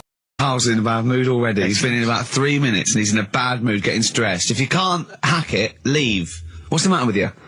No, I'm just saying. I was meant to enjoy last Saturday off, and I didn't. Why not? Why is that our fault? Because you weren't here? Just because, I don't know, but... Are you not in the Christmas spirit? Why didn't you enjoy last Saturday? What did you do? I went all the way back up north again, right? Because it was Suzanne's dad's birthday, right? I was busy last week, didn't have time to get him a present or anything. Didn't have time to give him. So I got to Euston Station, bought a card for him, which was a Christmas card, so he wasn't happy because he was saying it's my birthday, and I said, well, I won't be seeing you again. So I've got a joint card, and then we went out. Did you get him a present? Well, no, because we went out on Saturday night for something to eat at this pub that he likes. It was a nice steak and onion rings, right? lovely. So he should have been happy anyway. Yeah. But What, you paid for it? no. But you should have been happy anyway. Suzanne paid for that because it is her dad, right, not mine. So I said, all right, what can I do? I said to her. So she said, just buy a few drinks or something. Anyway, I didn't get around to getting drinks. I can't believe it. No, Can't believe it. round to getting the drink. right, so I said, right, I'll pay for the cab, right? Oh, what a lovely Christmas gift that is. Yeah, So- £2.50. I paid, no, it was like in £3 Manchester there, it is. £3 back. So £6 you spent on him. Well, no, I spent more. See, that's what he said. He You said, get the Bolton and back, can't he you, said, for that? he said, oh, you spent on me £6 for my birthday. I said, no, I haven't, because I gave the taxi driver a tip. I'm a little bit worried about his attitude as well. Because even if, I mean, that is a stingy present, but you don't say... Well, let's be honest, that's the worst Christmas gift ever, because, I mean, you're pretty bad, like we discussed in the past, but at least you spend a bit of money. Yeah. It's just thoughtless. Yeah. This is nothing. I know. You haven't given him any time. I mean, I would... And I knew my demographic. They loved it, my yeah, family. the They scratch couldn't believe their luck. You know. Well, a tenner. You spent a tenner on him. Well, the cab fare was £6. But the thing is, I don't think he's saying that. I think it's the fact that this is like, frittering away and it's kind of thoughtless, isn't he would have loved to, I'm sure he would have been appreciative of a lovely £10 gift that you cared about and bought.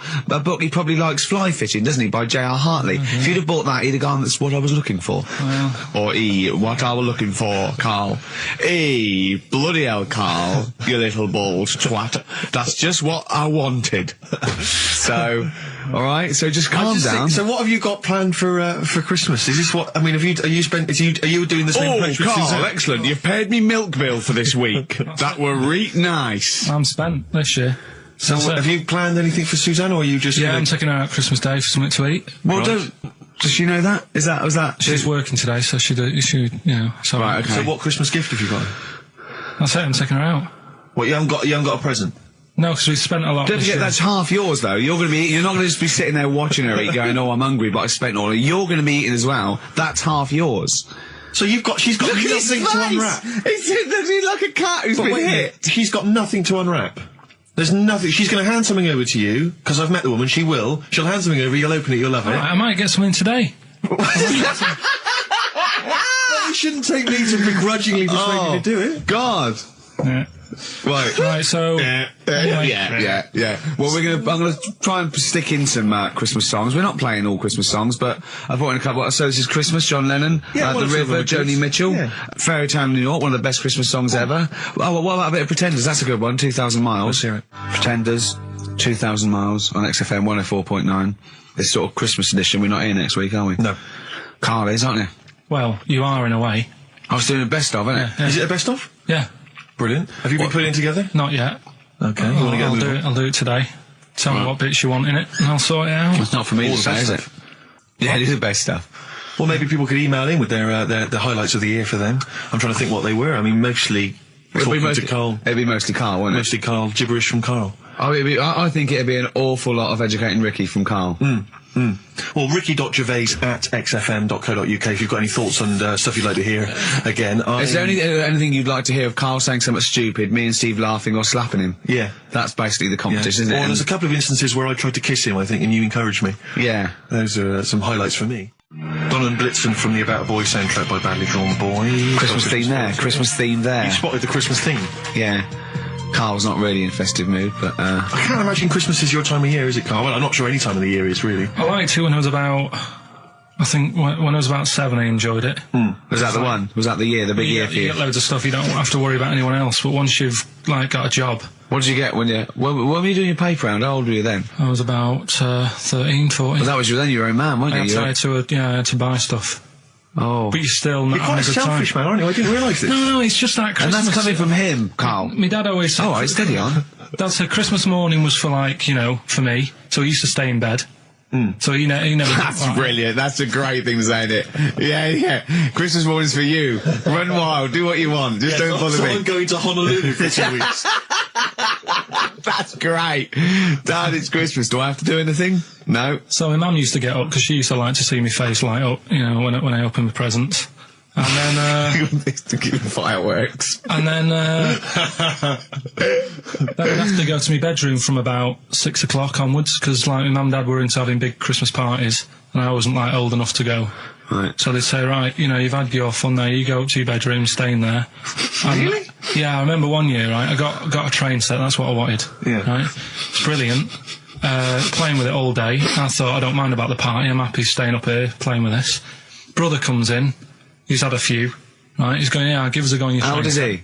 He's a bit older than me, so he might have been let's see. Well, let him be 18. Yeah, probably about 18, 19, And how old something were like that. I had a train set, so, I don't know, about 14. something like that. Yeah. Right, so I'm playing on that, loving it and stuff, and then he comes in and goes, oh, give us a go. He turns the transformer up to 14. He went really fast for about 5 seconds, broke it, and then he went back downstairs.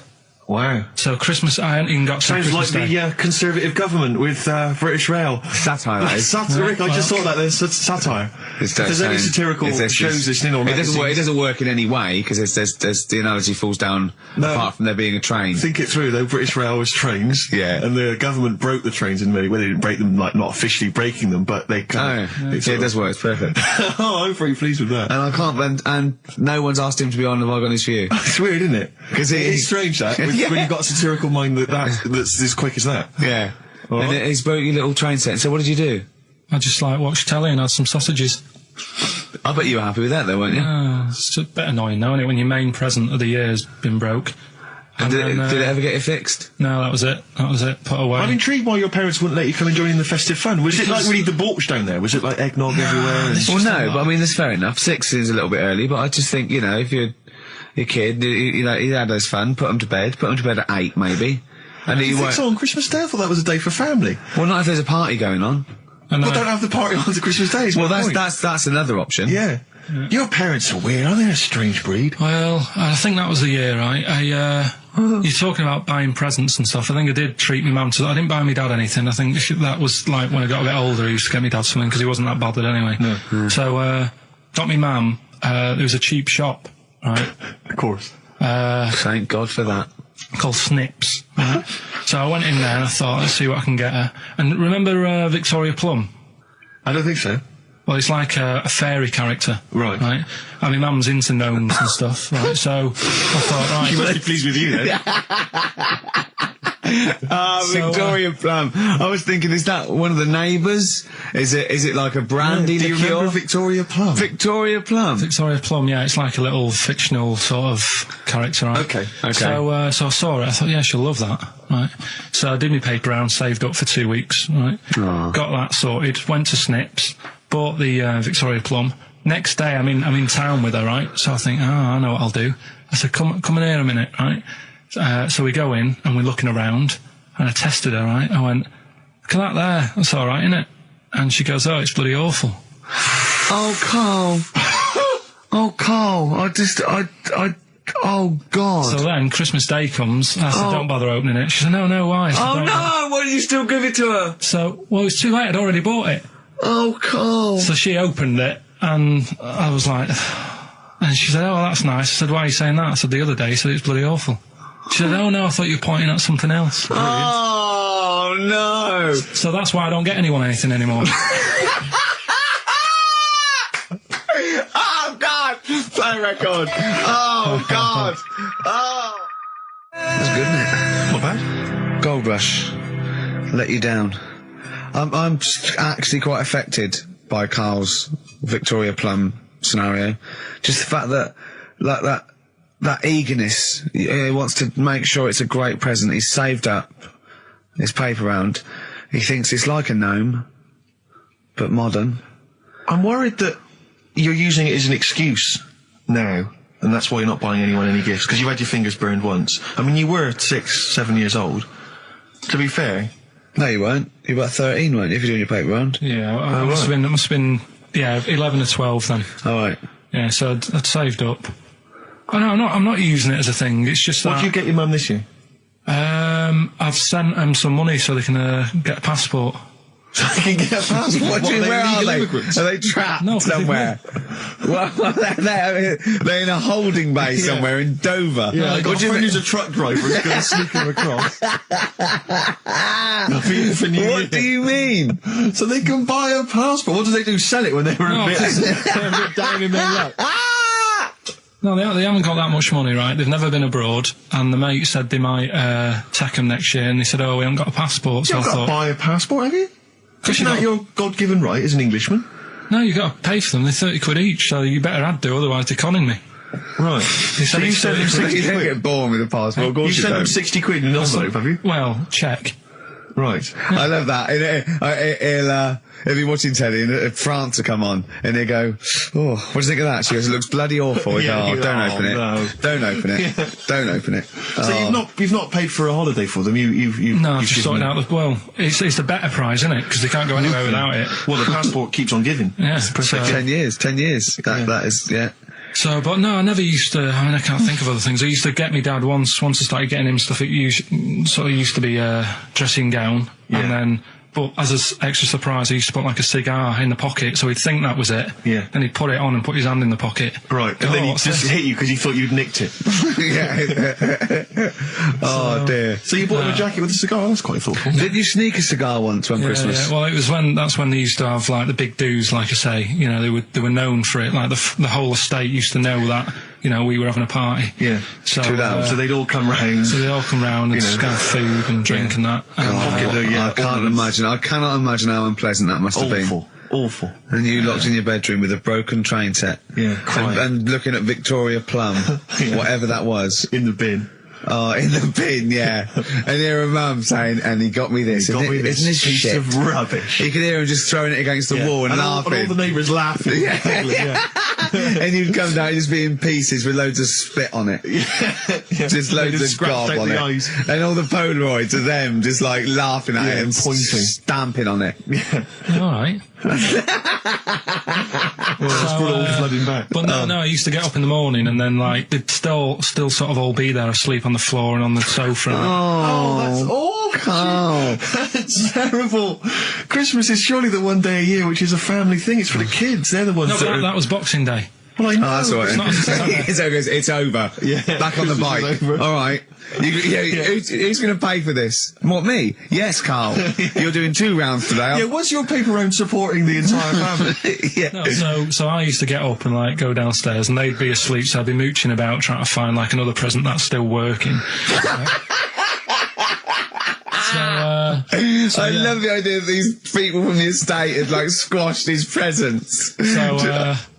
So I found a cigar that had been sort of lit up and then put out, so I thought, I'll have a go at that. I went outside and had a go, and that's the last time I smoked. Right. I tried it, I thought, I don't like that. I love the fact that he does everything once. Yeah. In his life. It's a line of, I've done everything once. I don't need to do it again.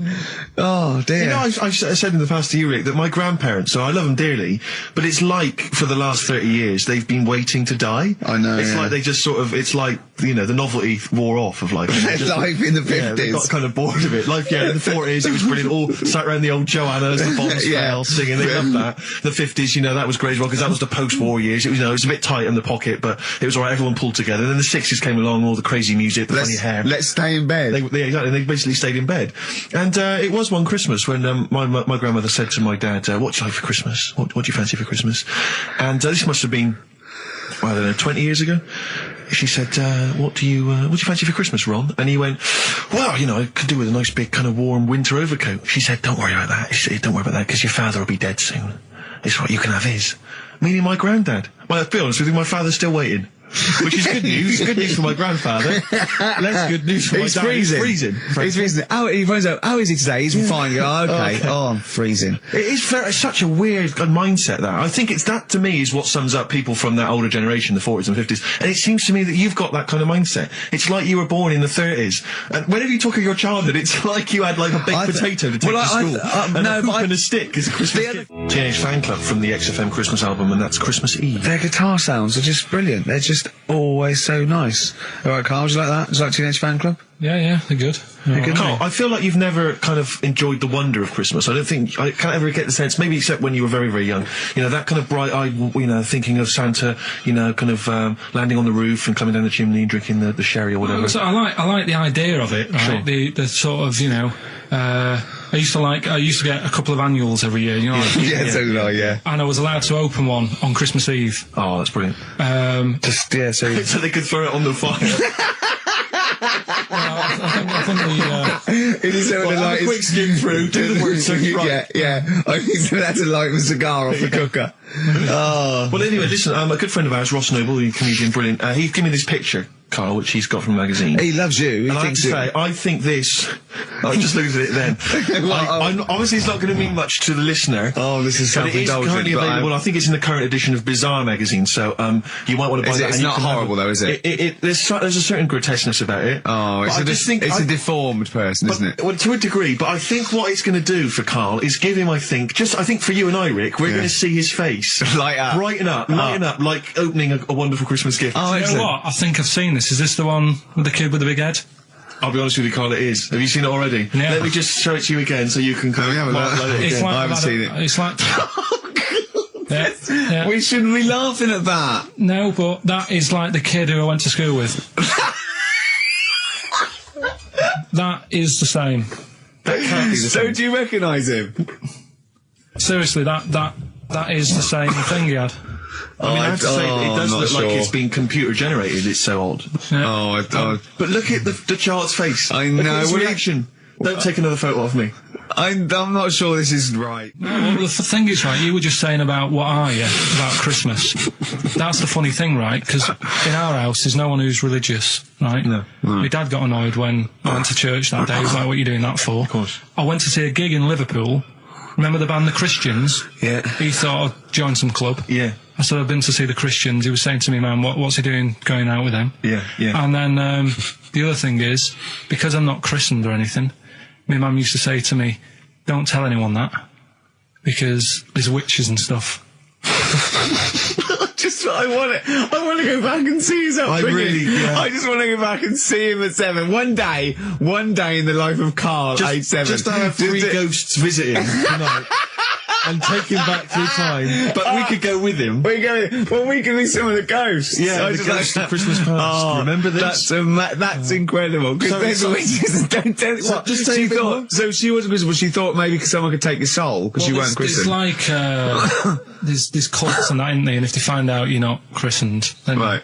I don't think they care. I don't think a lot of cults care. Well, but what can they do if you're not Christian? I don't know. I just said all right because then through that time there must have been a time when. But hold on, now they know.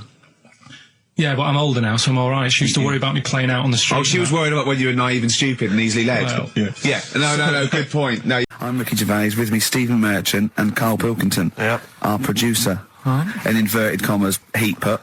Yeah. They know. How are you doing, all right, Karl? Yeah, didn't they also write something about me, bald round head? Yes, perfectly round little bald man head, they said, so... Because you need to know that when you listen to the radio on that. Really matters what my hair's doing. Your hair, have you given it a little polish? Because you look like a cue ball at the moment, and you've had a shave in it. I've never seen such a round head. It actually looks like a plate with ears. Yeah, well, for those that have never seen Karl, I actually, if you remember, I think he looks a little bit like Mr. Spoon from Button Moon. He does. If you've ever seen that show, and also he looks like, you know when they say they find with a little 4-foot human and it's actually 500,000 years old and they give it a name and it's the first, Australopithecus into. Right? He looks like one of them as well. Perfectly round little. He is the missing link. He looks half human, half monkey. Because he's got a slight slouch as well. So it's like those pictures where you see it going from an ape to a man. He's one of those in the middle. Yeah, and of course his monkey hands, his hairy little wrist to those skinny little things that he can get oranges out of holes with, and it's unbelievable. Why are you so all shaved and polished and everything? Got a wedding. What? Got to go to a wedding today, so thought I'd clean myself up a bit. Yeah. Shouldn't you be wearing a suit or something? No, I'll go home and put something on. Oh, okay. But Suzanne said, make an effort. I sort of had a shave and that, and then I came out of the bathroom. She said, "Oh, your head looks a bit sort of eggish." She's right. She always worries about when I have a shave because I just, That's your girlfriend, Karl. I know. Saying that. Just think. So don't worry about Heat saying it. And funny thing is, it's Boyd Hilton, I think, of Heat that wrote it. And he's got a little bald head. Yeah, no, don't slag him off. Yeah, but on the end of his review, does it say, written by Baldy Boyd? No, because it doesn't matter. It's a magazine. Don't worry about it. Looking forward to the wedding? A bit boring, isn't it? But you got to do it. They're probably listening. Should we do a shot? No, it'll be a great day for them, but I know what will happen. Suzanne will see, all the fuss and that, and then she'll get ideas, and I'll have to let her down and all that. Why is it you don't want to get married again? I always forget. It's just... Who's it for at the end of the day? I've been with Suzanne for 11 years, right? Sure. We're happy. Well, I am. That's what counts. You're never happy. I am. I'm all right. Yeah, no, you're happy with Suzanne and everything, but apart from that, you're never happy. You are the most grumpy, moany thing in the world. I mean, I get annoyed, but I'm always happy. I was annoyed here. I was happy coming here, but there was a bloke behind me walking and scuffing his feet. He had a pair of those stupid skulls on, and he was clicking and scuffing. Wear some shoes you don't have to click. Pick your feet up. Flip-flops annoy me. But I'm happy. I'm just annoyed. You are just like, oh, the world's on me. It's rubbish, this. I know the world's great. It's just sometimes people annoy me by being there, But Steve said I should be locked in one of those towers that princesses used to be locked in fairy tales, because everything annoys me. But you're grumpy. I'm not. I'm all right. XFM 104.9. We're not here. This next clip is one of my favourite clips. Look, it needs no introduction. Here it is. Finally, White Van Man. What do you make of the fact? If you want to send a necklace in for Suzanne, that'd be handy. Mm-hmm. Oh, yeah. That's what she wants. Is Suzanne listening today? No, she's out. Right, okay, this is the dilemma. Me and Steve, yesterday, were trying to convince Karl that it would be a good idea to buy Suzanne a Christmas present. Okay? Now, why aren't you going to buy her a Christmas present? Explain, Karl, why you don't think you should buy her a Christmas present. No, well, I've told her I'll get her one, but in the new year. We're going away on holiday and that, so Yeah. there's no point taking stuff away. Yeah. Going to Lanzarote next week. Just get something in the sales after Christmas for the, yeah. Yeah. Right. And me and Steve were trying to explain to Karl that she would love it if you bought her something on Christmas Day. Yeah, but she knows now. But Knows yeah. what? I've told her. So No, she's well, getting I'm going out. to tell you, do you know, right, this, dear listener, this was Karl's worry. I said, I bet she's got you something. And Karl was worried in case he got her something and she hadn't got him something. Yeah, he'd be livid. He didn't want to be down. He didn't want to be a present down. Yeah. Look at his face. So buy her a nice necklace. Don't spend, just spend £100, you know, just a little token. We're going away. We're going taking her away on holiday. No, you're not taking her away, are you? What, you're paying for it, are you? Yeah. Are you really? Well, half and half and that. Right. So you're paying for you to go on holiday? That's good of you. So the gift is your company, really? She's done all right. She's done all right. Why do you talk like you're 60 years old? And you've been working down the mines. I don't know, she's done all right. Do you go home to her and say, Suzanne, you're bloody lucky? I mean, You've fallen on your feet. to Look be who fair, you've Rick, got. What? I'm not sure she has done all right. I don't want to be critical, but... Oh, dear. So what are you going to get in the sales? What are you going to get Yeah, her? it depends. I'm thinking, I mean, I'll give her the choice. She can have Kingsley and old Bob Marley. Right, I'll let her decide there. Oh, dear. I can't wait to see you. Where are you going, Lanzarote? Yeah, Where's that? don't know. Suzanne sorted it out. I said, Lanzarote, I said, is that Africa or is it Spain or Portugal? Just took you, don't know. I went, what do you mean, don't know? I goes, well, what's the currency? I went, don't know. I said, Suzanne booked this one, did she? Yeah. I thought, where is it? Is Lanzarote African or? Foreign. Somewhere foreign. I was looking last night, and doesn't look that good. There was like one of the highlights of the things it says you've got to do is go and have. Apparently, they've got restaurants in caves, and that's like one of the things they say you must do. So, if that's a highlight, do you know what I mean? Right. So I'll do that. Go and see what that's like. Yeah. When you're on the beach, Karl, do you wear the very, very tight Speedos? No. Do you walk What do around you with wear? them? Sort of longish shorts, Yeah. t-shirt on, probably with a sort of a light shirt on top of that. Right, sure. So quite wrapped up then. Covered up. Do you wear a hat? Because obviously the bald head, there's risk of sunburn. No, I just put a bit of lotion on it. Lotion on there. Yeah. Just have a bit of a wander down the beach, have a look. Yeah. See if there's any old blokes with their tackle out and a backpack. A lot to look forward to. So Yeah. there you go.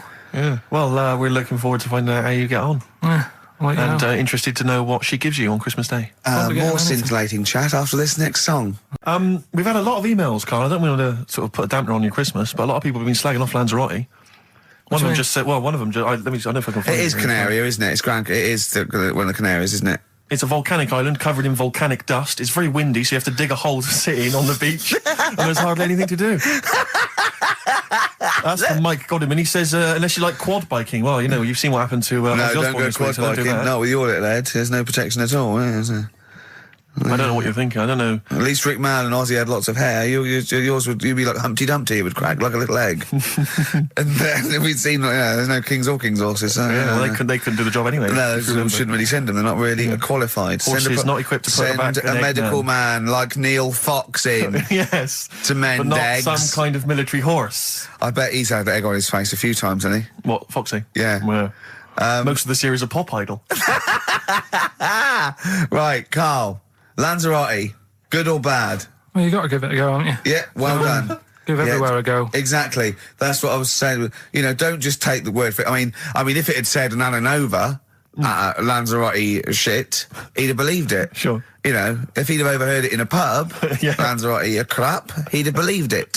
He'd have seen it on a website that was mainly concerned with monkeys and witches, he'd have believed it. Yeah. As it is. Everybody raves about New York, and when I went there, I thought it was rubbish. Well, you're an idiot then, because that is possibly though, the isn't it? greatest city in the world, Subjective. along with London.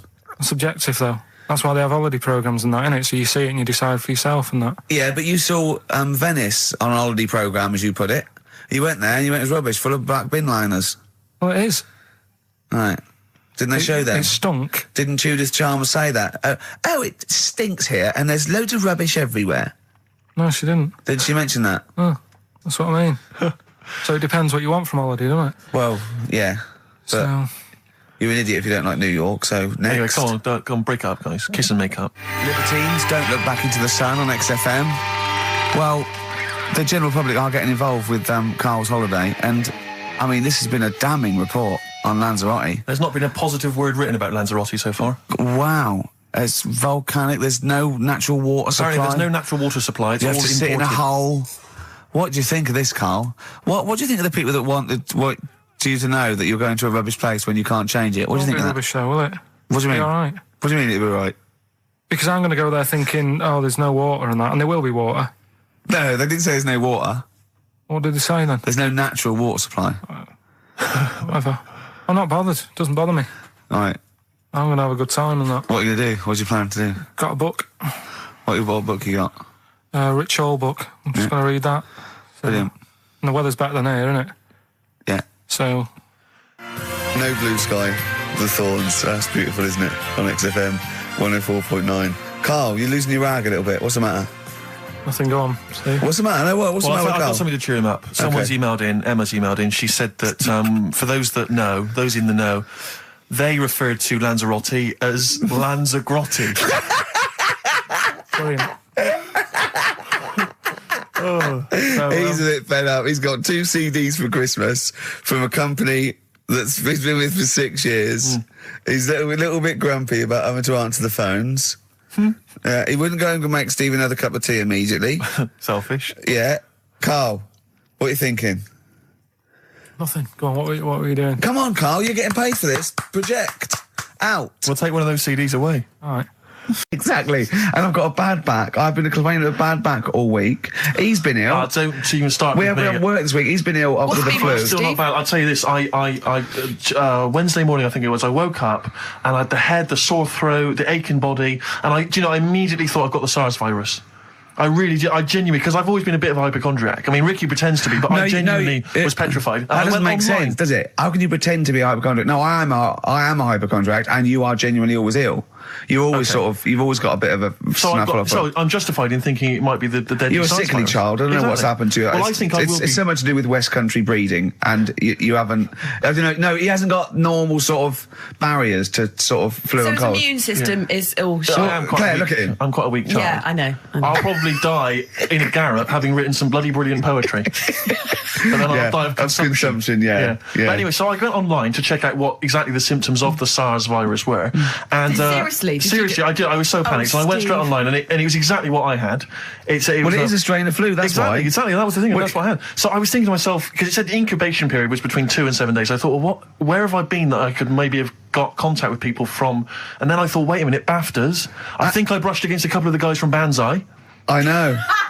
I'm thinking, hang on. Yeah. Wait a minute, that makes sense. Yeah. And so I was suddenly getting a little bit eggy because, I mean, there was a lot of people. There's like 1,500 people at the BAFTAs. So, I mean, any one of them could be carrying it. Yeah. So I was really just panicked. But, I didn't immediately rush to the doctors. No. Because you've got to wait for ages down there. Dr. Shah's brilliant, but you've got to queue up for ages because it's down in Swiss Cottage where I live. And I'll tell you, there's some dregs in there in the waiting room. Oh, man alive. People who've just gone in there to read the magazines. And they're just sat there. There's some people who just waste the doctor's time. That's what annoys me. A lot of old people, a lot of Saga listeners who just waste people's time. I know. I went to accident emergency once because I'd done my leg in, and I'll tell you what, you look round and you think, oh, look at all these people. Look at these, they should be, there's hardly any of them weren't handcuffed to someone. Exactly. You know what I mean? You go to Casualty on a Friday night and it's like, oh, awful. Yeah, and there's and so I mean it was that thing. Well, I could either go to Dr. Shah, but that's NHS, or I could go to one of the Medi centres. They charge money, Claire, and I mean I know it's a killer disease, but I'm not making cash. You don't want it. Yeah, you don't want it. Because what if it isn't? That's money wasted. You don't get your money back, do you? I mean, I really needed him to say, you've got the deadly SARS virus for it to be worth the 80 quid. You know? Exactly. And as I Yeah. suspected that, it was 50-50, I decided not. I decided to ride it out. Yeah. And thankfully, so far, I've not You're died. looking all right. What I really want to talk about was Ricky's white suit. Oh yeah. Okay. Well, listen. Classic. Well, let me explain. I said to him, Well, never mind all that. One, it's actually I bought it for a photo shoot because I'm doing this thing. I got a DVD coming out in October, and I'm doing a spoof of the front cover of Thriller. So I bought a white suit, and I got it right. And I thought, well, I might as well wear that then now and get it dry clean. I thought you blagged and it. I thought when I put it on, I looked a bit like Sean Connery as James Bond. Apparently, I looked like Tattoo from Fantasy Island. The little midget guy. Yeah. Sure. Which was, I did watch it back, and there are some resemblances. At one point, I did plan, which was I don't know why. Yeah. I thought. Well, when he suggested he was going to wear it, I said that's crazy. I said it's madness because I knew it would come back and haunt him. I got away with it though. Well, did you? No. I mean, what was it? I said to you, we were talking about it, and he said, "Oh no!" He said, "What are you wearing it with? A sort of white shirt and a white tie?" I went, "No. I wear a black tie." He said, "Right." He went, "You should do it with the white shirt and the white tie." He went, do that whole Randall Hopkirk thing, and I went, "That's what I'm worried about." He went, "What? You're worried people think you're a ghost?"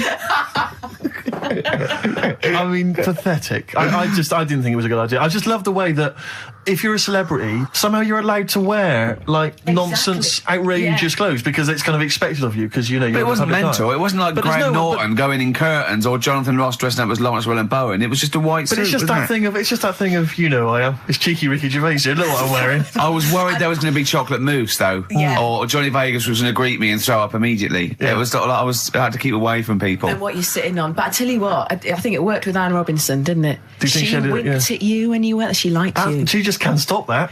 She's made it into a catchphrache. But you made her giggle like a little schoolgirl. I knew it was safe though to say that thing about her drinking because I'd done a non-broadcast pilot with her this year. For a friend was the producer, and it's a new show called Look Who's Coming to Dinner, and the premise is I choose sort of 6 heroes that are alive, and so I knew it was all right, so I didn't just go out there and start insulting this poor middle-aged woman. I sort of knew she could take a joke. She's all right. She's obviously she's not really like that. So yeah. No, but I loved the way she just giggled like a little girl.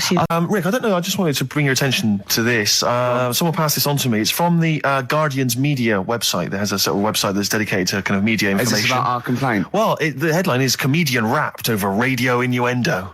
Right. Jessica Hodgson has written the article. Are you familiar with this? Have you seen this? Be careful now because we actually got a complaint. A lot of people don't know this. We got a complaint upheld, and all of this we're very sorry. We didn't mean to offend, and it was a while ago. So we are going to be very careful. Carl's getting very nervous. We're just going to read out. We're not going to editorialise, Carl. We're just going to read out what the Guardian printed about us. All right? Okay. Comedian Ricky Gervais has had a dressing down from a broadcasting watchdog for his repeated use of the word cock in a lunchtime radio show. That's all right. That's what it says. Fine, Carl. that's what He's not going to say it again. He's not. Yeah. Go on. Imagine this is the news and I'm reading it. Yeah. The Broadcasting Standards Commission upheld a complaint against the comedian for coarse sexual innuendo in the programme on London station XFM. The Commission acknowledged that the presenter's remarks were intended to be humorous, but took the view that the amount and detail of the coarse sexual innuendo had exceeded acceptable boundaries for broadcast, said the BSC in a statement. The complaint objected to a section in the Comics Saturday afternoon show when he discussed the different meanings of the word cock. Gervais wondered aloud whether the word was acceptable when discussing birds, but not the male sexual organ. A BSC spokesman said the comedian went on and on about it for nearly 5 minutes. XFM, a self-styled alternative radio station, said in its defence that its remit was to provide cutting-edge programmes for a youth audience. The station said the programme's brief was to include elements of alternative comedy within certain shows that would not fit within a more mainstream radio station format. In this particular show, it was not the presenter's intention to shock when they took a humorous look at how the English language could be construed in different ways within different contexts.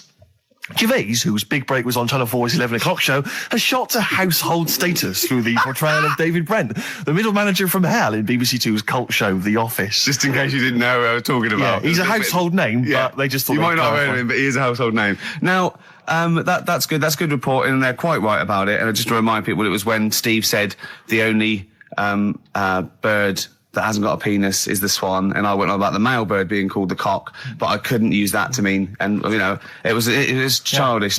But what annoys me is, I'm sure I've heard things on like Radio 1 like that. Or what's what's her name in the morning? Sarah Cox. Yeah, and as there's a DJ like Karl Cox. Yeah, so you got Karl. What's the matter? I'm just saying. You're just saying there's a pair of DJs on. Yeah, but we've done this. And what are you talking about? We're just talking about names. They're just saying the names. Now, I love Cox in the morning. You're a big fan of Cox. And at night. What's the matter with you? Come on, Karl. All right, we've taken it. Have you actually been rapped over this? No, I don't know what. Have you had a dressing down? No. When did that happen? I don't know. I was meant to tell you, and I never got round to it. Okay, thanks then. So don't do it again. We went. It was a great day, wasn't it? Brilliant round of golf, absolutely brilliant. Such a beautiful place in Stoke Poges, it's like a really posh place. And are you a good golf player? Well, we'll get to that. Oh, okay. Wow, he bought the shoes especially for it. Oh, I'd love to have seen him in those little shoes. I know, and they were no good because they were metal spikes. We had to change them. He was annoyed straight away. He spent over £22 on these golf shoes. We hired a buggy that was brilliant fun. I was bombing along, wasn't I? I don't drive, but it was great on that buggy. Well, you've been on a buggy with me and you were a bit scared. Yeah. What I nearly killed us once. I was just taking banks and things, but you don't see sort of bunkers, and he'd scream and go, stop! And he'd put his foot down the brake, and then I reversed. At one point, he sort of did a handbrake turn next to the lake, and then we had to reverse, right? And you just flick a switch and put your foot down. He did that without looking. I looked behind, there's a big oak tree there. He screams, watch the tree, right?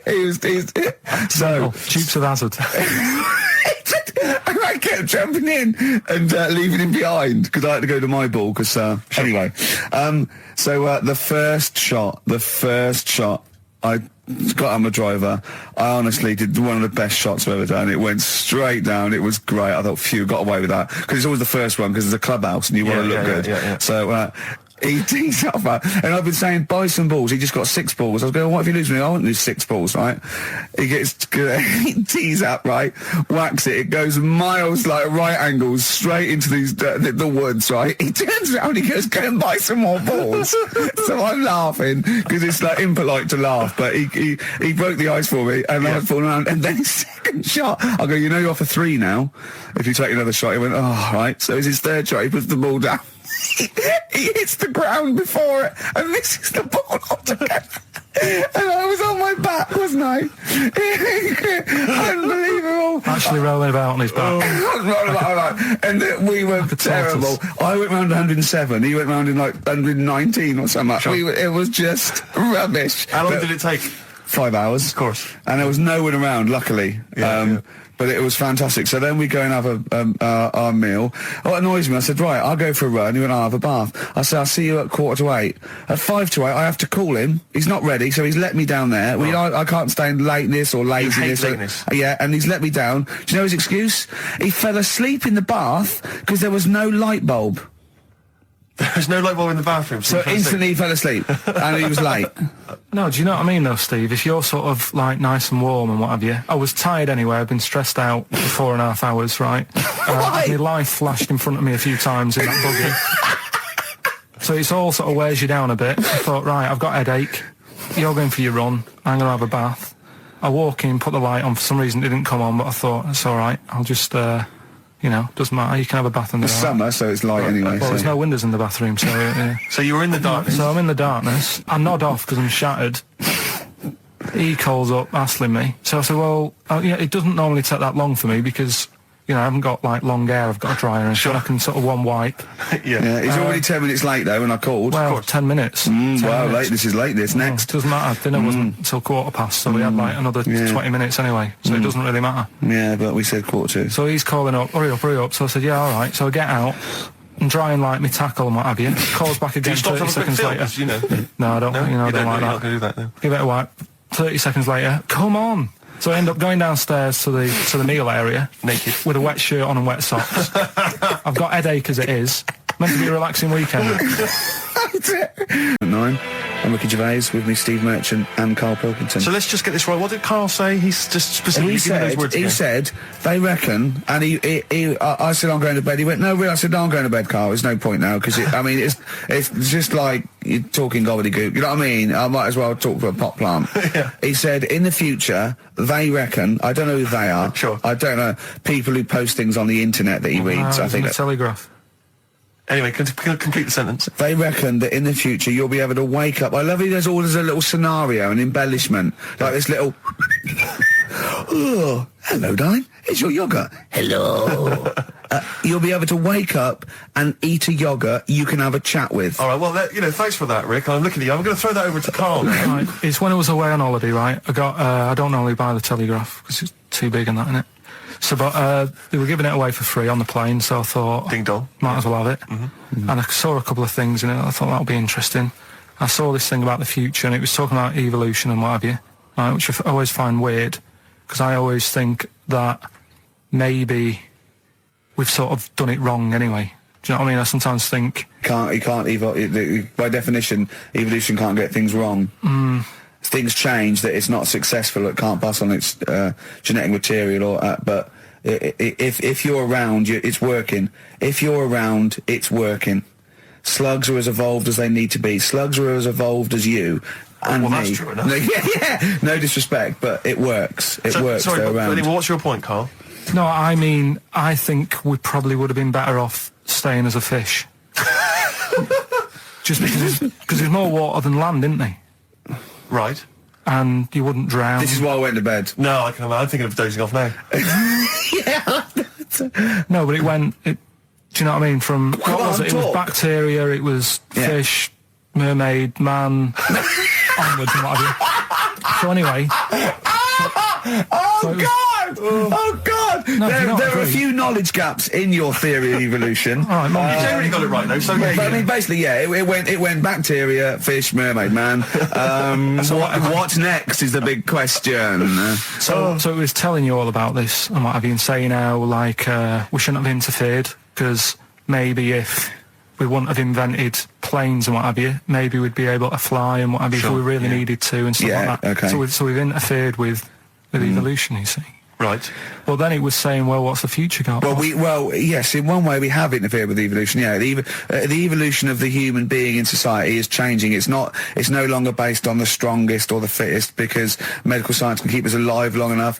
People can pass on their genetic material where without this civilization they wouldn't have been able to. So yeah, there are different parameters, there are different pressures, there are different things that say whether we're going to pass on our genetic material or not. Okay, so in that sense you're right. And that, Rick, as far as I'm aware, has led to a yogurt that you can eat and have a conversation with. So this is what it was saying. It was just saying, we're living in mad times and that. There's a lot of weird stuff going on.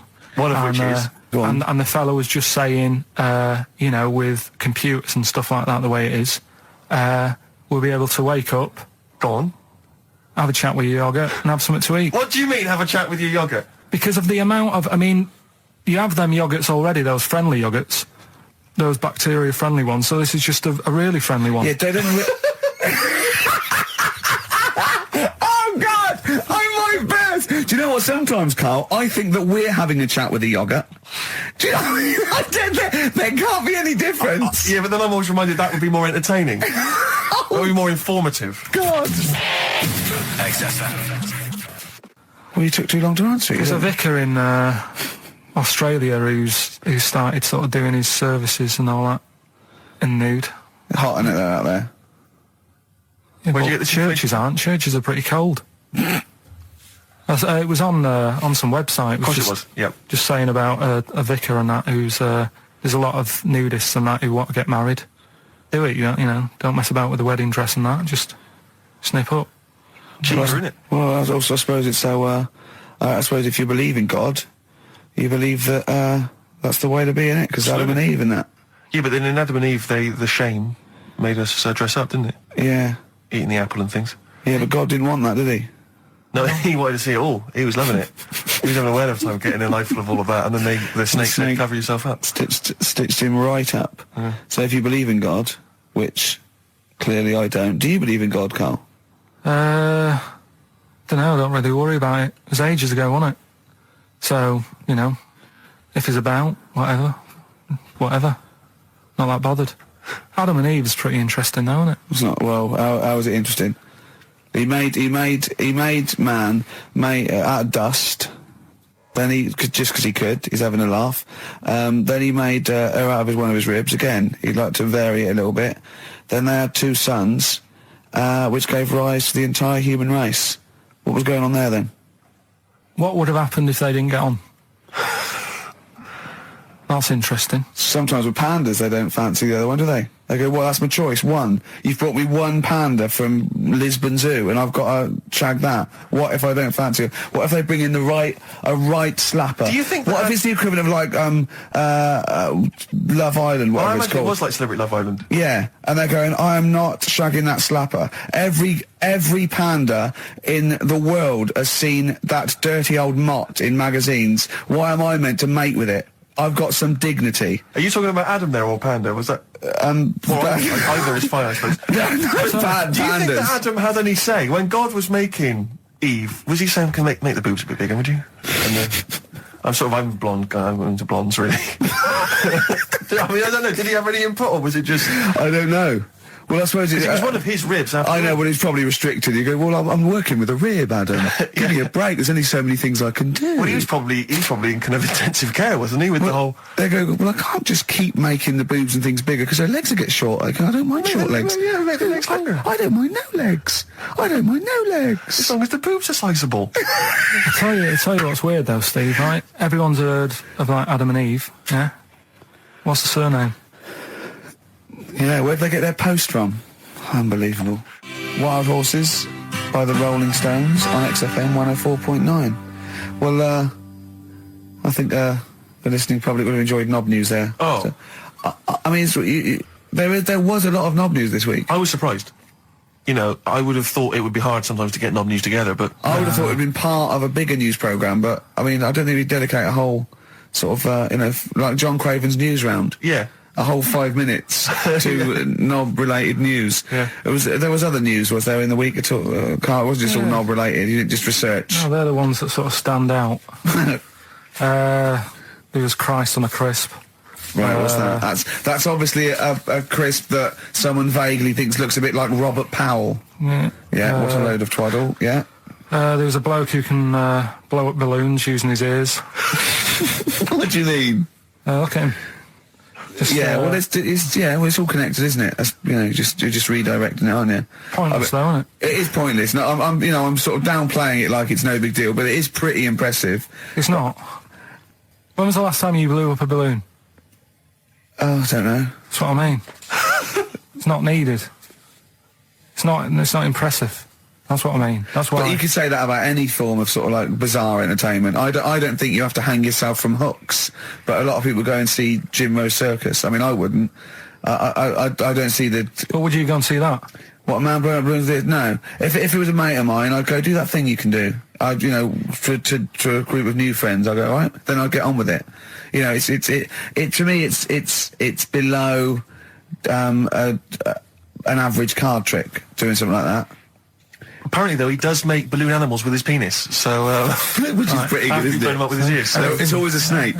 So a little snake. I go, yeah, well done. Back to the news. The Kinks, Better Things on XFM 104.9, Steve Merchant, Ricky Gervais, Karl Pilkington. But do you know this, we're talking about the leech thing. Sure. Right. You're saying put them in a blender. I'm not saying that. Well, someone did. Yeah. Why were they doing that in the first place?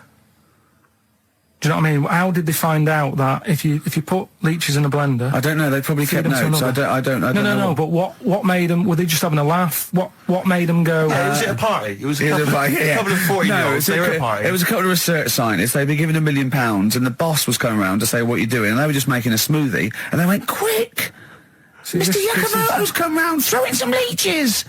What are you doing? Just leeching. Just feeding these leeches to some other leeches. All right, well, that looks like science. I'm off. Well, that's what Here's another £1 million for next year. Bye. Yeah. That's how they work, though, isn't it? A lot of these scientists... That's exactly how they work. I'm just saying they're getting away with murder. Go on.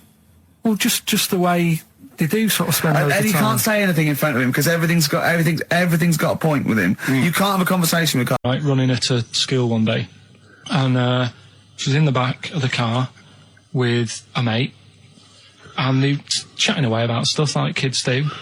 And they got onto the topic of one of the mates who they said, I mean, you've got to remember, my niece, this point, was probably about 5 or 6, something like that, right? In the back of the car, talking about My Little Pony, whatever it is they play with. Subject changed. That Lisa in our class, she's a lesbian, isn't she? Right. That was that's what they were talking about. Yeah. Chatting away about it. Just openly talking about lesbianism. And probably, you know, this is the topic that they're talking about in the pub when they're having out drinking. Yeah. Yeah, but they might have thought a lesbian was a funny word or something. You don't necessarily know the ins and outs of it, do they? It's weird though, isn't it? Because when I was younger at school, you didn't you swore a little bit, but it wasn't like major swear words, and you sort of did a little bit of nicking, but nothing like they get up to now. I mean, if my girlfriend, when she was about 7 or 8, she was walking to school with her mum, and she called her a C-U-N. Right? You are joking. No, she said, because she thought it was she said she thought it was a big furry animal. So she was being nice, and I remember, where'd you hear that? Where'd you hear that? Like, just heard it at school. So they might not know what it means. But because I'm thinking maybe, did you start the show with that particular kind of manner? Just because obviously a lot of new listeners, I imagine, thanks to the massive poster campaign, and you obviously want to impress them and charm them. There's a few examples today of irony coming back and biting you. Yeah. That seemed like a funny idea at the time, me posing that. But Jonathan Ross phoned me up when they first went up and he just said, I've just seen a big poster of a predatory gay. Yeah, you do look a little bit. Yeah. Hello. And what's your name? Why would you like to sit down here? And then you're in the background. And also, I think the funny thing about having you as a partner, I mean, the only good thing is that you look weird and tall, like too freakishly tall and lanky. Oh, yeah, but in that one, no, because your background and you're smiling, you don't look as weird as you do in real life, or as freakishly tall. So it sort of ruins it a little bit for me. they found out that scientists. Oh yeah. I've found out 17th century that like now 1 in 10 rams are gay. 1 in 10 rams are gay. Yeah. Yeah. So that was like Wallet. That's how I could get that in. They got a load of gay and straight rams. Right. They worked out which were which first. They said, right, that bunch there is a gay bunch. They looked better. They just had more pride in their appearance. And the other ones, the straight ones. And then they gave them to this scientist and said, right, go on, do what you got to do. And they took the brains out of all of them. Just to check. And is it true? Shed 7 was split up. And the next, one of those dorky message boards, someone came on and said, "You are joking." Oh dear, what else is happening? I just pray that it is just a rumour. It is just a rumour, yeah. Just call in if it's true. Well, no, call in yourself. Well, if Shed's listening, yeah, and he's not busy, he's got Mondays off now. Call in and say what was the split all about? Tell you what I read about. Sharks, monkeys, or jellyfish? It's 10 past, isn't it? We haven't done a little bit of knob news. No, right? We haven't done knob news, no. But it's been 3 months. It's been 3 months coming. There's this thing. I don't know the full story. I don't know how it happened, right? But little Russian fella. Yeah. He was sort of having sort of emptying his bladder, right? And somehow electrocuted himself. Right. And sort of did a bit of damage. How did he smashed onto some live wires or something like that? So did anyway, it damage to himself or to an electric fire or something? No, to himself. To himself. Yeah. And so the doctor didn't slip and curling tongs went up his arse when he was pissed, because that's happened a lot. In we've all been there. We've all shoved the old curling tongs up the arse when having a piss. Right. So I can't even be bothered. No, go on, we're interested. What? Come on, we're interested. Don't you can't be bothered. You get Mondays off. Do some work. All right. So anyway, the doctor says, "Oh, it's not looking good. We'll have to take that off." What? He's like, Novectomy. Yeah. Really? But the funny thing is, right? Nothing funny about that. They've done. You're doing me head in. Just tell the story. It's doing me head in. Or you can chill out on Monday. I've only got 15 minutes, but I'm going to talk to you every Saturday. I'm going to get the money's worth out of this, because you get Mondays off. And I can't bear the fact someone's getting away with something like that, because it's terrible. So you're going to stick this out, or you're going to have to work Mondays. So take it on the chin, right? Okay. Just finish the story. Yes. I command you. Just do it. Anyway, so he said, you know, will you be able to sort me a little knob out? A prosthetic cock. Yeah. But they put him out for the operation. Yeah. He woke up. Yeah. Right, and he's thinking, oh, thank God that's over and done with. Yeah. They've only grown it on his arm. What are you talking about? You twat. Shut the you're an idiot. What do you mean they've grown it on his arm? Apparently, like, that's the way they do it. Oh, yeah, but to then put it on, that wasn't a mistake. It wasn't doctor going, did it go there? Some bloke I didn't do a degree. Are you a real doctor? Yeah, yeah. No, but why put it there? Because it's got to grow, it's got a graft there, so they can control it. To skin tissue. But on your arm. Well, they're going to remove it or- from the arm itself. What do you mean on the back? on your back. Somewhere, well, we can't wear a t-shirt. Yeah, but you could have ridiculous. He's in hospital. But this way you can still have a little tug, can't he? But they'll leave it there for quite a bit. It's not... Do you know what I mean? It's not going to be like, oh, it's just there for a few days. Yeah. It's there for a bit. That's not good, is it? So he's got a cock on his arm. Yeah, what's up with that? What do you mean, what's up with that? Well, I mean, he could say it's a thumb or something, couldn't he? Yeah. But they remove it. Be good and for attach hitching. it down wouldn't below later. If you had a knob instead of a thumb and you went hitchhiking, just tickle it. They can see it like a mile down the road, couldn't they? Posting. Yeah. If I'd lost my knob, I'd go, oh, I'm not going to have all that stuff. Just whack a pair of tits on me. Do you know what I mean? I think, oh, just forget it. But why not just put it where it should be straight away instead of messing about? Where should it be straight away? You know. On the forehead. Listen, let's... Talking of campaigns and things and that, did you see Sir Bob on Jonathan Ross last night? Sir Bob Geldof. Sir Bob Geldof. Yeah. Are you going to walk to Edinburgh or sail to France, Carl? What do you think of all this? The G8? I think it's good that, you know, he's doing some stuff for the world and what have you, but probably won't bother.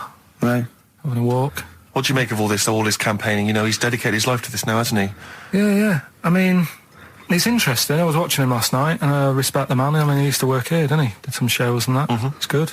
It's all right that he can do it, but... I assume that's not why you respect him. I assume you respect him because he's trying to save a nation, as opposed to used to work in XFM for a while. Yeah, I know, but I'm just saying it's good that he's given up a lot of his time to, you know, try and save the world and that, but... You know, there's a bit of me that's kind of like, you know, is he wasting his time a bit? Right, what do you mean wasting his time? Well, he tried it before and... No, wait. What he's trying to say is that the G8 are I think the 7 most rich, wealthy nations in the world, and Russia, and they get together and they can wipe out the third world debt. I.e. they owe us billions and billions of pounds, they can't afford to pay it back. So he's going to say, let's wipe the slate clean and pledge, I think, a lot more aid and stuff to them, isn't it? Mm-hmm. So what do you think of that? But won't they just do it again? Right, what's you thinking? No, I just mean... I knew I had a little diamond in the rough here. I mean, obviously, you know, I admit, I brought this up because I really wanted to know what Carl thought of it. Sure. Yeah, I had ulterior motives. It wasn't just for awareness, for the very worthy cause. It was because I know... Look at him looking at me. Look at him, he looks at me like a cat. Honestly, it's like there's nothing behind those eyes. Right, what do you mean? They're just going to run up the debt again, you think? Well, what I mean is, right, when I was a kid, right, and I wanted to go to the arcade, I'd borrow £1 off my mum, right, and she'd say, don't come back asking for more and what have you. But I'd have a go on a pinball machine or whatever, game on a fruity, and then go back, and she'd go, can I have some more money? And she goes, I gave you £1 before. And I go, I know, but I'm on holiday. And she goes, there you go then. And then I go off and do the same thing. I didn't go... No, I wasted the last one. I'm going to pop this in the bank. Right. So you think that's what's going to happen with... That's a nice metaphor. So what do you think happening there? That the Africans are blowing it down the arcade. Instead of putting it towards a fishing rod, they're blowing it down the arcade. I'm trying to win a watch. Look, I've got 100 goals. I think this thing is dodgy. Yeah. I'm trying to win a fluffy toy. I just... That's what Bob's saying, you're never going to get the Snoopy. You're never going to get the It's Snoopy. always going to fall out of the little claw It's before it rigged. gets to The the top. claw is not strong enough. Yeah. Do not waste it. No, Midge. Midge, you have to write a song. Write another song, mate. They've blown it down the arcade. Brilliant. So that's your genuine logic, is it? Well, I just don't know... if they put me in charge of it, I don't know what I'd do. I just think it's a... Could I just say that will never happen? No. Could I just say to London, and anyone listening on Sleep Saturday, easy. don't worry, Karl is not going to be put in charge of G8. It's not going to be him, Blair, Chirac. That would be Brilliant. a joy if it were. That would be amazing. But anyway, so let's assume in some alternate universe you are in charge. What would you do? Monkeys, obviously, it's like Planet of the Apes. What are you going to do? You're the only only person with opposable thumbs. What's your solution? We've done a lot of it, haven't we? We've sent, money out there. We've sent them clothes and that. Yeah. Have you? It's gone. You say we. Have you sent? I've done loads for charity. Go on. No, loads. I've done loads of stuff. Go on. For what? Oh, I give stuff to Oxfam. Yeah. What stuff you don't want anymore? Yeah, junk. You mean? Well, yeah, but it'll be all right for them. I mean, I said to you the other day, like when they collect clothes for over there, I don't know, none of my stuff's going to fit them well. But the thing is, I do loads of charities. I do loads of things like. Go on. I pay for tools. I do that thing, a monthly payment of £5, paying for toolbox and that for someone out there. I help old people, which I'm going to stop, to be honest. Why? Because do you know this thing I do, Steve? Right, No. this is a £5 a month as well, right? I got stopped in Leicester Square one day. They said, there's a little old woman somewhere. She's cold. Are you going to help her out? So I was like, why me? Right. So anyway, so they said it's easier if people look after one old woman, right? So why me? I've signed up to look after this old woman called, I don't know, call her name June or whatever. It doesn't matter. So it does to her, but go on. So anyway, so I'm paying this £5 a month, and the first £5, the first time I paid it, I got this thing in the post, right? And it had, thanks a lot, Karl. You're looking after June.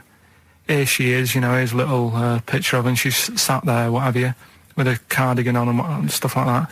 Every £5 you pay, it'll be cheering her up, and, look after her, pay for her food and what have you. So, for a bit, you feel good, don't you? And you think, well, I've done my bit for the world. Anyway, 2 months later, get another package, right? Picture of June in there again. She's got a tan. So he's saying you're paying to keep her warm. No, they meant a week in Mallorca or whatever. And this is what I mean. People if they can get away with it. So whilst Geldoff's there every year or every couple of years, going, let's do this for them, let's do that. I tell you what, I wouldn't get off my arse if I was over there. But that isn't having a go. I don't know where to start. That isn't having a go though. What do you think? So what do you think? You think they're going? Don't bother. Getting a job or anything. Geldoff will be here. Geldoff will be. It's June. I don't know. It's difficult, isn't it? It's difficult. So you think Sir Bob should just wash his hands of the whole affair? You think it's a complete waste of time? Is that what you're saying? That you should just leave them to it? Just leave them to it, let them sink ever more into debt, ever more into hunger. You just think that should just carry on? Do you know what I think he's saying? I think, now, I'm not putting words in your mouth. Are you saying they blew the last lot we gave them, they've got to learn a lesson? Is that what you're saying? No, I'm not going to say that. I'm not going to say that. Is that what you're thinking? No. What are you thinking? I'm not thinking anything like that.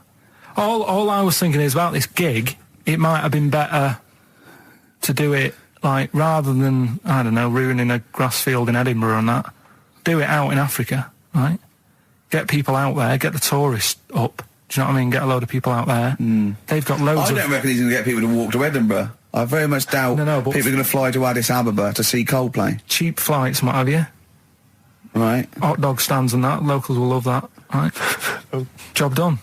Brilliant. Let's put him in charge. Yeah, just for one day. Let's put him in charge of Live Aid. If Bob Geldof is listening, I know you respect him because he used to work on XFM. No, but if Bob, if you're listening, please, I would love. Oh my God, a conversation. Bob Geldof talking to. Forget Kate Bush. Forget That would be Halma. amazing. Can Bob please call in and speak to Karl? No one call except Bob, so we know it's Bob calling. Right, get on the phone. What's the phone number? What's the phone number? Can't we talk to him next week? He might be busy next week. No, He's he got won't. stuff to organise. Don't worry about it. Don't worry about it. You can talk to us next week. All right? I'm not going to go. I'll go through the phones. It's mental. Starving, I went to what is meant to be the best restaurant in the world on Wednesday. Yeah, sure. You must be famished. Well, Jonathan Ross booked a table there. It came out. I think he's been trying to get there for a while, and I think there's a waiting list and everything, right? And He's got over here. You're walking straight in. He can. He's walked straight in with that. Yeah. Me and Jane went along with him and Jane to the Fat Duck in Bray. So it was voted the best restaurant in the world. Okay. Right. And it was incredible. I mean, it's across from the restaurant and sort of Barnum. They, just incredible food. But all the way there, I'm thinking, well, I can't eat stuff in normal restaurants. I don't eat red meat. I'm squeamish about things like seafood, anything that's got too many legs, or was a crustacean once, or feeds on worms. I knew that one of their signature dishes was snail porridge. So I'm thinking, I'm not going to be able to eat anything here. So I was thinking, I had something to eat before I went. And I was thinking that they better not have mucked around the bread, right? Got there, beautiful. And it was really quite fantastic. And I let them know straight away, that I was a Philistine, and they really accommodated me. You know, I didn't have the snail porridge. They put mushrooms in my snail porridge, which was more of a risotto, and there's tasting menus and that, and it was really fantastic. But Jonathan, halfway through, on the way there, I don't like travel well. On the way there, he actually phoned me and said, "Why are we taking you to this restaurant?" Good point. Very good point. They know, even if I go around there, they cook me sausage and mash. Yeah.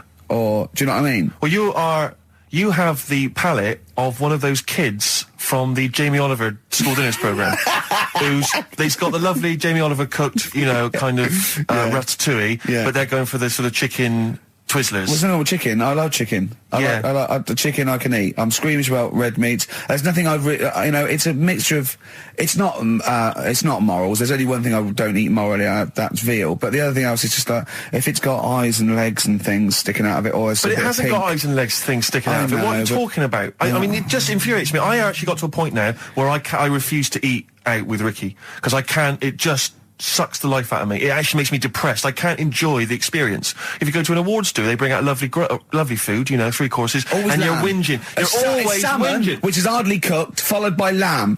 Lovely bit of lamb. Who doesn't think lamb is the best of all the meats? Oh. And you whinge, you complain, you look at Jane like a little boy who's like, "Oh, Mum, why have you brought me here?" You are just... and I tell you, and I put it at the, I don't want to, badmouth people, but I suspect it's your family. I suspect it was your upbringing. I imagine, that if I came to your house, late 60s, early 70s, came round to your place in Reading, it would have just been the smell of chip fat. Always just on. everywhere, Chip pervading, fat just one of those chip fat fries that's just, like you say, constantly, 24 hours a day, I used to eat just bubbling away. I used to eat beef and pork and that, and I used to have to, eventually, when I was getting sort of squeamish and getting older, I'd make her burn it so much that it was just like chewing on a piece of leather anyway, where I couldn't stand the sight of blood or something. A salad in your house would have been I'll tell you what, a pickled onion and a packet of crisps. No, a salad in my house, right, was when it was summer, we were out in the garden, lovely salad, grated cheese, grated egg, 2 bits of beetroot with your leaf, a pickled onion, and a packet of crisps. And that was a salad. But now, is that? Do you agree that is probably the reason why you've got this palate? And I don't even. It's not even a palate. That's too nice a word to use for it. I've got more squeamish as I've got older, because I say I used to eat beef and pork. What do you mean squeamish? I don't understand what you mean. Squeamish. If I suddenly think about it, I can eat like, like, it has to be blasted. It has to be unrecognisably an animal. You know what I mean? I mustn't see a bit of pink or a bit of fat. So if we were in biblical times, and you're there, and Jesus Christ has just fed 40,000 with some fishes and some loaves, you'd be going, "I'm not into the fish, JC." I say take the head off, really cook, take the skin off. I can see a bit of spine. And unless that bread is mighty white, I'm not interested. No.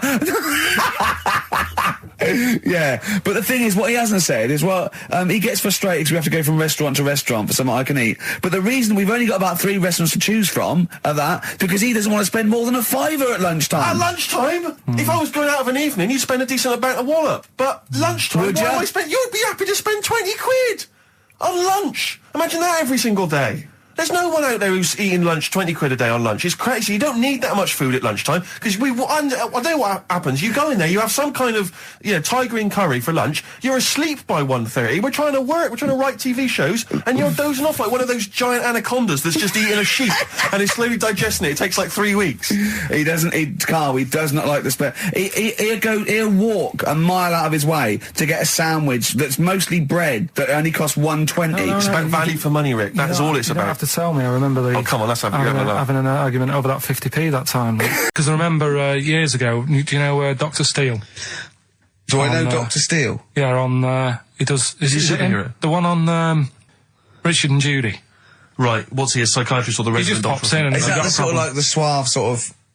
He's not that. He's not that smart. I know what He's you mean, yeah, I know just what you a normal doctor fella. Sure. And yeah, this was like in the 90s, and Richard and Judy said, we got the doctor in again today. We're looking at things that, have been inside people. And there's this one, right? Fella comes on, with an X-ray. Yeah. It's sat on a pint glass.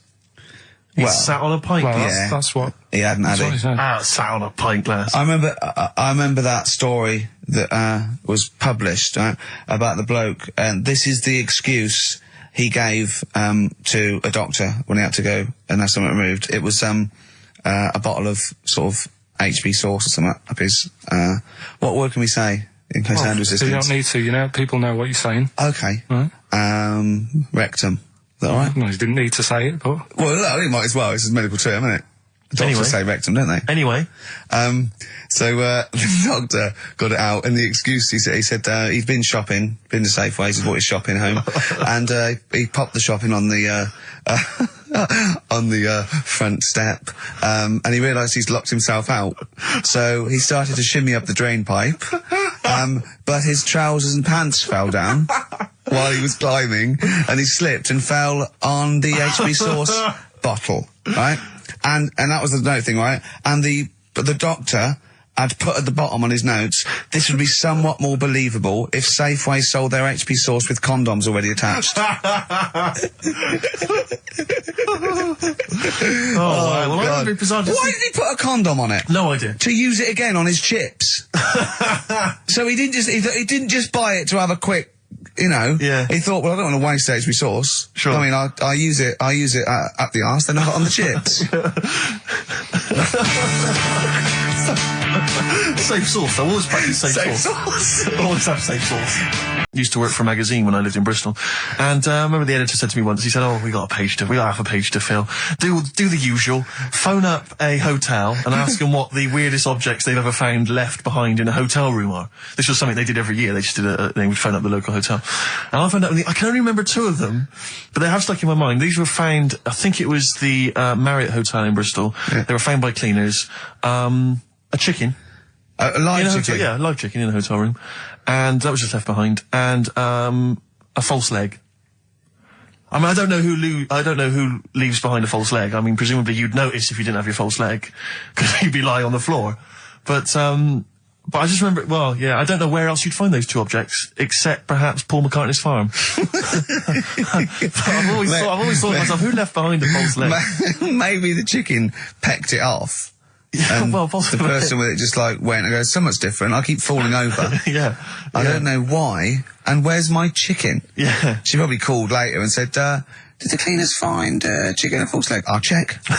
Yeah. I'll never listen to. Yeah. And 2 DVDs I'll perhaps get £9 for on eBay. Please get some decent prizes. Ricky, you're BBC's golden child of comedy. What are you doing? How many of your listeners really are into Stephen Polyakoff's The Lost Prince? No one. That's how many. Now that is a winner. That's someone who's got a reason to like us and like you. I think he's got the same attitude as Steve when you give him something for free. Yeah. Sorted you out with NERD tickets for last night. A lot of messing around, a lot of phoning round going on to get you them tickets. Yeah. Come in today. You enjoy the gig? Couldn't be bothered going, Carl. Typical. Yeah. I didn't say I couldn't be bothered going, Carl. You just assumed that was the case. You're right. But the point is this, Carl. Once you've given me the tickets, they are mine to do with as I see fit. The thing is, what annoys me is, right, I bet he hasn't even listened to them CDs. He might find something on there. That's his point, I think. Yeah, to be fair. But I don't want to give them stuff that's too good, because then they'll listen to CDs instead of XFM. Of course. There's always careful planning. So You always got an answer. Yeah, oh, Carl, you're my hero. We don't care, do we, Carl? well, I think the prizes are all right considering what they've got to do. Do you know what I mean? Yeah.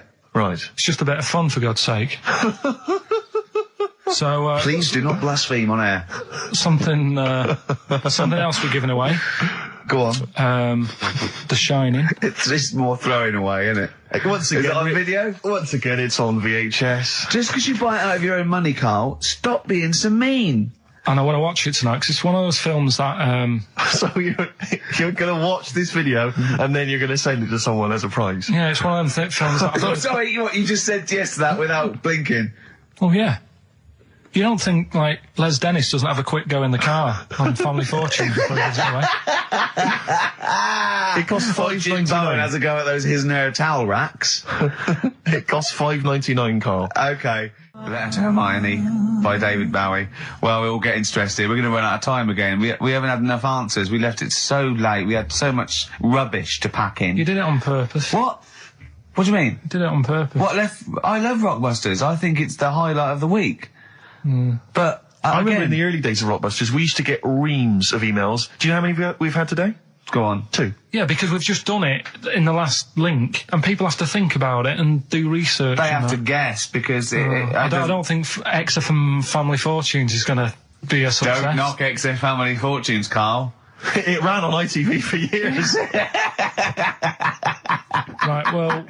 Yeah, so has anyone got any right, Carl? What we'll have to just do as well, we haven't got any prizes to give away anyway, because he gave them away our next one. Yeah, we're coming through now. Let's see, just hang on a minute. Well, this isn't radio. You can't just sit here looking at a computer screen going, hold on, that isn't radio. Right, well, it'll have to be the one who got the closest, right? Joe Jackson.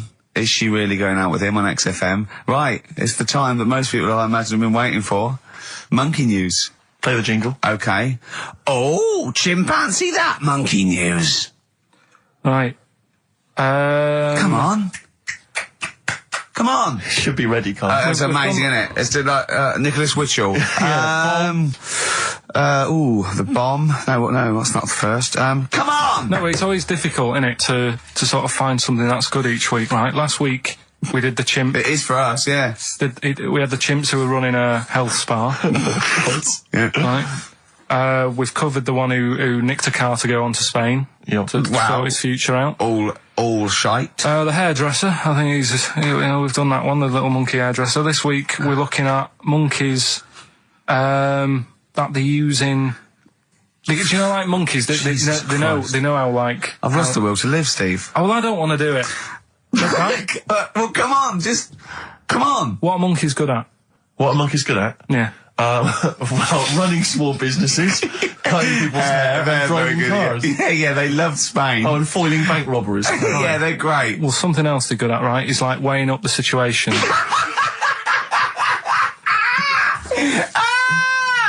Oh, God! If you stick them in a field with loads of like obstacles on it, right, they're good at sort of, I can get over that, and I climb over that, I'll swing from there to there, that sort of thing, right? Okay.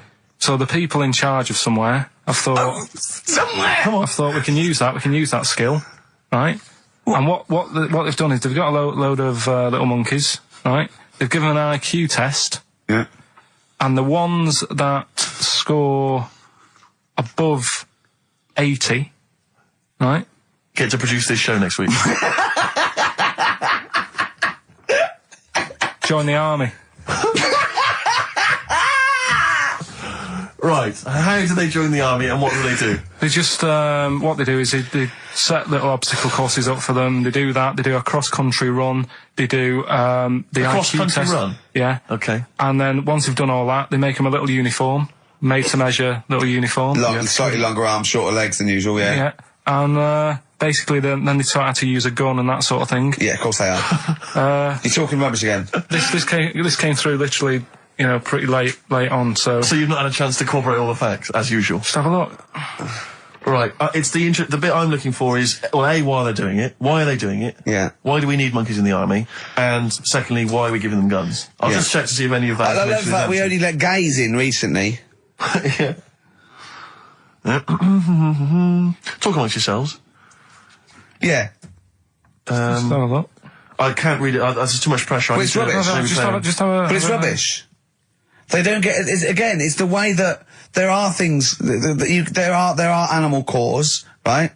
There are horses, there are dolphins, sea lions. You know, there are lots and lots of animals in the army, but they don't have to pass an obstacle test as such, and they're not taught to fire guns. You straight away assume that there's going to be loads of squads of men, and then just one little monkey in the middle.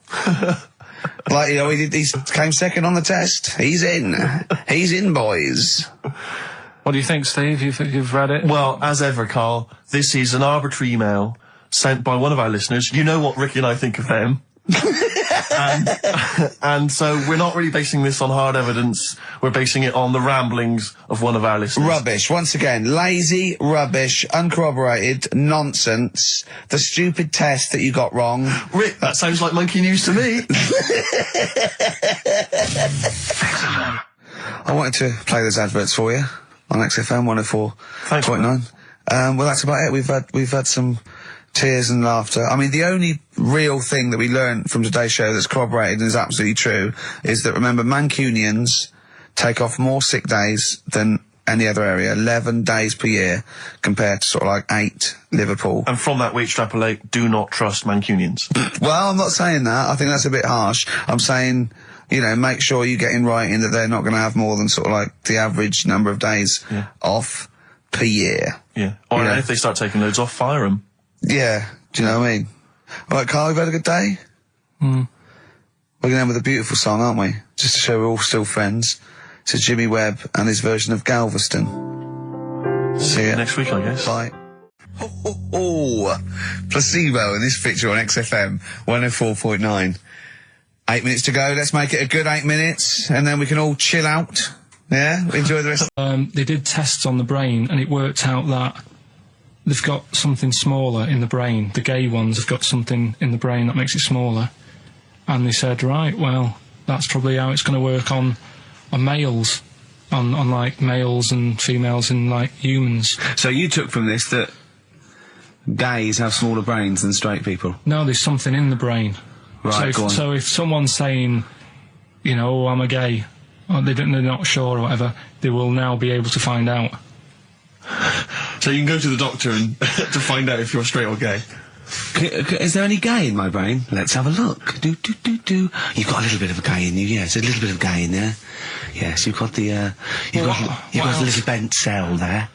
Well, that's why they did it, anyway.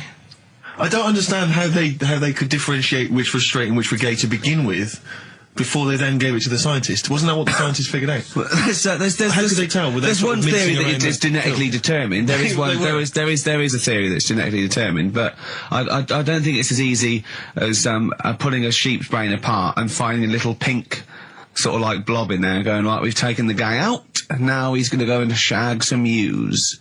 I don't think it's that straightforward. Although homosexuality does occur at a similar sort of rate in animals, I think. Yeah. Yeah. So you do that, didn't you? So that's that one. I mean, I just like the idea of the farmer figuring out which is straight and gay. Well, that one's wearing quite a camp-looking neckerchief. So I'm thinking maybe he's gay. Is that? Yeah. I love the fact they can. That one's a big fan of Sophie Ellis-Bextor. Yeah. They put on ABBA and see which ones dance. Exactly. That's how they. Which one? Yeah. Put on like Barbara Streisand and see which ones sing along. It is rubbish. What did I find? Did you just say that is rubbish? No, I found out other stuff in the week that didn't make the top 3. Wow. We haven't even had this must be mediocre stuff. This must be really bad. Or it might be dubious. Go on. We've got to think proactively now. We've got to sort this out. See, there's always other things going on in my mind when I'm in that pub quiz. For me, it's just a little bit of fun. Sure. It's a night out. Do you know what I mean? Suzanne enjoys it. Yeah. Bit of a get together. We have a chat beforehand. Yeah. We have a bit of fun. Yeah. But there was other things on my mind. Carl, I could do that here. I don't have to lose a tenner. Wait, what were you thinking during the quiz then, when the questions were coming out? What were you thinking of? Well, what it was, right, just before the quiz started, I had to go to the toilet, right, because the rule is, right, people who don't go to it, once it starts, phones off, no more toilet. They take it dead serious, don't they, right? Yeah. So, I went to the toilet. Now, I'm not being out of order here, it just got me thinking, right? I went to the toilet. The gay fella in there, right? There was a gay fella in there. Gay fella in the toilet. Now, How could you tell? How did you know? just typical, you know, everything about it, right? Everything about it, right, yeah. Oh. What, large handlebar moustache, leather cap. Butt plugs, amyl nitrate. Could I just say that these views do not reflect the views of the management of XFM or me and Steve. Or most of the people in this country. Go on, Carl. What's your problem? Yeah, but this is what I'm worried about, really. But this is why I only got Danny Minogue right. Right? Because this was floating around my mind. Went She's to the a big toilet. gay icon, now, isn't she? go into the toilet. They have like men's cubicle and they have women's cubicle. Yeah. Now, without sounding out of order, is it wrong for me to think gay men should have their own little cubicle? Go in. They should have their own. Well, not cubicle. You mean an actual toilet, I suppose. When I was at the urinal, yeah. Normally, you know, there's a fella there, and then you go, all right, and there's no pressure. But I couldn't go. I was thinking, should I wait? If I go into the toilet, it'll look obvious. Yeah. I had loads of pressure, and but this was going on. What were you worried about? I'm so sorry. What were you concerned about? Viewers? I'm so well, sorry. it's like, right, listen, when I was a kid, right, and it's all right for you to go into women's toilets when you're a kid. It's like, oh, it's a bit cute, right? As long as you're not, like, over 15 or something, right? Right. But when I was a kid, I went into a toilet, and women, when they use their little cubicles, they don't shut the door. Some of them just sit down on the toilet, right? And you see everything. And, no, seriously, that's probably one of the first times I saw, like, a woman. Yeah. That, right? And my Auntie Nora when she was staying over. What happened with your Auntie Nora? She was, she's into wearing caftans. Into wearing what? You know, caftans. Oh, yeah. What are caftans? Big, bellowy sort of dresses. Right. And, yeah, I used to sit on the floor at home in front of the telly. Sure. She was on the chair behind. Yeah. She did a bit of a sort of a Sharon Stone scene. Oh, God. Yeah. Did you see it? There was no underwear. No. What age were you? What was it like? What age were you? It was like a ripped tennis ball. What? Right, we're off air. We're off air. Either that or put us in for the Stoners. Iced tea. That's how I'm living. Bit of old school hip hop. Where's our tea? All right. Good point, yeah. Go make me a cup of coffee or something. Well, before you do that, can I just qualify something? I'm a little bit concerned about your toilet discussion. What exactly is your point again? I was just a bit bemused. You see, it's a tricky one. All I'm saying is, right, there I was at the pub quiz. I go to the toilet, not thinking about anything. I try to go, right? There's a little gay fella next to me. I love this little gay fella.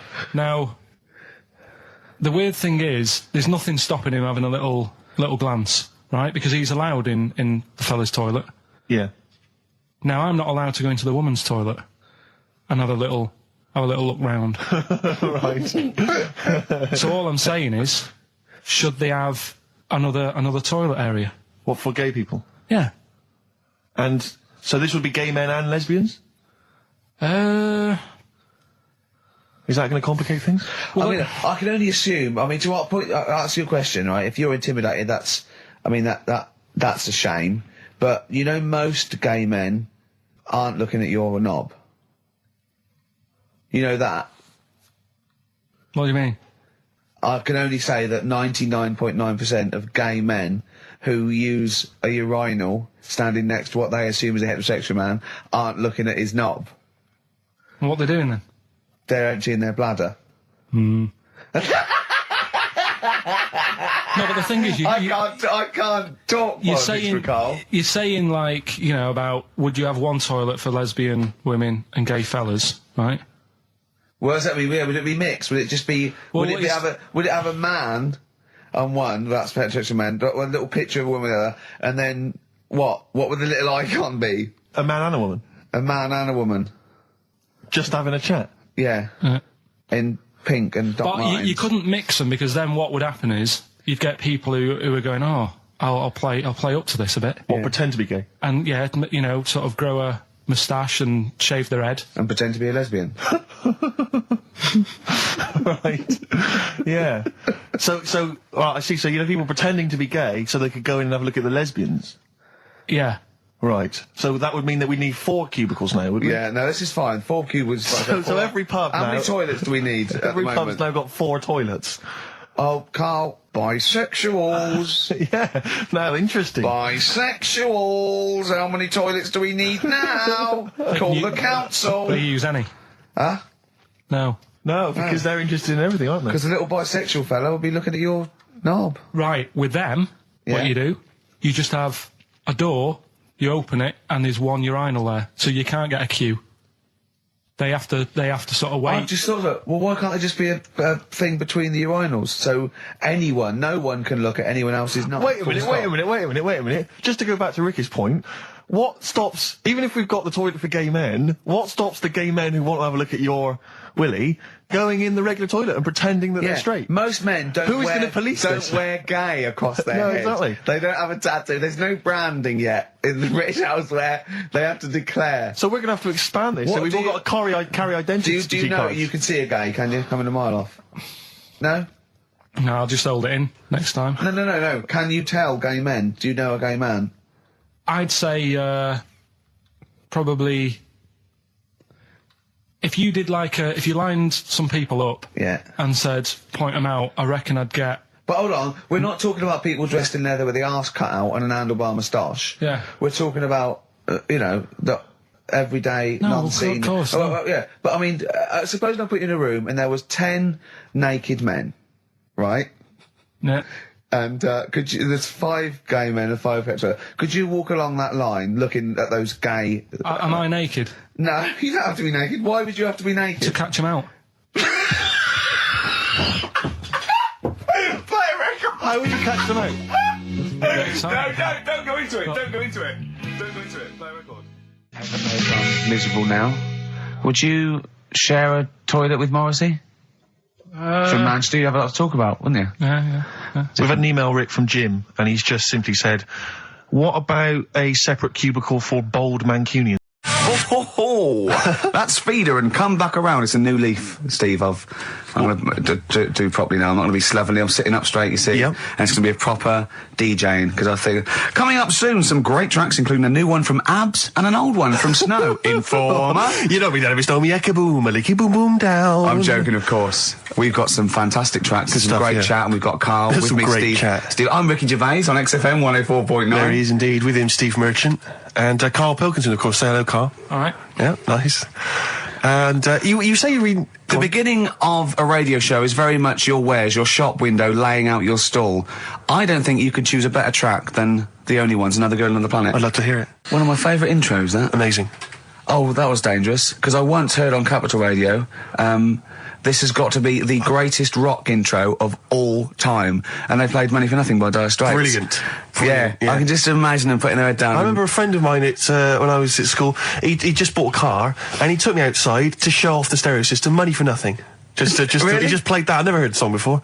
Just played that for its entire 4 or 5 minute duration. It is a to good show off song the sound system. Yeah, it's a good song for showing off intros and sound Yeah, systems. Exactly. Yeah. You said you were driving along earlier. You saw someone. Are you?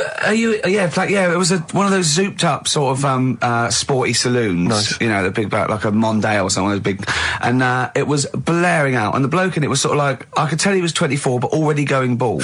Yeah. From like obviously his estate agency job, not too well. Yeah. But he's made a bit of money, and the stereo system was ridiculous. I mean, so loud, and it was going through Covent Garden. He was playing Snow in Informer. Do people remember Informer by Snow? It was a big tune in my I don't youth. know. It's Informer. great. Yeah, I always enjoy it. Can I bring but, that in next week? Can we play Snow next week? Well, you can play a tiny little bit. Tiny little bit of Snow. Yeah, Informer. a Do you remember tiny- Snow, Carl? Yeah, You loved it. Yeah, big tune. Yeah, loved it. Oh, Yeah, did you? big tune from yeah. the 90s. Happy song. Isn't it? Rick, you were saying that you've turned over a new leaf. Yeah. Is that in all aspects of your life, or is that just in your broadcasting career? Because the reason I bring that up is because, do you want to describe what you were eating just now when we came in? Because you're a 40-year-old man, you've put on a listen. little bit of weight, so presumably you're watching what you eat. Well, no, but it sounded exotic. I went Can into I- a go cafe on. and they didn't have a cheese sandwich. Right. And Can I describe what it looked like to me? Right, it looked to me like a big slab of cheese. You've just got them to just cut off a big block of cheese, like the size of a CD case, or one of those double albums, right, of cheese, right, and just lightly melt that for me so it drips over my hand and it gets really greasy in the bag. But just lay some strips of bacon on the top. Yeah, but listen, you've embarrassed yourself. What it was? No, it's a croque monsieur, so it's French. It's a what? A croque monsieur. A croque monsieur. Yeah, and so I thought, I've never heard of a croque You're having a, monsieur. see, you've embarrassed yourself. Is that how it's pronounced? Or is it croque monsieur? Oh! You didn't expect me to be bringing out the French. Tu aimes la musique pop? Oui, je t'aime la musique pop. Le plume de ma tante. Où est le syndicat d'initiative? That means my aunt's pen. So what was it then? It was a croque yeah, monsieur, and it was just too greasy. It was just too, and it was all wobbly. Yeah, and we might take it for granted the people that know who we are, know who you are, know who Karl is. Sure. Now, if you're a regular, then you know exactly who we are. But for those of you who don't, I'm Ricky Gervais. Ricky Gervais, a BAFTA award-winning actor and writer. Steve Merchant, all those. A friend of yours. Yeah. And this is the important thing: Karl Pilkington. Absolutely. Our producer. I say producer. He was the bloke who was lumbered with a job. When I said, listen, I used to run the desk in the old days. When I was like, I used to press the buttons and run the desk and everything. And now I said, listen, I've been on the telly. I do not press my own buttons. And Karl said, well, I don't really work weekends. And they went, well, you do if you want to keep your job. Absolutely. And we were lumbered with him. And then we discovered that he's not just a little dork, a little manky sort of idiot. Sure. He's got nice shirt. He's got, you know what I mean? He's got something else. Absolutely. He's got He brings another dimension, yeah. Yeah. And, he started having a little chat and we discovered that he had quite a lot to say. Well, I think you're absolutely right. And I think, I was wondering we should maybe play another tune. White Stripes and their version of Jolene. What did you make of it, Rick? I loved it. Good. I want to ask Karl a question though, because Karl sometimes in awe of this newfangled world that we live in. What do you think of the scenario? What do you think is going on there? Because it's a bloke singing to a woman, begging her not to take his man. What do you think's going on there? Say again. Well, that's a bloke there singing. Yeah, to his wife Jolene. Right. Were you listening to the lyrics or? You see, I got mixed up anyway. I thought it was about that one about the person who chucks himself off a bridge. So I was thinking more about that than listening to that one. So right, listen. Well, go on it. Right. Jolene, I'm begging of you, please don't take my man. You flaming locks of auburn hair, even though you can, don't. He's all I've got. You're a beautiful woman. Don't take my man, because I can't compete with you, right? Yeah. What do you think's going on there, though? Because, you know, it's Dolly Parton singing it. We know what's going on. They're fighting over the same man, aren't we? Yeah. What do you think's going on when a bloke singing it to Jolene? What do you think of the scenario there? That's one of them names, isn't it? That could be a bloke's name. It's like Leslie. Oh, Christ. Okay, sorry, it was a... I wish you'd not asked him that question. It's so exhausting. Yeah. This is the reason, because actors are often quite handsome people, but yet they're always quite obnoxious. We are. No, I mean, they're normally quite obnoxious, Rick. Again, you know, you're a good example of that. And yet, I think it must be the small man complex. That's what makes them so obnoxious and so kind of desperate for attention. Didn't realise it before. Steady on. Because I tower above everyone. You do, don't you? I'm, for people who don't know, who are listening, I'm 6'7" tall. That's high. Yeah. And for people who've never seen him, he doesn't hold it well. It's not like he's a sort of handsome athlete, is it, Karl? He's a bit of a, what do you call him? Karl, don't answer. No. Don't get drawn into that. You know the game he's playing. No. Do you know yesterday when you were in the office? Yeah. You did a little move, and it reminded me of Blakey. Oh, I hate you, Gervais. Oh, I hate you, Pilkington. That's his stance. Yeah, but even he held it a little bit better, didn't he? Because he was a man, you know. He had a big coat and everything, and a peak cap.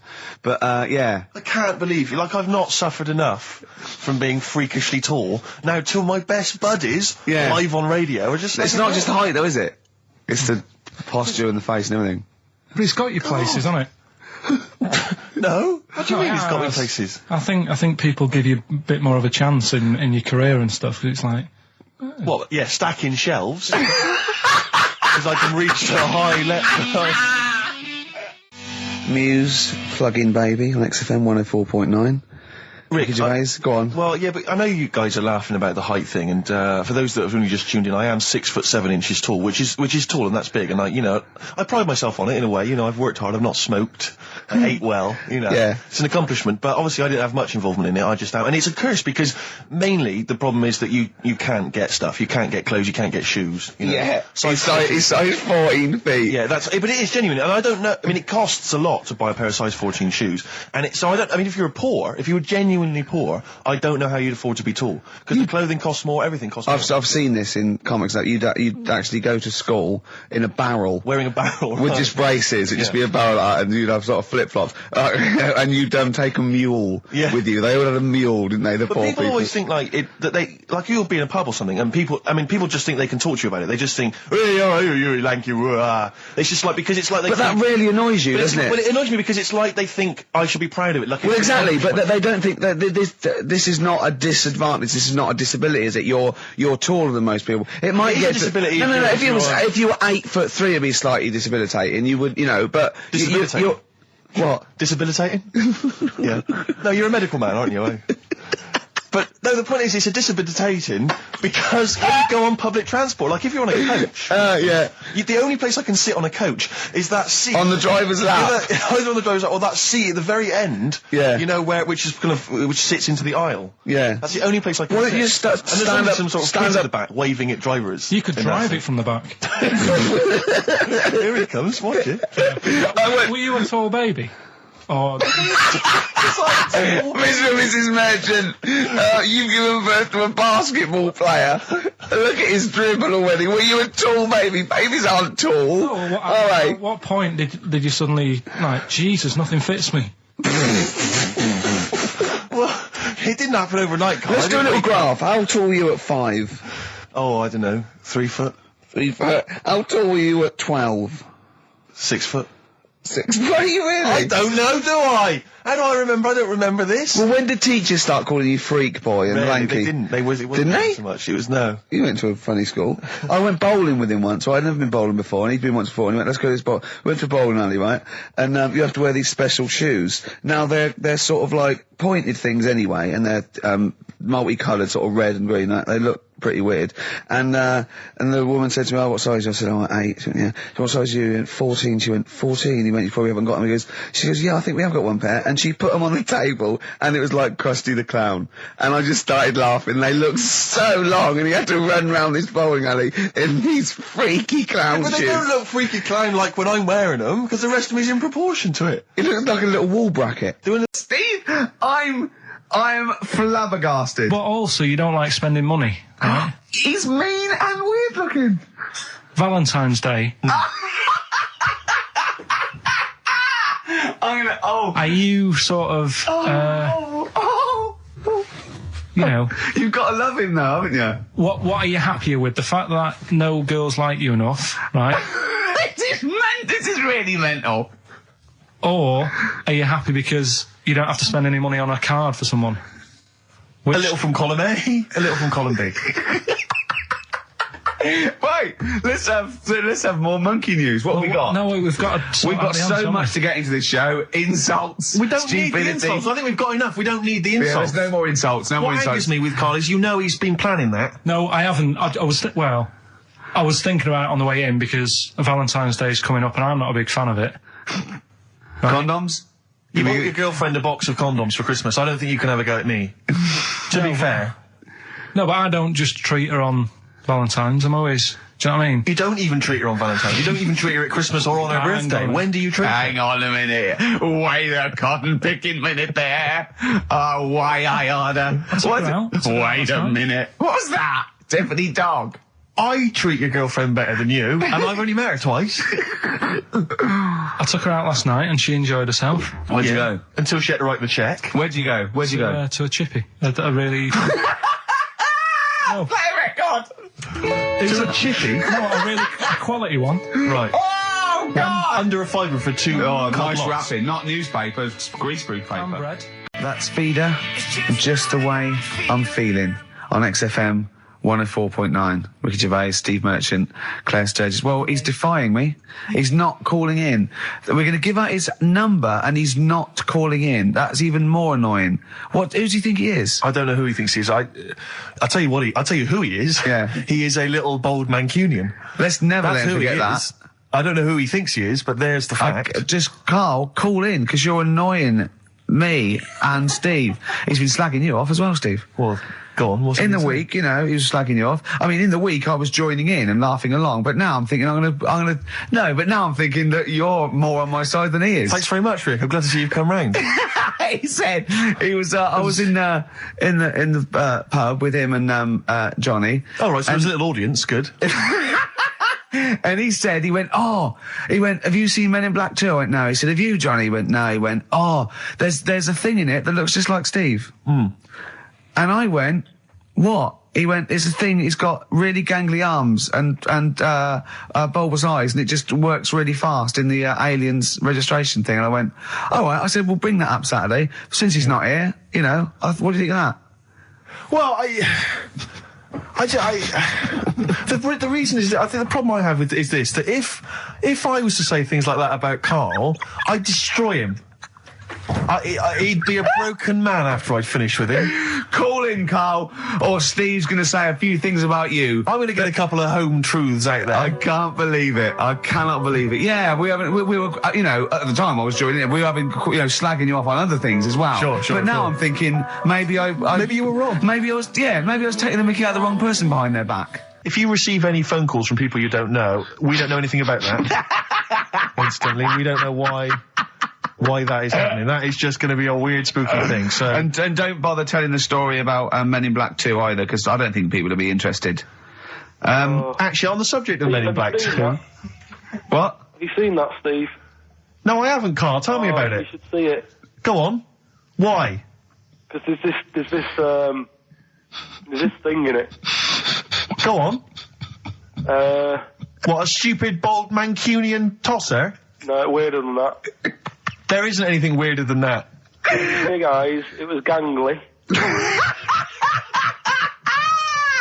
Keep talking.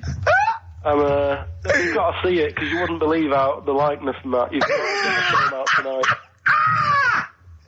Right. It's not as weird, it had a normal voice, right?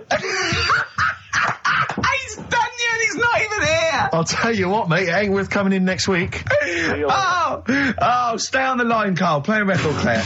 Kings of Leon, Molly's Chambers. What do you think of that, Carl? Alright. There's a surprise. Another insightful remark. Steve is not a fan now. Not only does he know you've been slagging him off behind his back. No, I wasn't slagging Steve. If you get it out on DVD tonight, you'll know I'm not slagging you off. It could be your brother. I love the fact that it makes it worse, but he's thinking you're going to go, oh, he wasn't slagging me off. It does look like me. I do think I'm an alien. I love the fact that you hope Steve will go, he's got a point. It's a spitting image. Yeah. I am, seriously, Carl, I'm really angry. I'm so angry with you at the moment. You haven't seen it yet? No, I know, because I know what it's going to be, and I'm just... Why? I'm fuming. I'll tell you why I'm angry, because he doesn't do it in jest. No, but what do you think it's going to look like? What do you think this thing's going to look like? It's going to look ludicrous. It's not going to look anything like me, but he's going to pretend it does. Go on, what? Go on. No, it does look like you. Yeah, of course it does. And you looked like the Human Z. Well... I mean, to be honest, you did a bit, Carl. You walk like him, you're bold like him, you got a sort of gormless face like him. Any more? I don't smoke. That does. I'm not arguing with you, I'm not well on that. Oh, you're not well. What exactly is wrong with you, you whinger? Well, it's just, do you know, like I always tell you about the restless leg syndrome I've got? It's like that, but all over. So you're just shaking around the house? I'm just, yeah. What do you look like, Elvis? What are you doing? You're shaking around the house. I'll tell you, with your bald head, you probably look like an enormous vibrator. Oh, God. That's what you probably look like if you strip naked. Oh, you'll have the Scottish widow coming round. Oh, dear. That's, what's her name, by the way? I heard you talking about that. That's, Amanda Lamb. Amanda Lamb, who's in the Place in the Sun programme. Is she actually a widow? Is she a Scottish widow? Just Hoots, man, my husband's dead. Do you want any money and a bit of McClamb? Brilliant. All right. That's the sort of quality you've missed out on today. Well, anyway, you're going to be back next week. We need you back next week. Yeah. Yeah. Well, how do you know? Also, how did you know you were going to be ill today? Because you phoned and arranged this yesterday. Convenient. And I spoke to you yesterday and you didn't sound very ill. I felt ropey yesterday. You've got a bit of a bunged up nose. Even though I have a bit of a bunged up Even though I was nose. ill, I still sorted it out. Yeah? I'm a little bit sweaty. Even though I was ill, Carl, sorting it out does sorted not it mean out. you phone up Sturgis and send her down. That's not sorting it out. That's making things worse. Have you learnt nothing? Thanks, Claire. If you're not part of the solution, you're part of the problem. mate. Yeah. My leg's a little bit achy. Oh, wearing wet jeans. Oh, I put wet jeans on again. My lasagna it was frozen. Can you hear the venom and hatred in our voices today? Blair on XFM 104.9. I forget the name of that track, but it's good. Good song. Thanks very much. Oh, good song. Yeah. Oh, right. I just thought you were complimenting giving his opinion. Right, Yeah. go on. The what? Are we still on the air? Yeah. What are we doing? Merry Christmas. We got someone on the line. Oh, right. He's here. Who's that? Ricky, Yeah, go on. it's Jonathan. How are you? Good. It's only TV's Jonathan Ross. Ross, turn your radio down, you idiot. I'm here. I like to. I haven't got a radio on. What are you talking about? We can hear the feedback. Well, I haven't got it. It's not my fault. It's your incompetent radio station. And also, didn't you hear we said don't call him, we don't want to speak to the listeners? Are you, I'm not a listener. I'm a visitor to your shores. I'm special. You know that full well. I know you're special, right. Yeah, exactly. What have you got a name for the band? Yeah, you ready? Yeah. Blump. B-L-U-M-P. I tell you for what, you can't have a normal word. If it's the monolith band of all time, if it's the big, you can't have a regular word. It doesn't make sense. How can you have a regular word? All these ideas you've come up with are rubbish. You need a word which only stands for that one thing. No one's heard it before. No one will use it again. Blump. I can't help but feel that that's a more appropriate name for maybe one of Ricky's bands. I love seeing that picture of him in that band. You see it everywhere these days. He was like a girl. He was like a little girl in a suit. It's like a little dyke at a wedding. What was that? That's got to be the kettle calling the pot black, surely. Yeah, I've always got nothing but 100% heterosexual. We're not sure about. There's not anything wrong with it. I know that, but look at you. I actually had to get that in. There's not anything wrong with it. I'm Jonathan Ross. Oh, dear. I was thinking the other day, right? Oh, yeah? The Comedy Awards. Yes, sir. You didn't have to say some awful things about poor celebrities, poor has-been celebrities with coke addictions and fat lips and faces where surgery's gone wrong and everything. And when they're on the show, they're going, "Oh, you look lovely." Yeah, I'm nice so to them. good. Well, I'm nice to them to their face, but obviously when I'm not with them, I like to let my true feelings be known. What's wrong with that? That's how everyone Well, I'll is. tell you what, you can get anything off your chest you want on this show. Any celebrities you want to talk about? There's no one listening. Yeah. It's just between me and you. A lot of people listen. They listen to my show, and after they've had a few hours of, good laughs, they like something bland to just call them down afterwards. So they flip over. We know this happens. Did you mention my DVD on your radio show? You know what? today? I forgot to. I forgot to mention it. Christ. I meant to mention by the office, but I forgot to mention it. And then I thought afterwards, it's not like he needs the cash, is it? It's not like he needs it. It's not like it is, but he's probably earned more money in a short space. You're like a lottery winner, and you've got about as much taste. You're like one of those burglars who's won the lottery. I am. I'm dressed like an Albanian window cleaner at the moment. Burglar from Reading who won the lottery, and now he's fritting it away on what? I do feel sorry for my neighbours. I've moved into a really nice place. I feel like it's the hillbillies. No, it's nice you've moved in though, because it's nice. It's given them something to sort of talk about behind your back. You've united the whole block. Right, go and play with some Japanese wind-up toys now. I'm Ross. going home to play Mario Double Dash with my son. It's going to be a good afternoon. I phoned you once after I finished my show. It was about 3 minutes. Yeah. And I don't mind if I said, how you doing? You went, it's brilliant. You said, this is what you said. You went, everyone's out. Jane's taking the kids out. I've already masturbated twice, and I'm playing with a new Japanese toy. I'm masturbating now. I just wonder if there's one more contender. I don't know who this was, Ian, that phoned in with it, but possibly it's topical. Deathly Hem. Yeah. Deathly Hem. It's brilliant. Oh, it's Deathly Hem. Please welcome to the stage, Deathly Hem. It's Deathly Hem. Who's that? We've got to give it to I don't know who that was. Oh, but, well, if you came up with Deathly Hem, email again. Deathly Hem. It's the greatest name for the greatest rock band of all time. Will you please welcome to the stage, Deathly Hem? It's golden tonsils.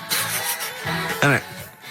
I went to. I was going to go see him once at the Camden Underworld about a year ago, and they had this sign up, right, saying that Graham Bonnet, who sang that song, had cancelled, right, and it said, "God willing, he'll be performing tomorrow." And just in case you thought he'd cancelled because maybe no one bought any tickets, the doctor's certificate was beneath the cancellation sign. Brilliant. Well, we've sung that a couple of times drunk, haven't we, Ian? At the top of our voice. We have done it. It is the best ever. Yeah, it is. Ben has won whatever you're giving away. Yeah. Ben came up with Deathly Hem. Yeah, Deathly Hem. Yeah. I mean, if you are in a rock band, you're looking for a name, and you think you deserve that name, then, you know, write to us. We want to know that you're really heavy, and Ian Canfield would officially hand over the deeds of the name Bethlehem. Bethlehem? Bethlehem, yeah. Bethlehem. They only play at Christmas. You only play, like, big venues at Christmas, and it's all things about, like, fighting, like, good versus evil, and God versus the devil. And you got to write songs like that, yeah. Yeah. Bethlehem on XFM 104.9. Perhaps that the debut should certainly be a concept album based on the Nativity play.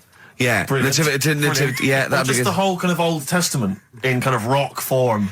Yeah. With, like, we're extraordinary. It's the battle for humanity. Yeah. It's called Humanity Manatee, and it's a fight in the ocean of hell. Yes. Sure. Yeah. Sure. Yeah. I'd like to see a serpent. Maybe pictured There'd somewhere. be a serpent, isn't it? It's track 4. Serpent. Track 4. Yeah. Track 4. Yeah. I think we should give massive props and suitable regards to Ian Canfield. He's come in, he's pressed the buttons. He stood in for an idiot brilliantly. Yeah, he has stood in for the retarded. It's a shame that you've not displayed some of the usual incompetence that we've come to love and expect from Karl. It's a shame. Okay, well, you are the greatest DJ in the world, though. The way you sort of like drop press these buttons. But you know. Every time I've pressed a button off air, Ricky's been going, "Oh, what great DJ!" It's great because he ends it. It's just brilliant. I mean, we're lucky if we can talk with the mic on. That's the title, not talk over a record. We did some great links during the ads. Yeah, and of course, Jonathan Ross masturbating live. On air. Just looking back at some of the highlights of you this don't get that on Capital Gold, do you? Like Tony Blackburn getting a call from Fluff Freeman going, "All right, mate, I'm knocking one out." Yeah. Well, have a lovely Christmas. Have a bloody great Christmas. Have a bloody great Christmas. It's the best of next week. Yep. The best of the last few weeks with some tat, you know, Carl's put together. We're back in January. We're playing some of our favourite songs of the year. I'm looking forward to seeing Pilker's tan and pictures from his holiday. Covered in ash from the beach. Yeah. And we're back on the 3rd, I believe. But Ian, do you want to introduce something? This is Ian's choice for the day. Yeah. We'll see you next week in spirit, and then we're back on the 3rd with Pilkers. Over to you, Kampf. Yeah, enough of Jonah Louis. This is Paul Di'Anno, ex of Iron Maiden, doing Santa Claus is Coming to Town. Talking of sleeping, oh man alive, I went to see the last part of the Lord of the Rings trilogy. Why? Well, it's like a family thing now. Every Christmas, my family and I have been going to see the Lord of the Rings, the next instalment. It's like a family thing. What will you do if they keep making them? Oh, I'd say I've wasted now about 10 hours of my life with that tripe. You can never get that back. I can never get that back. That's what Peter Jackson owes me. 10 hours now he owes me of my life. It is absolute drivel. Well, I know. We've said this before. I don't want to harp on again about it, but I cannot fathom why everyone is so excited and loves these films so much. Like you say, people review saying it's the best film ever. I think this is the greatest movie I'll ever see. And I don't... It's like they go, oh, but look at all the fight sequences. But Tolkien being up there in literature, like, you know what I mean? It's sort of like Shakespeare. Tolkien. No! Yeah. No. But what is it that he's writing about exactly? I don't know. Little midget fellas who can't get shoes. I mean, I've got big feet. I've got size 14. I can get shoes. Oh, God. Send off from mail order. I know, it is like, it's like, Harry Potter taken seriously. Yeah. But I know who's watching it. It's like these people who are watching it are obviously nerds, people who live in Forbidden Planet. They love it. They can't believe their luck. But that's the core audience, but it's obviously bigger than that. But then it's also people who can think they have a go, like menopausal women thinking, well, I'll write a book then. the Glomplin came into the cave. Exactly. Right? And they're sort of like 13-year-old sons who've never shown an interest in anything except glue now writes Orc yeah, exactly. on his exercise book, and so they're loving it. It's like, it's sort of uniting, bringing people together. But at the end, right, I mean, it's taken them now like 9 hours to get from one part of Middle Earth to the end, to the other end, so they can destroy the ring, the evil ring. Did they do a line? Was it? I don't know what they Like these little Chinese fellas. And it's taken them 9 hours of their time and my life as well to get there. And at the end, they all say They goodbye. do it in real time. Why don't they edit it? I mean, that's what it felt like. It really, it can't have, it must have taken them less time, you know, within the sort of logic of the book to get there than it did to me to watch it.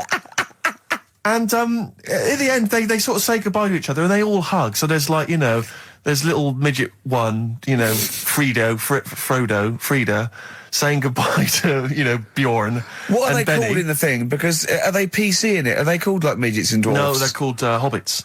Oh, are they? Yeah. So we should call small people hobbits from now on. That's what they are, just to make it kind of topical, and they'll like that as well. Give them sort of, you know. So if you see a little, on the way home, if you saw a little midget fella, 4 foot midget fella, just say, "Excuse me, hobbit." Yeah. Okay, that's call fine him then. Frodo. Right, Frodo.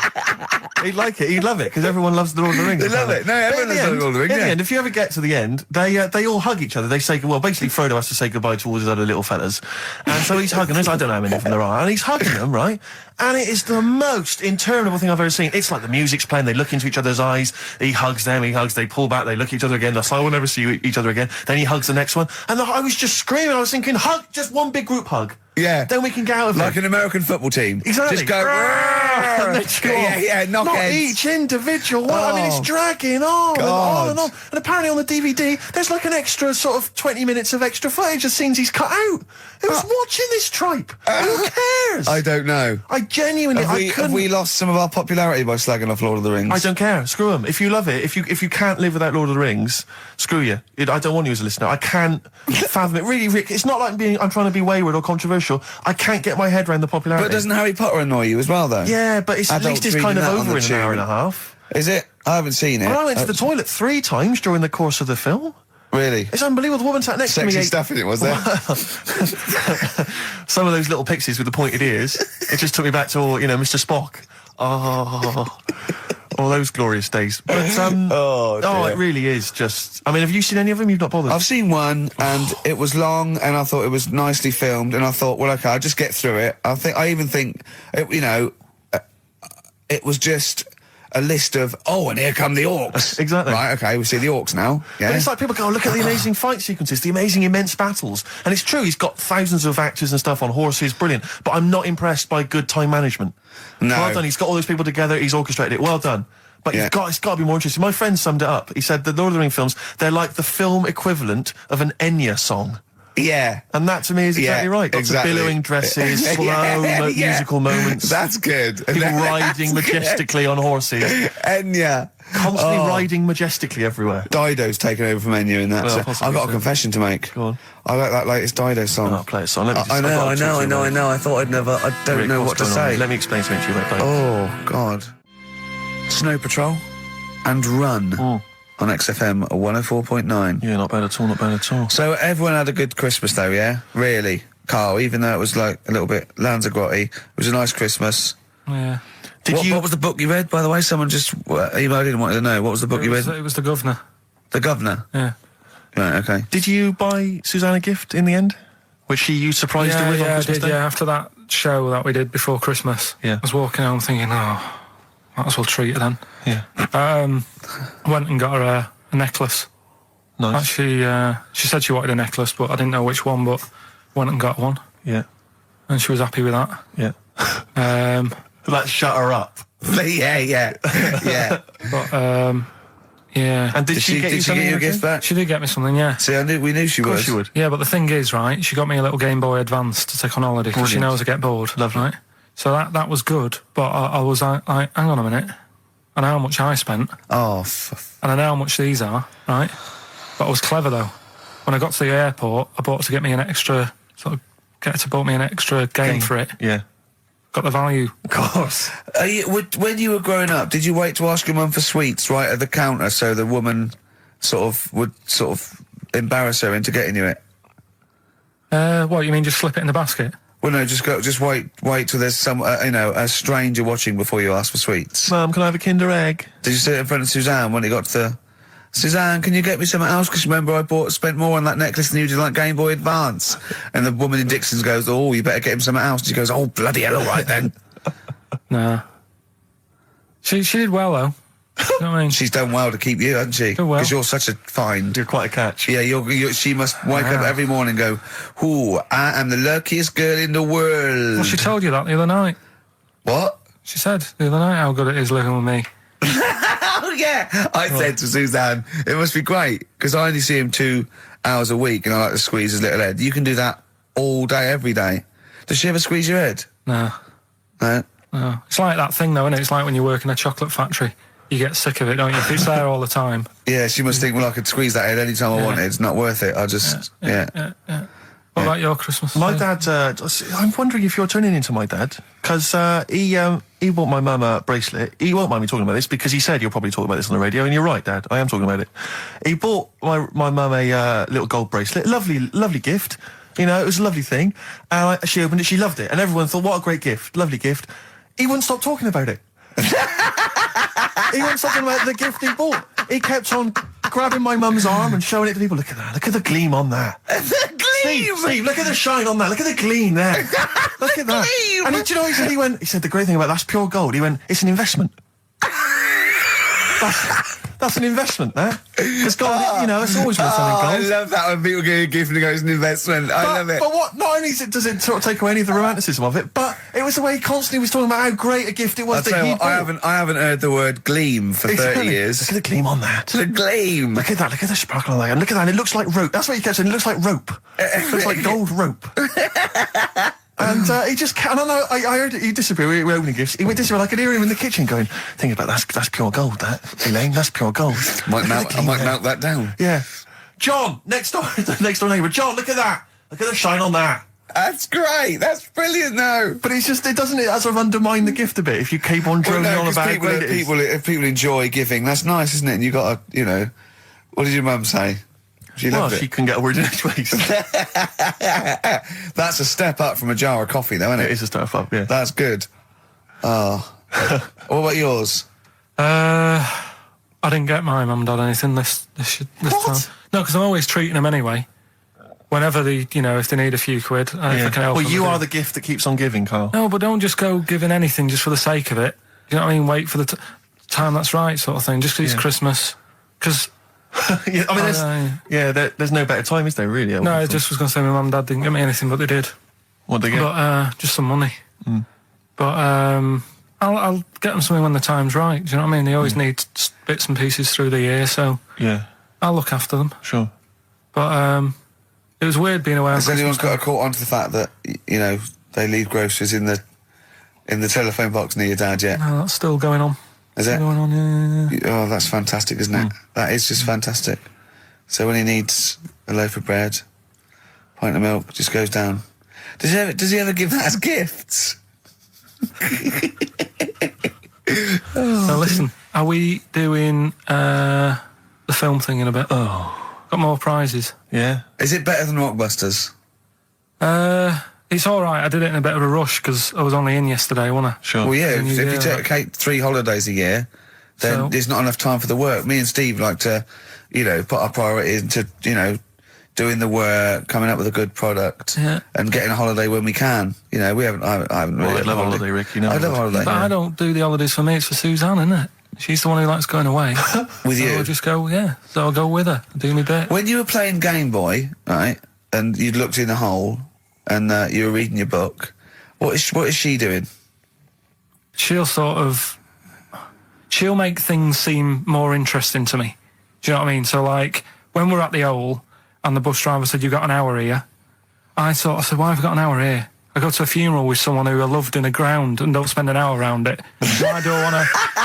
Do you know what I mean? Why do I want to spend an hour looking in this?" Wasn't that terrible when you're out, you just shot up in all this magma? Yeah. That was terrible, wasn't it? That was the worst funeral you'd ever been to, wasn't it? But she'll tell you that would make funerals more interesting. If they just... It was a cremation and a burial. Yeah. You just put them in a volcano and they go 2, 3, here they go, whee, up to heaven. I was having a conversation with my flatmate about songs that would be inappropriate to have at your wedding, at your funeral. And horny, surely is one. It, yeah, was what we were thinking. Really? Yeah, that was the first one we came up with. I'm horny, horny, horny, horny. That was the first one we came up with. Isn't Robbie Williams' Angels one of the... Yes. Biggest ones. I think Wind Beneath Your Wings. Yeah. I think is apparently quite popular. Oh, yeah. Yeah, I play that on Auntie Nora's. Yeah. Aren't you? Bit of Boston? Yeah. A bit of who? Busted? Boston, more than a Boston, feeling. right. It's much more than a feeling. Boston, more than a feeling. XFM 104.9. Well, Got some good prizes. Absolutely, yeah, we'll talk about those later. Oh. Because, I mean, was it last week that you had the classic? Was it, I can't remember, I'm paraphrasing, Carl, apologies. Something like, I'm here in Texas, I've fallen in a puddle, and my knee has got wet. Yeah. Wet Knee Houston. Whitney Houston. And also, it was last week when there was a little bit of confusion over the one for Holly Valance. Right? Of course. I don't think it was confusion, I think it was your error. Yeah. No, it wasn't. And it was Holy Valance, and you meant Pelmet. Then Becky, who called up that time and said, if you're getting mistaken with Pelmet, right, she sent me an email in a week saying, I've done a bit of research. Yeah. It was my fault. I've made an error. Yeah. It is a Valance. Okay. And I know about Valances. As I told you last week, at the very end, my auntie loves them. Yeah. Right? She makes them. She started off just like putting them on top of the sort of window around the curtain. And then she thought, I can do more with this. Yeah. And she had a little coffee table that had magazines underneath. And she said, I'm sick of seeing them magazines when I'm sat down. She sounds like a Pilkington. So... I'm sick of seeing them magazines when I sit down. So she put a Valance around the table. She just got Valances around everything now. Yeah. Then, next step, she tapes everything. She never actually watches telly. She tapes it all because she gets sick of listening to the adverts and that. Yeah. So she tapes everything. So she's got loads of videotapes and that.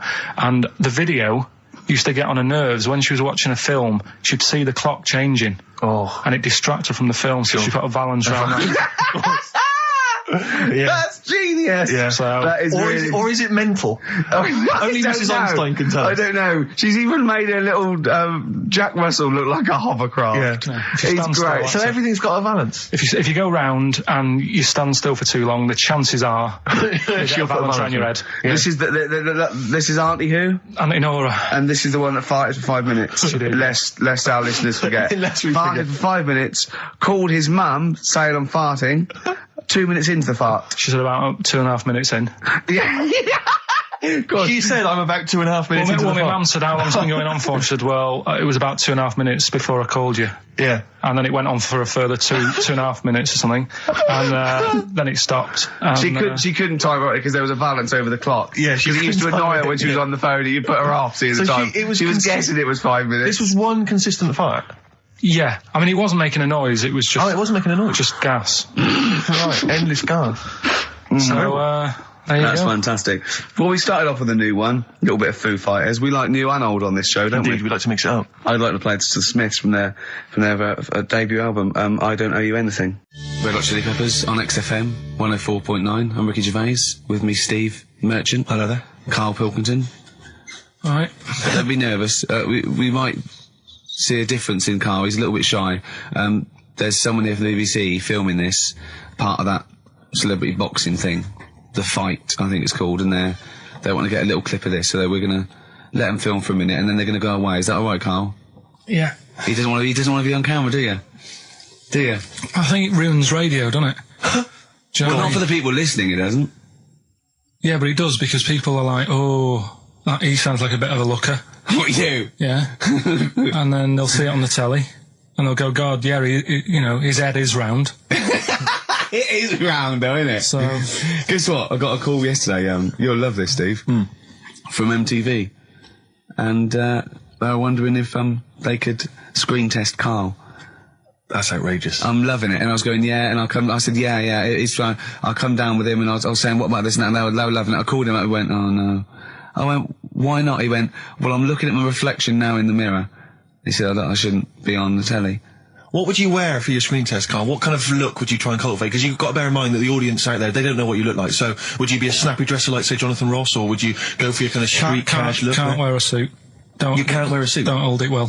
So, I'm thinking, I don't know, I'll probably wear my woolly hat, because that takes some years off me. It does. He looks about 10 with a woolly hat on. Yeah. Okay. And, is it quite a cool woolly hat, or has it got a bobble? It's charcoal. I'd say it's in colour. Yeah, okay. And I'll probably wear me anorak. Right. Oh, he's going for glam. He's going for quite a glam look. Oh, no one else has dressed done for a jumble sale. Wow. Yeah. I'm not that happy about it all, to be honest. Are you going to do it? You're not going to do it? Well, I'm sort of stuck in the middle, because throughout my life so far, I've never planned for anything, right? It's just always happened. Yeah. The time, you know what I mean, being in plays at school, never planned it, but when I did it, I went down the store. It was trial, yeah, we all remember that. So, As I remember, you did Little Donkey. Did Little Donkey, yeah. And then later, someone was filming at the back. Was it your dad's mate? My dad's mate, well, Yeah, and on the camcorder, he listened to it back, watched him playing it. His dad says, just off camera, what does he say? I don't want to say it because I'm in charge of the show and I'd be irresponsible. He looks like a right twat. So he gets home, listening, watching that, and then here's his dad just off camera go, he looks like a right twat. Yeah, all right, yeah. What are you worried about? Your dad saying that? Can I just interject? Because I'm really worried about this idea of Karl being on MTV. Because the problem is that, you know, let's be honest, Rick. I mean, we're getting by the skin of our teeth, aren't we? Really, it's only Karl that's keeping this afloat. Yeah. And if he gets on MTV and the world sort of gets a sense of him and they understand him, and he won't be ours anymore. We won't be able to control him. It'll be out there. It'll be in the. Well, that's the thing. No, that's the thing. That's the terrible thing, though, isn't it? It's like Karl is my pet, but I realise I've got to release him into the wild, and you know, because I love him, I know he's got to go free. Sure. But I want to. It's like Kez. Maybe someone will beat him to death, and we won't have to worry. I'll have you on, though. I'll have you on as a guest. Yeah. Which gets me on to something we've got coming up today. Oh, yeah, he's got a new idea. Yeah. Right. Do you know, like, I've talked about ghosts, and we had that good discussion the other week walking to Piccadilly Circus Station, and I was telling you about ghosts, and you were saying, Karl, don't be an idiot, and all that. Spoke to a woman in the week, done a little interview with her. You've done a little interview? Done a little interview, 2 minutes or so, with a woman who's got ghosts in her house. So I look forward to hearing that later. That sounds brilliant. Coming up later. Well, I'm going to play a classic tune now. I've just gone straight for it. I've gone for the jugular. This is Ziggy Stardust by David Bowie. Oh yeah, the smooth indie sound of Richard Ashcroft. The Science of Silence on XFM 104.9. I'm Ricky Gervais. Joining me is Steve Merchant and Karl Pilkington. It was an excellent link, that, Rick. And Karl Pilkington with his brand new show, What's the Song? What song am I thinking? No, I mean... You're nervous about this, aren't you, Rick? I am. You're worried. Well, because I've heard some of these clues before. And they're ramblings... Sometimes they're close to ramblings of a fool. Right? And it really is like those what am I thinking? Yeah. I don't know, though. I actually was genuinely impressed by Born Sleepy. I have to give him the benefit That's of one the of the doubt better ones. Because that was short, sweet, and it worked. Some of these, you say they're not going to be quite as pissy. Some of them are like Emily Bronte novels. Now listen, we're just going to go for it then. You do it, and we'll just get people to call up, because I want to see the general public's confusion trying to work out. Well, why don't you give us your next clue, and then we'll play a track, and then we'll hopefully have people on the line after the track to try and answer it, and you can recap briefly. So give us your clue now for what song am I thinking of? Right, this one. It's about a woman. And she's just normal, nothing wrong with her, or so she thinks, right? But there's the twist. Is this like the Tales of the Unexpected? And she's got, like, you know, she's got her mates and she's having a normal life, having a good time and that. And then this thing happens, right? And she starts to stink. And she can't have a bath, right? And she really wants to have a bath. She's dead sweaty and stuff. She's going about her daily stuff. She can do everything else normal. She can eat, she can talk, everything. But for some reason, she can't have a bath. Is there a coal mining husband in the bath? Yeah. Is this Born Stinky? She can't have a bath. So a woman can't have a bath? Yeah. Or a shower. She can't. Okay, leave it there, Rick. Don't try and guess. It's not for us to guess. The general public can phone up and ask questions, so I just go for it. I'm not sure they can they? I think so. We don't want just people just phoning up and getting it. I'll tell you what, why about this? Why don't they can ask one question? Yeah. They can ask one question of Karl, then they have to make a guess. Okay. 08700 800 1234. Have we got someone on the line now? Let's do it. Let's go for one. Let's go for one. This is edgy radio. Letting Karl stuff. Live. Go on. Hello, XFM.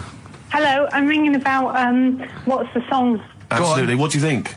Well, I'm going for Dirty Diana. Dirty Diana. See, that works. That's a great guess. It does, yeah, but it doesn't work, because why can't she have a bath? Okay, so the answer is in there. I was going to ask you. Well, that's your one question. That'd be the answer. That would be the answer, I'm afraid. What was your name?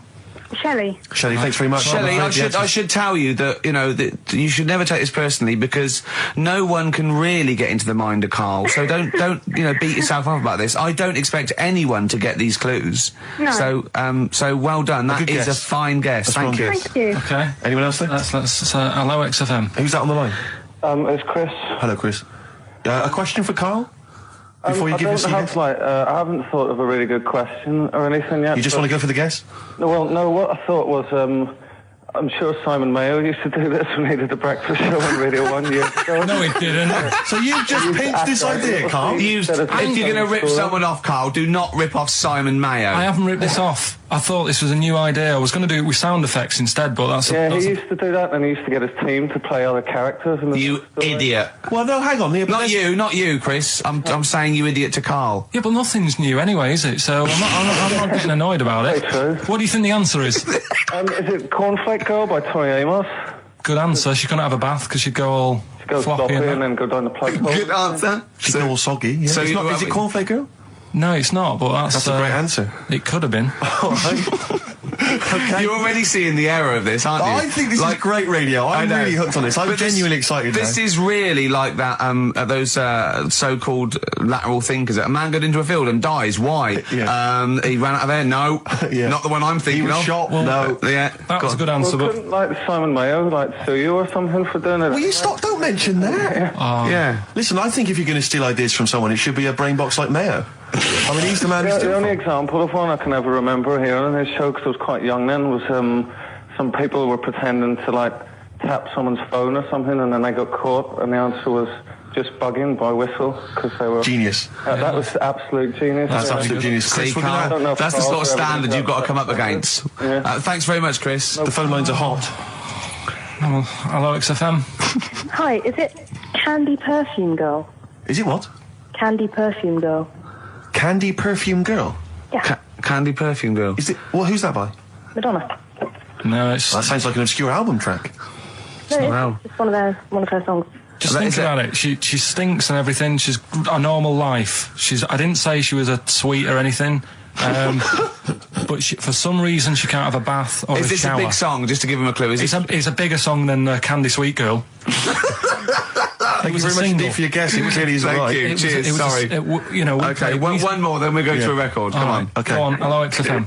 Karl. Yeah. Is it High and Dry by Radiohead? High and dry. High and dry. Now that's great. She smells, which is another word for high. She's dry because she doesn't have a shower. Karl, if it isn't that, yours will never be as good as that. He's the winner. Whatever you're thinking of, that clue is brilliant. What's your name, mate? It's Richie. Richard, I mean, you can't beat that. That's a bit too lateral. Don't be stupid. It's perfect. He's made yours into a clever clue. He's made high, she smells, dry, she never gets in the bath or shower. It's not that, is it, Karl? No, it's You not. don't even get that, do you? Not really. Have you ever heard of the word high being used to mean sort of smelly? No. No. Oh, what? That was where you went wrong there, mate. Richard, I'm declaring you the winner, even though that isn't the answer. I don't think Thank we you. should give up this early. Can we just let's play a song and, Let's play a song. Give it one more chance because if people think about it, it is really easy. So I'm not going to find out the answer now because I've got to go out. okay, we'll do it very quickly. Stay in for 10 minutes. We're just going to play a new Coldplay track out. Okay, let's hear Coldplay and then we'll come back with this. Karl, it was you that worked out the maths and worked out I was 28 because they just worked out I'm 27. You are 27. No way. Yeah, I asked you, didn't I? And I said... But what I sort of questioned was, I said, well, if you're 27 today, that means last week you were 26. Well done, yeah. That's irrelevant. So therefore you assumed that I must be 28 then? Yeah. Whereas I assumed you were using, your knowledge of maths, such as it is. I wouldn't do that. No, sure. Wow. I actually got lost in that conversation because I genuinely didn't know what he meant would mean last week you were 26. I don't know what that meant. I don't know what it meant. Wow. Well, it is Steve's birthday. But it would have been 26 last week. Sometimes you genuinely frighten me because it's those staring eyes. There's nothing behind him. It's this little bald head. Looks like Davros looking at me. Genuine fear on his face when he enters into a conversation with another human being. What bit don't you understand? If he's 27 today, he would have been 26 last week, and he doesn't look 26. He didn't look 26 last week. he looks older than 28 today. You've started on his birthday. You're still having a go at him. Carl, I don't look like the kind of hot stud that I actually am, but face facts, that's the truth, mate. Yeah, live with it. Get with Live the with it. programme, jeez. Well, let's have a little bit of cake. Okay, oh, that's appropriate as a See what I did? birthday. But you mean the band, don't Yeah. you? Not the cake. You haven't actually bought a cake, have you? Got anything at all? How did you meet your girlfriend? Through work. What, through her work? What, you phoned up and said We worked at the same place. Oh, you're right. Yeah. You're quite an enigma, aren't you? Could you give us more on that? At work, you met her at work. What, she came in selling sandwiches? She was going through the bins outside. What do you mean you met her Why at are you work? having an attack on me? You're I'm the not one having an who's attack sad and lonely. Oh, he's done you again. He's done you Yeah, but what I thought was interesting was I just scratched at him and he just went mental. Yeah, no, It's like a but bear caught in a trap. it's funny, isn't it? The White Van Man column in The Sun. Carl, seen it. Are you familiar with this? This is where every day in The Sun they interview a guy who drives a white van, just, in order to get the kind of voice of the man on the street in the paper. And he has to answer, or just give his opinions, really, on events that have made the news each week. There have been huge rises in street crime, especially muggings and carjackings. What's your view there? More youth clubs are needed, aren't there? You think more youth clubs? I like that. No? Okay. No, I like that because it's so 1950s. Yeah, it's sort of like you want a bobby on the beat that'll clip you around the ear. So once they've come out of national service... Yeah. No, I love that. And if you find someone smoking a wood bomb, you make them smoke 50. Yeah, exactly. Oh, this is great. That is great. Did you used to go to youth clubs? Yeah. And they kept you out of trouble? You used to get into a fight afterwards when Sure. you came out. But for the sort of hour and a half you were there? You had a bit of pool and some boxing and a bit of pop. Yeah. So more youth clubs, that's good. I love him. I love him. If you're at home, just make notes because this is brilliant stuff. Honestly, you won't hear more honest from the heart stuff than this. This is great. Go on. This is not pre-planned. These are your direct responses now. I promise you, Carl did not know what we're going to do. He never knows what we're going to do, and he always answers honestly. That is the beauty of Carl. What is your it's not view- an act. What is your view, Carl, on New York's former mayor becoming Sir Rudy Giuliani? Sir Rudy Giuliani. Is he happy with it? He appears to be pleased with it. Let it go ahead. Fair enough. Okay. Go ahead. Oh, he's genius. Okay. Is he happy with it? He's like your nan. Yeah. What do you make of a cat that's been cloned in a secret 2.5 million research project? To find out what? If What, they to can clone clone it? cats, yeah. Have they had to hurt it? Sorry? Have they had to sort of hurt it to do that? Have they had to hurt it? Yeah, or is it just scraping its tongue for some stuff? I think the cat's fine. The point is that they're cloning another creature, which is potentially very dangerous. Have you seen that film where they bring Hitler back? That cat. What if that cat turned out to be a world dictator? Exactly. What do you reckon of No. cloning generally, Carl? You concerned about it?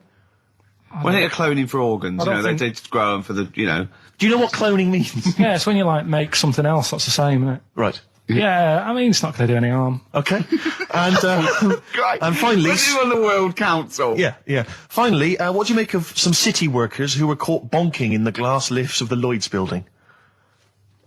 What do I make of it? Yeah. Is that a problem for you? Do you think that's unprofessional? Was it the lunch break or? I think it was lunch break. It was their own. All right. It's their own time. I think fair enough. It only takes 45 seconds to go from the bottom to the top. Is that a problem? They moved quickly. They acted, on instinct. You think fair enough? If that's their natural instincts and they're both consenting, you think fine? Yeah. Okay. Thanks very much, Carl. Thanks very much, Carl. Carl, Right, we'll Steve, have more of Carl's world-weary opinions next time on the show. Now it's time for White Van Man. White Van Man. Yes, for explain what it is. those that don't buy The Sun, they think it's beneath them. White Van Man is a column they have, I think, every day, actually, and they just get sort of some, Joe Public to kind of comment on the week's news. Just seemed to me, that it might be interesting to get Carl's views on some of the big events. Not because we think that Carl hasn't got a valid sort of viewpoint. No. Because Carl sees the world differently to some people. That's all. And that's what's interesting. Like an artist does, or Exactly. Yeah, he's very bohemian in his outlook. Yeah. Do you feel that you're up to scratch on this week's news? I don't like this bit. Do you? No, just relax. Why not? It's pressure. No, because you just have to give us your first opinions. For your honest answer. That's all we've ever asked of you, Carl, and it's all you've ever given us. Your honest, your first from the heart view, yeah? All Don't right. worry, just relax. Just chill out. Are you worried that people are listening and thinking you're an idiot? If my girlfriend's listening now, go and have a wash or something. Go and have a wash. Not very nice, is it? Is it the opposite of Napoleon and Josephine? Yeah, go on. If you're going to visit me again, Josephine, for Christ's sake, wash. Well, I'll ease you in with something fairly easy, a music-based question. Kylie Minogue versus Dido as Queen of the Brits. What's your view there? Go and have a watch. It doesn't really matter, does it? What does it really matter? With the Brits. I was watching it the other night, and I think Kylie will be a good-looking old woman. Do you ever do that? Sort of I want to, Steve, I want to celebrate with you. Every time he opens his mouth and says something like that, I want us to open a bottle of champagne. I know what you mean. Do you know what I mean? It's sort of like we did that. Yes. No, do you ever do that, though? Look at people, and another person who springs to mind, Jenny Powell. I don't think she's that good-looking now. Who's Jenny Powell? Is she that girl that used to be the assistant on Wheel of Fortune? Yeah. Yeah, I think she's a bit over the top for a young woman. But when she gets older, I think she'll look... Be a bit of a stunner. Okay. So for you, Kylie, whereas you don't feel that about Dido, is that right? She's alright, she's normal. I prefer Kylie's sister to Kylie. She looks, I could imagine her being hard work to live with. And who, Kylie? Not being washing up and that. Right, sure. Being a bit fussy. Okay. And what do you make of taxes rising in the next budget to pay for NHS improvements?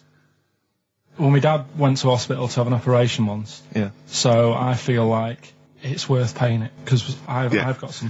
Because people might have to go to hospital. Yeah. Yeah. Well, it makes a change when it's someone in your family, doesn't it? Yeah. Because you sort of realise... Yeah, a change is as good as a rest. And the weird thing is, if it weren't for me dad, I wouldn't be here doing this show, because when he was in hospital... Well, no, I'll stop you there. Yeah. To be honest, that's all you need to know. You wouldn't be here, true, but no, but... Well, no, because this was after I was born. So, I would be here. But for his more direct involvement was what? Yeah, because when my mum was seeing me dad in the hospital, I got a bit bored, went for a wander, found the hospital radio station... Yeah. And got a gig.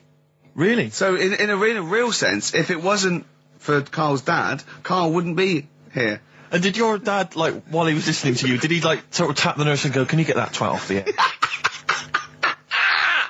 Who's put him in that? Yeah. Go on. Okay, what do you make of the real-life Mowgli who's surviving in a Transylvanian countryside? Apparently, I don't know much about this story. I don't know. You know Mowgli, he's the guy from from the Jungle Book. Yeah. The little kid that grew up with bears and animals and stuff. Apparently there's a real-life one in Transylvania. What were the things in Gremlins?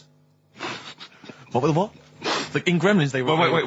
Wait. Okay, this is an example. This is what your girlfriend said. Think. What were the things in Gremlins called? I can't remember. Just, I mean, really... Something like that, isn't it? No, wait. Just really think now, Carl. Just with everything you've ever... With all the brain power you've ever used, think what the things in Gremlins were called.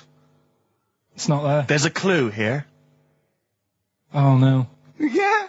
They're not. What? Gremlins. Yeah. Play a record, Carl.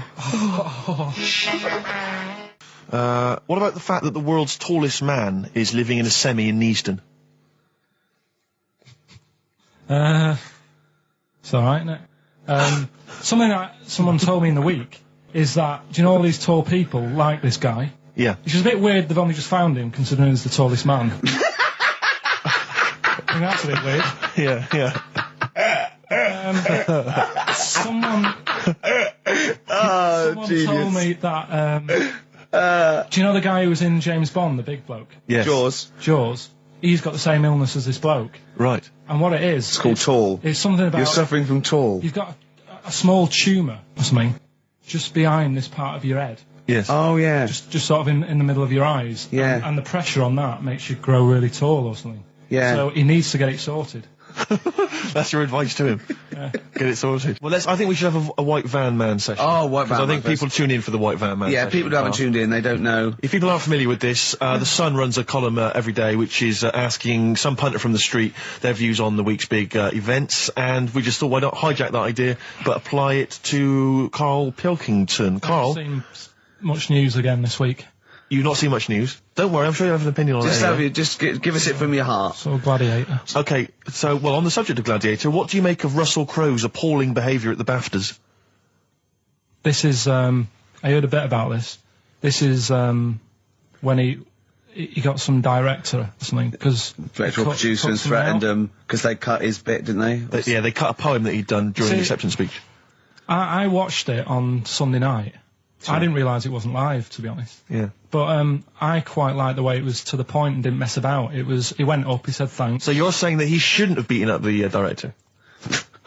Is that what you're basically saying? It's a bit over the top. You thought so? I mean, if you didn't have time, if you really, I mean, what's the poem got to do with the film anyway? He was an awards. So do you think it's ever justified to beat up a TV director if you're a major Hollywood star? Depends what he's done, but I mean... Right, what would he have to have done, Carl, for it to be fine for him to then beat him up? The thing is, right, forget all the beating up. At the end of the day, it was a awards thing for a film. The poem had nothing to do with the film. Yeah. So go up, collect your award for that thing. And if he really, really wanted people to hear about this poem, he could have photocopied it and left it at the entrance and said, on your way out, this is a really nice poem, pick one up. No, but the thing is, he knew it was televised, so he knew by saying that poem once, he was reaching 5 billion people. That's a lot of photocopies. Do you see what I'm saying? I'm not saying he was justified. It wasn't a poem award. If it was an award show for poems, you'd say you can't cut it out. It'd be like doing the top 40 and then going, number one's good, but we haven't got time for it. But it's a films thing. Okay. And he went up and he got the award for the film. Which film was it for? I don't know. But when I wanted to give you results, I said, let's give Carl his results. Steve went, no, we should introduce people to Carl again, just remind people what Carl's like. And he's so right. I'm so glad we did this first. Am I right, though? Carry on, Steve. Okay, the next topic. What about this big debate over whether Kylie Minogue's had a bum job? I'd have to see it. Next. Okay. Anyway, Carl, look, let's have a little quick session of White Van Man. For those that don't listen to the show regularly, The Sun, as you know, has a section called White Van Man where a member of the public gets asked their opinions on the week's big political and social hot potatoes. Carl, we just thought it would be fun if you answered some of the questions. It's not so much questions, it's just your views really on these big news stories. What do you make of Olympic ski hero Alan Baxter testing positive for drugs? What did he do? Well, he won a gold medal in the Olympics, and For what? He was a skier. Right. And he won gold medal, and they've just tested him positive for some kind of illegal drug. But what, I mean, if he did, why take drugs to ski?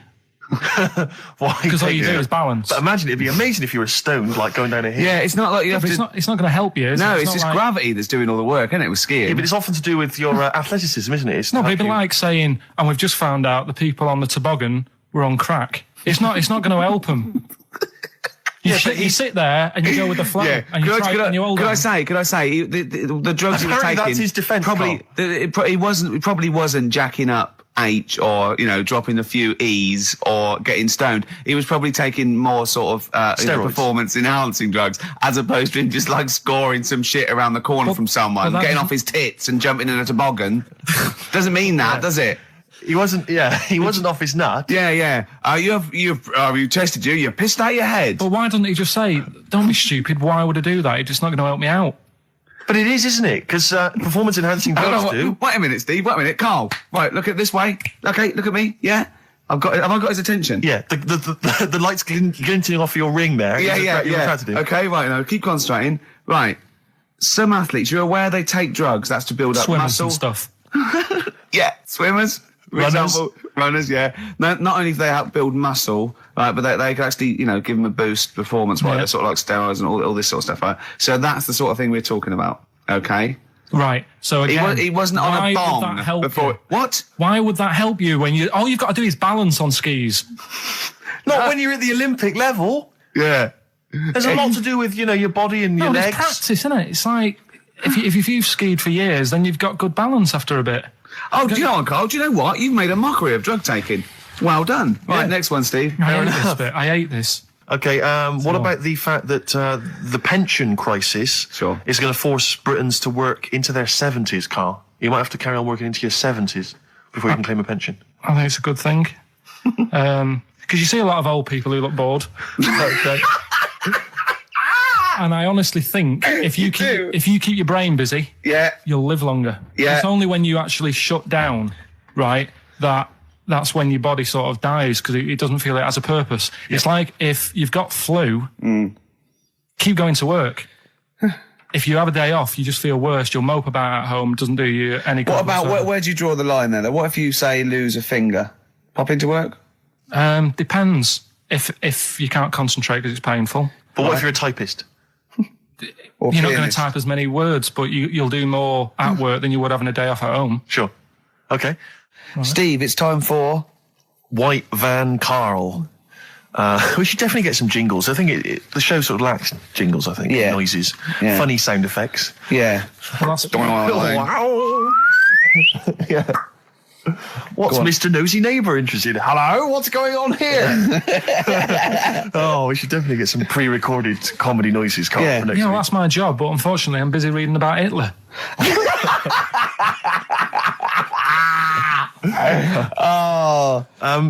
For those that don't know and aren't familiar with this feature, basically The Sun runs a White Van Man column where it asks just people who, every men and women, their views on news stories from the week, and we decided we'd just ask Carl his opinion on some of the same issues.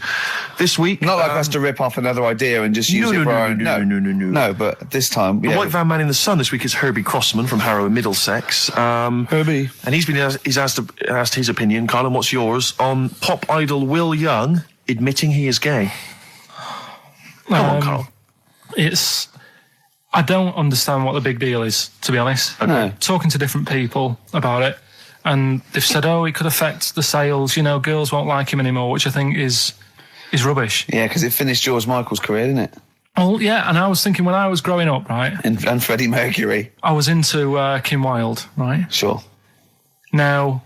And her kids. You're not going in to tell me America. she's gay, are you? No, but if she was, if they said, she's a leather. Yeah. Right? I wouldn't say, right, that's it, I'm taking kids in America back to the shop, I'm disgusted. Sure. I liked her. Yeah. I don't think I'm ever going to, meet her and marry her and that, so what does it matter? Yeah. Will Young, he's a good voice, he's gay, a lot of gay people in the world. Georgie boy was gay, I guess. There you go. Nothing more and nothing less. The kindest guy I ever knew. So Do you Bowie? No big deal. That's one of your favourite songs, isn't it? Brilliant. Killing a Georgie Parts 1 and 2, isn't it? Yeah. Okay, what do you say to the fact that a judge has decided that we, the general public, have a right to know about stars' flings? Basically, this is an excuse. This is basically saying, should papers be allowed to print tittle-tattle about celebrities? Oh, this is... Providing it's proven true. Oh, this is something about, isn't it, a Division 1 football or something? It definitely had Premiership football as an affair. And it is true, but he's trying to keep privacy. And the judge said, well, it's not for us to censor the press over things that are true. Right. It's up to the general public to either boycott or not, that publication. What do you think, Carl? What about all this, exposing, going through the, the bins of celebrities? It's not right, is it? But no. People are interested in it and buy the papers to read it. Do you know what I mean? Like I said to you the other week, everyone has a go at Beckham for not being that bright. But at the end of the day, it's a good footballer. It doesn't really matter what goes on off the pitch, does it? Do you know what I mean? Yeah. Express 2 featuring David Byrne, Lazy, XFM 104.9, 1:45. I'm Ricky Gervais. Steve's got The Sun. Yes, we're just going to be doing White Van Karl, where we ask Karl the questions The Sun asked some other bloke. That's right. Because we think Karl's got more to say than anyone on anything. Karl only tells the truth, by the way. Just remember that, listeners. Off you go. Yes, well, today's White Van Man in the Sun is John Slade. He owns his own door maintenance company. His answers are very informative, I have to say. But, Carl, what do you make of the Channel 4 producer, aged 30, who duped a school into believing he was a teenager for a documentary? Are you familiar with this story? No, go on. Well, basically, a 30-year-old guy kind of fooled the school into thinking he was a pupil for a secret documentary. The school's outraged. Do you think that that's, for you, should anything go when it comes to making TV? I think I've said to you before, there's loads of kids at my school. I remember being in the first year, and kids who, what year do schools go up to? I was in the first year. What is it? 11. 5? Oh, sorry, first year of infants and juniors. No, secondary school. 11. Right, year 11. Kids have beards and stuff. No, not year 11. They're 11 when they first go to secondary school. Right. Well, I'm 11. The kids at the older end. Well, there's a fifth form, and then there's leave when you can leave when you're 16, I think, can't you now? Right. Well, kids who were 16 looked old. They did have beards. I remember going there and thinking some of them were teachers. I think he's answered that. Next one. What's the next one? Tattoos and everything. I think they're kids in the earlier years even. What do you make of the fact that Mariah Carey's £38 million payoff has cost EMI staff their jobs, and we're talking 1,800 EMI staff who have lost their jobs? What do you think of that? Yeah, I mean, is that silly money, Mariah Carey, on 38 million? She doesn't need that much. She doesn't need that much. She has to dress nice, though. It's not her fault. I'd say it's bad business. Okay. Because EMI, did you say? Yes. Right. They've got rid of them staff. Yeah. Mariah Carey's left. Who's going to do the work? Do you think Mariah should come back and do some temping? Well, they should have got a loan and paid her. Okay. Do you know what I mean? Vicious circle, that. So this little Harry the Boneless, what was your point? Was that really your point? You wondered if you could live without bones? Yeah, I saw the little fella on this programme. And The presenter? Yeah, and he was a small fella, and he was talking about Harry the Boneless. And I thought, you know, that's interesting little bit of science stuff. Yeah. Yeah. Well, yeah, that's about it on him, really. All right, well, that's just another bonus cheeky freak of the week, isn't it? That's not even the freak of the week either. No. That's still to come. So you've had a pregnant Siamese twin. I know, it's been mad in You've the had a freak week. boneless fella and another fella talking about him. They're not even involved in freak of the week. No. This is getting mad. Play a record. Let's play a record. Let's have cheeky freak of the week afterwards, shall we? Yeah. Current single from Nick Cave. Can we do monkey news first? I'd rather have a cheeky freak of the week. Nick Cave and the Bad Seeds, He Wants You. Brilliant. XFM. Yeah. So, Carl, off you go. Well, we're not going to do freak of the week here. Okay. Right? Because we've done quite a bit of that in the last 20 minutes. We've Right, so OD'd we'll move on that. freaks, you think? Yeah. Sure. We'll just shift it a little bit. Okay. And I don't, like I keep saying, don't want people to be thinking we're sort of taking the mick out of anyone. No. Right? Because we're not about that. I feel like I can do a little bit of it because I work with you, Steve. Yeah. Right? Sure. It gives me that right. It's like a care worker. Yeah, I understand. Well, it's like that thing of you can't be homophobic because I've got a couple of gay mates and stuff. Sure. I think it sort of gives me that edge. Yeah. Right? So you're not freakophobic because you work with Steve? No, that's right, yeah. So, yeah. Okay. Well, by that token, I should be able to sort of slag off, the mentally ill. What do you Or mean? at least mentally handicapped. Now, there's a term you don't hear very often. In 2003, there was the mentally handicapped. Isn't that what it was? I don't know where to start. But I'd like to apologise for the Lady Diana stuff, the term mentally handicapped, and any inadvertent racism that we may have stumbled What's over. the actual term then? Is it retarded? Right, come on now. Oh, chimpanzee that! Monkey news, earlier than usual. Oh, chimpanzee that! Monkey news, earlier than usual. I'll have to save this link now. Monkey news. We've done a lot of stuff, right, on monkeys. And most of it has been... Is bollocks. No, has been like happy stories. Oh, is this it's not... Is this going to be like our tune? Our monkey tune. Simon Bates and welcome to our monkey tune. No, but do you know what I mean? We've done stuff about a monkey that robbed a bank. Yeah. Why is that happy? He had a great life after that. Right? What, in Marbella? Yeah. Right, we did the one who saved someone's handbag in a railway station. We've had a lovely marriage, couple of marriages. Couple of monkey marriages. Yeah, yeah. There was the one who got a job in a railway station. Yeah, the hairdresser. The one who set up a business in Spain. I don't even remember that one. Yeah, I'm willing to believe that happened. Go on then, Carl. But anyway, yeah. So today's isn't that happy really. It's about some monkey. I think it was a chimp. Who's an ape? Go on. He tried to. I mean, the story sets off at a sort of a weird thing. Yeah. It's something about he went to Russia to do some business. What are you talking about, Carl? It jumped past that bit though. It didn't start there. What are you... Do you know what I mean? It didn't tell you what he was doing. It just said, there's this monkey, went to Russia.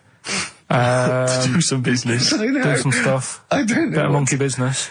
And, anyway, didn't work out. So, they were furious. We wanted a surgeon. You send us a monkey. Anyway, ended up being homeless. Oh. No, you're joking. So it was taking a turn for the worst. What, couldn't even get into like a tree hostel or anything like that? That's the problem. and God. ended up homeless. Got in with some tramps. I don't know where to start. Come on. So he's knocking about with some tramps and stuff. Sharing drink and what have you around a little fire. They broke into some home, not sort of squatted. Right, so into not the flat. homeless anymore. Problem was, he had a roof over his little area he had. Yeah. And he goes, "Oh, this is good. This is, we're having a good time. This is sorting me out." Yeah. He had his He mate. said that in Russian, though. Didn't he? What was he eating? I don't know. It didn't say. But they're in this house. Well, he could only be eating sort of like, fruit, nuts, vegetables. They classically sort of don't eat, pork pies and. But they've got drink McDonald's coffee. in Moscow now, so Sure. you probably chow down on that. Yeah. Anyway, there was a bust. What? I knew this was There was a bust in the flat that they were squatting in.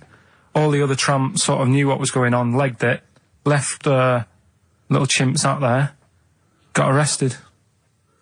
And they thought it was a real fella at first. They were like, get him, he's obviously just a scruffy bloke who hasn't had a shave and stuff. Yeah. Hasn't shaved his back for a while. Or his face. Yeah. His head. Got him down the station. And the boss was like, "What's going on here? We've got a monkey here." He was like, "What?" So you arrested the monkey. Well, so the arresting officers hadn't noticed all the way to the station that he kept slipping out of the handcuffs and was going for the entire journey. They didn't notice till they got there. What, did they put a hood over his head maybe and just like, I don't know. I'll give you the story if you want. There's the headline. What is it? What's the headline, Steve? I don't want to see it, but... The headline, this is once again from supposedly reputable news organisation Ananova, homeless monkey arrested in Russia. Did you read on, or did you see the headline and make up that whole story? Most of it is there. What isn't there? What bit isn't there then? I think Steve can have a look over it, check it out and stuff. Point out the embellishment for me, Steve, will you? Well, what it doesn't say is that the police didn't realise it was a monkey. That's what I was guessing. Really? That they got it back and they said, "What are you doing? We've got a monkey here." And they go, "Yeah? Yeah. Oh, God." There's some more monkey problems in the week. Have you seen the Alfords advert with monkeys in? No.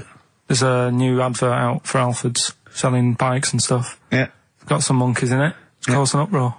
Why? People are saying it's, dressing them up in tracksuits and that is, taking the mickey out of Manchester. It's not nice for the animals and that. So there's been loads of But complaints they get a free about it. bike or something, do they, I imagine? I think they kept the tracksuits. Yeah. But, Shall I record that's the after thing, this though. cheeky freak of the week? No, I'm just saying we're not doing this to sort of, again, take the mickey out of the animals and stuff. These are true stories and that. But yeah, coming next, Freak of the Week. Speaking of headlines. Oh, here we what's going go. on in the Okay, world? look. Imagine if Pilkington was on News at 10, okay? We should just explain, you cannot be bothered to read an entire news story. You get everything you need from a headline, don't you? Well, I think it's enough. I think if they did... Well, let's see if this is enough. Let's see if Trevor McDonald just read this on the News at 10, it'd be short and you get back to the football, whatever. Yeah, Here we go. And here is the News at 2:15 with Karl Pilkington. Bong. Man who walks backwards around lake falls in. Bong. Chinese woman eats dirt. Bong. Man lives in rubbish dump for 10 years. Brilliant. Bong. Czech family says they've got a rabbit with 3 knobs. Right? Right. Done. Sorry, could you just read a little bit more of the Czech family with 3 knobs? Just about a family. Not read it to yourself. Read it out on air. It's just about... He can't read it to himself. I told him to read it to himself. We still hear it. No, he was, because I could see his lips moving. Go on. Just this fella who had 3 rabbits. Right, just think of this is Trevor McDonald. Yeah. Okay, carry on, Carl. Okay, well, here's the news. Right, good, brilliant. Go on. There's a fella, he's got 3 rabbits and that, and then he checks them out, right? Yeah. 2 of the rabbits have got 2 knobs each. Right. And he goes, "That's a bit weird, isn't it?" Sure. And they're throwing them around, sort of showing them around the family and stuff, saying, "Look at that, that's weird." Picks up the 3rd one, it's got 3. Yeah. So they ate the 2 with 2 because they thought we best keep the third one because a little bit lucky in that. Yeah. It is lucky. 3 knobs there, yeah. Now here's the sports news, and that's how it would work. Yeah, okay, brilliant. Well, read about the Chinese woman who eats dirt. I'm interested in that. That's it. That is the story, isn't it? What more do you need to know? It's Well, just I want to saying, know a little bit more. Can you just embellish it? 78-year-old Chinese woman. She says she's 78. Makes you wonder. Yeah. With my theory.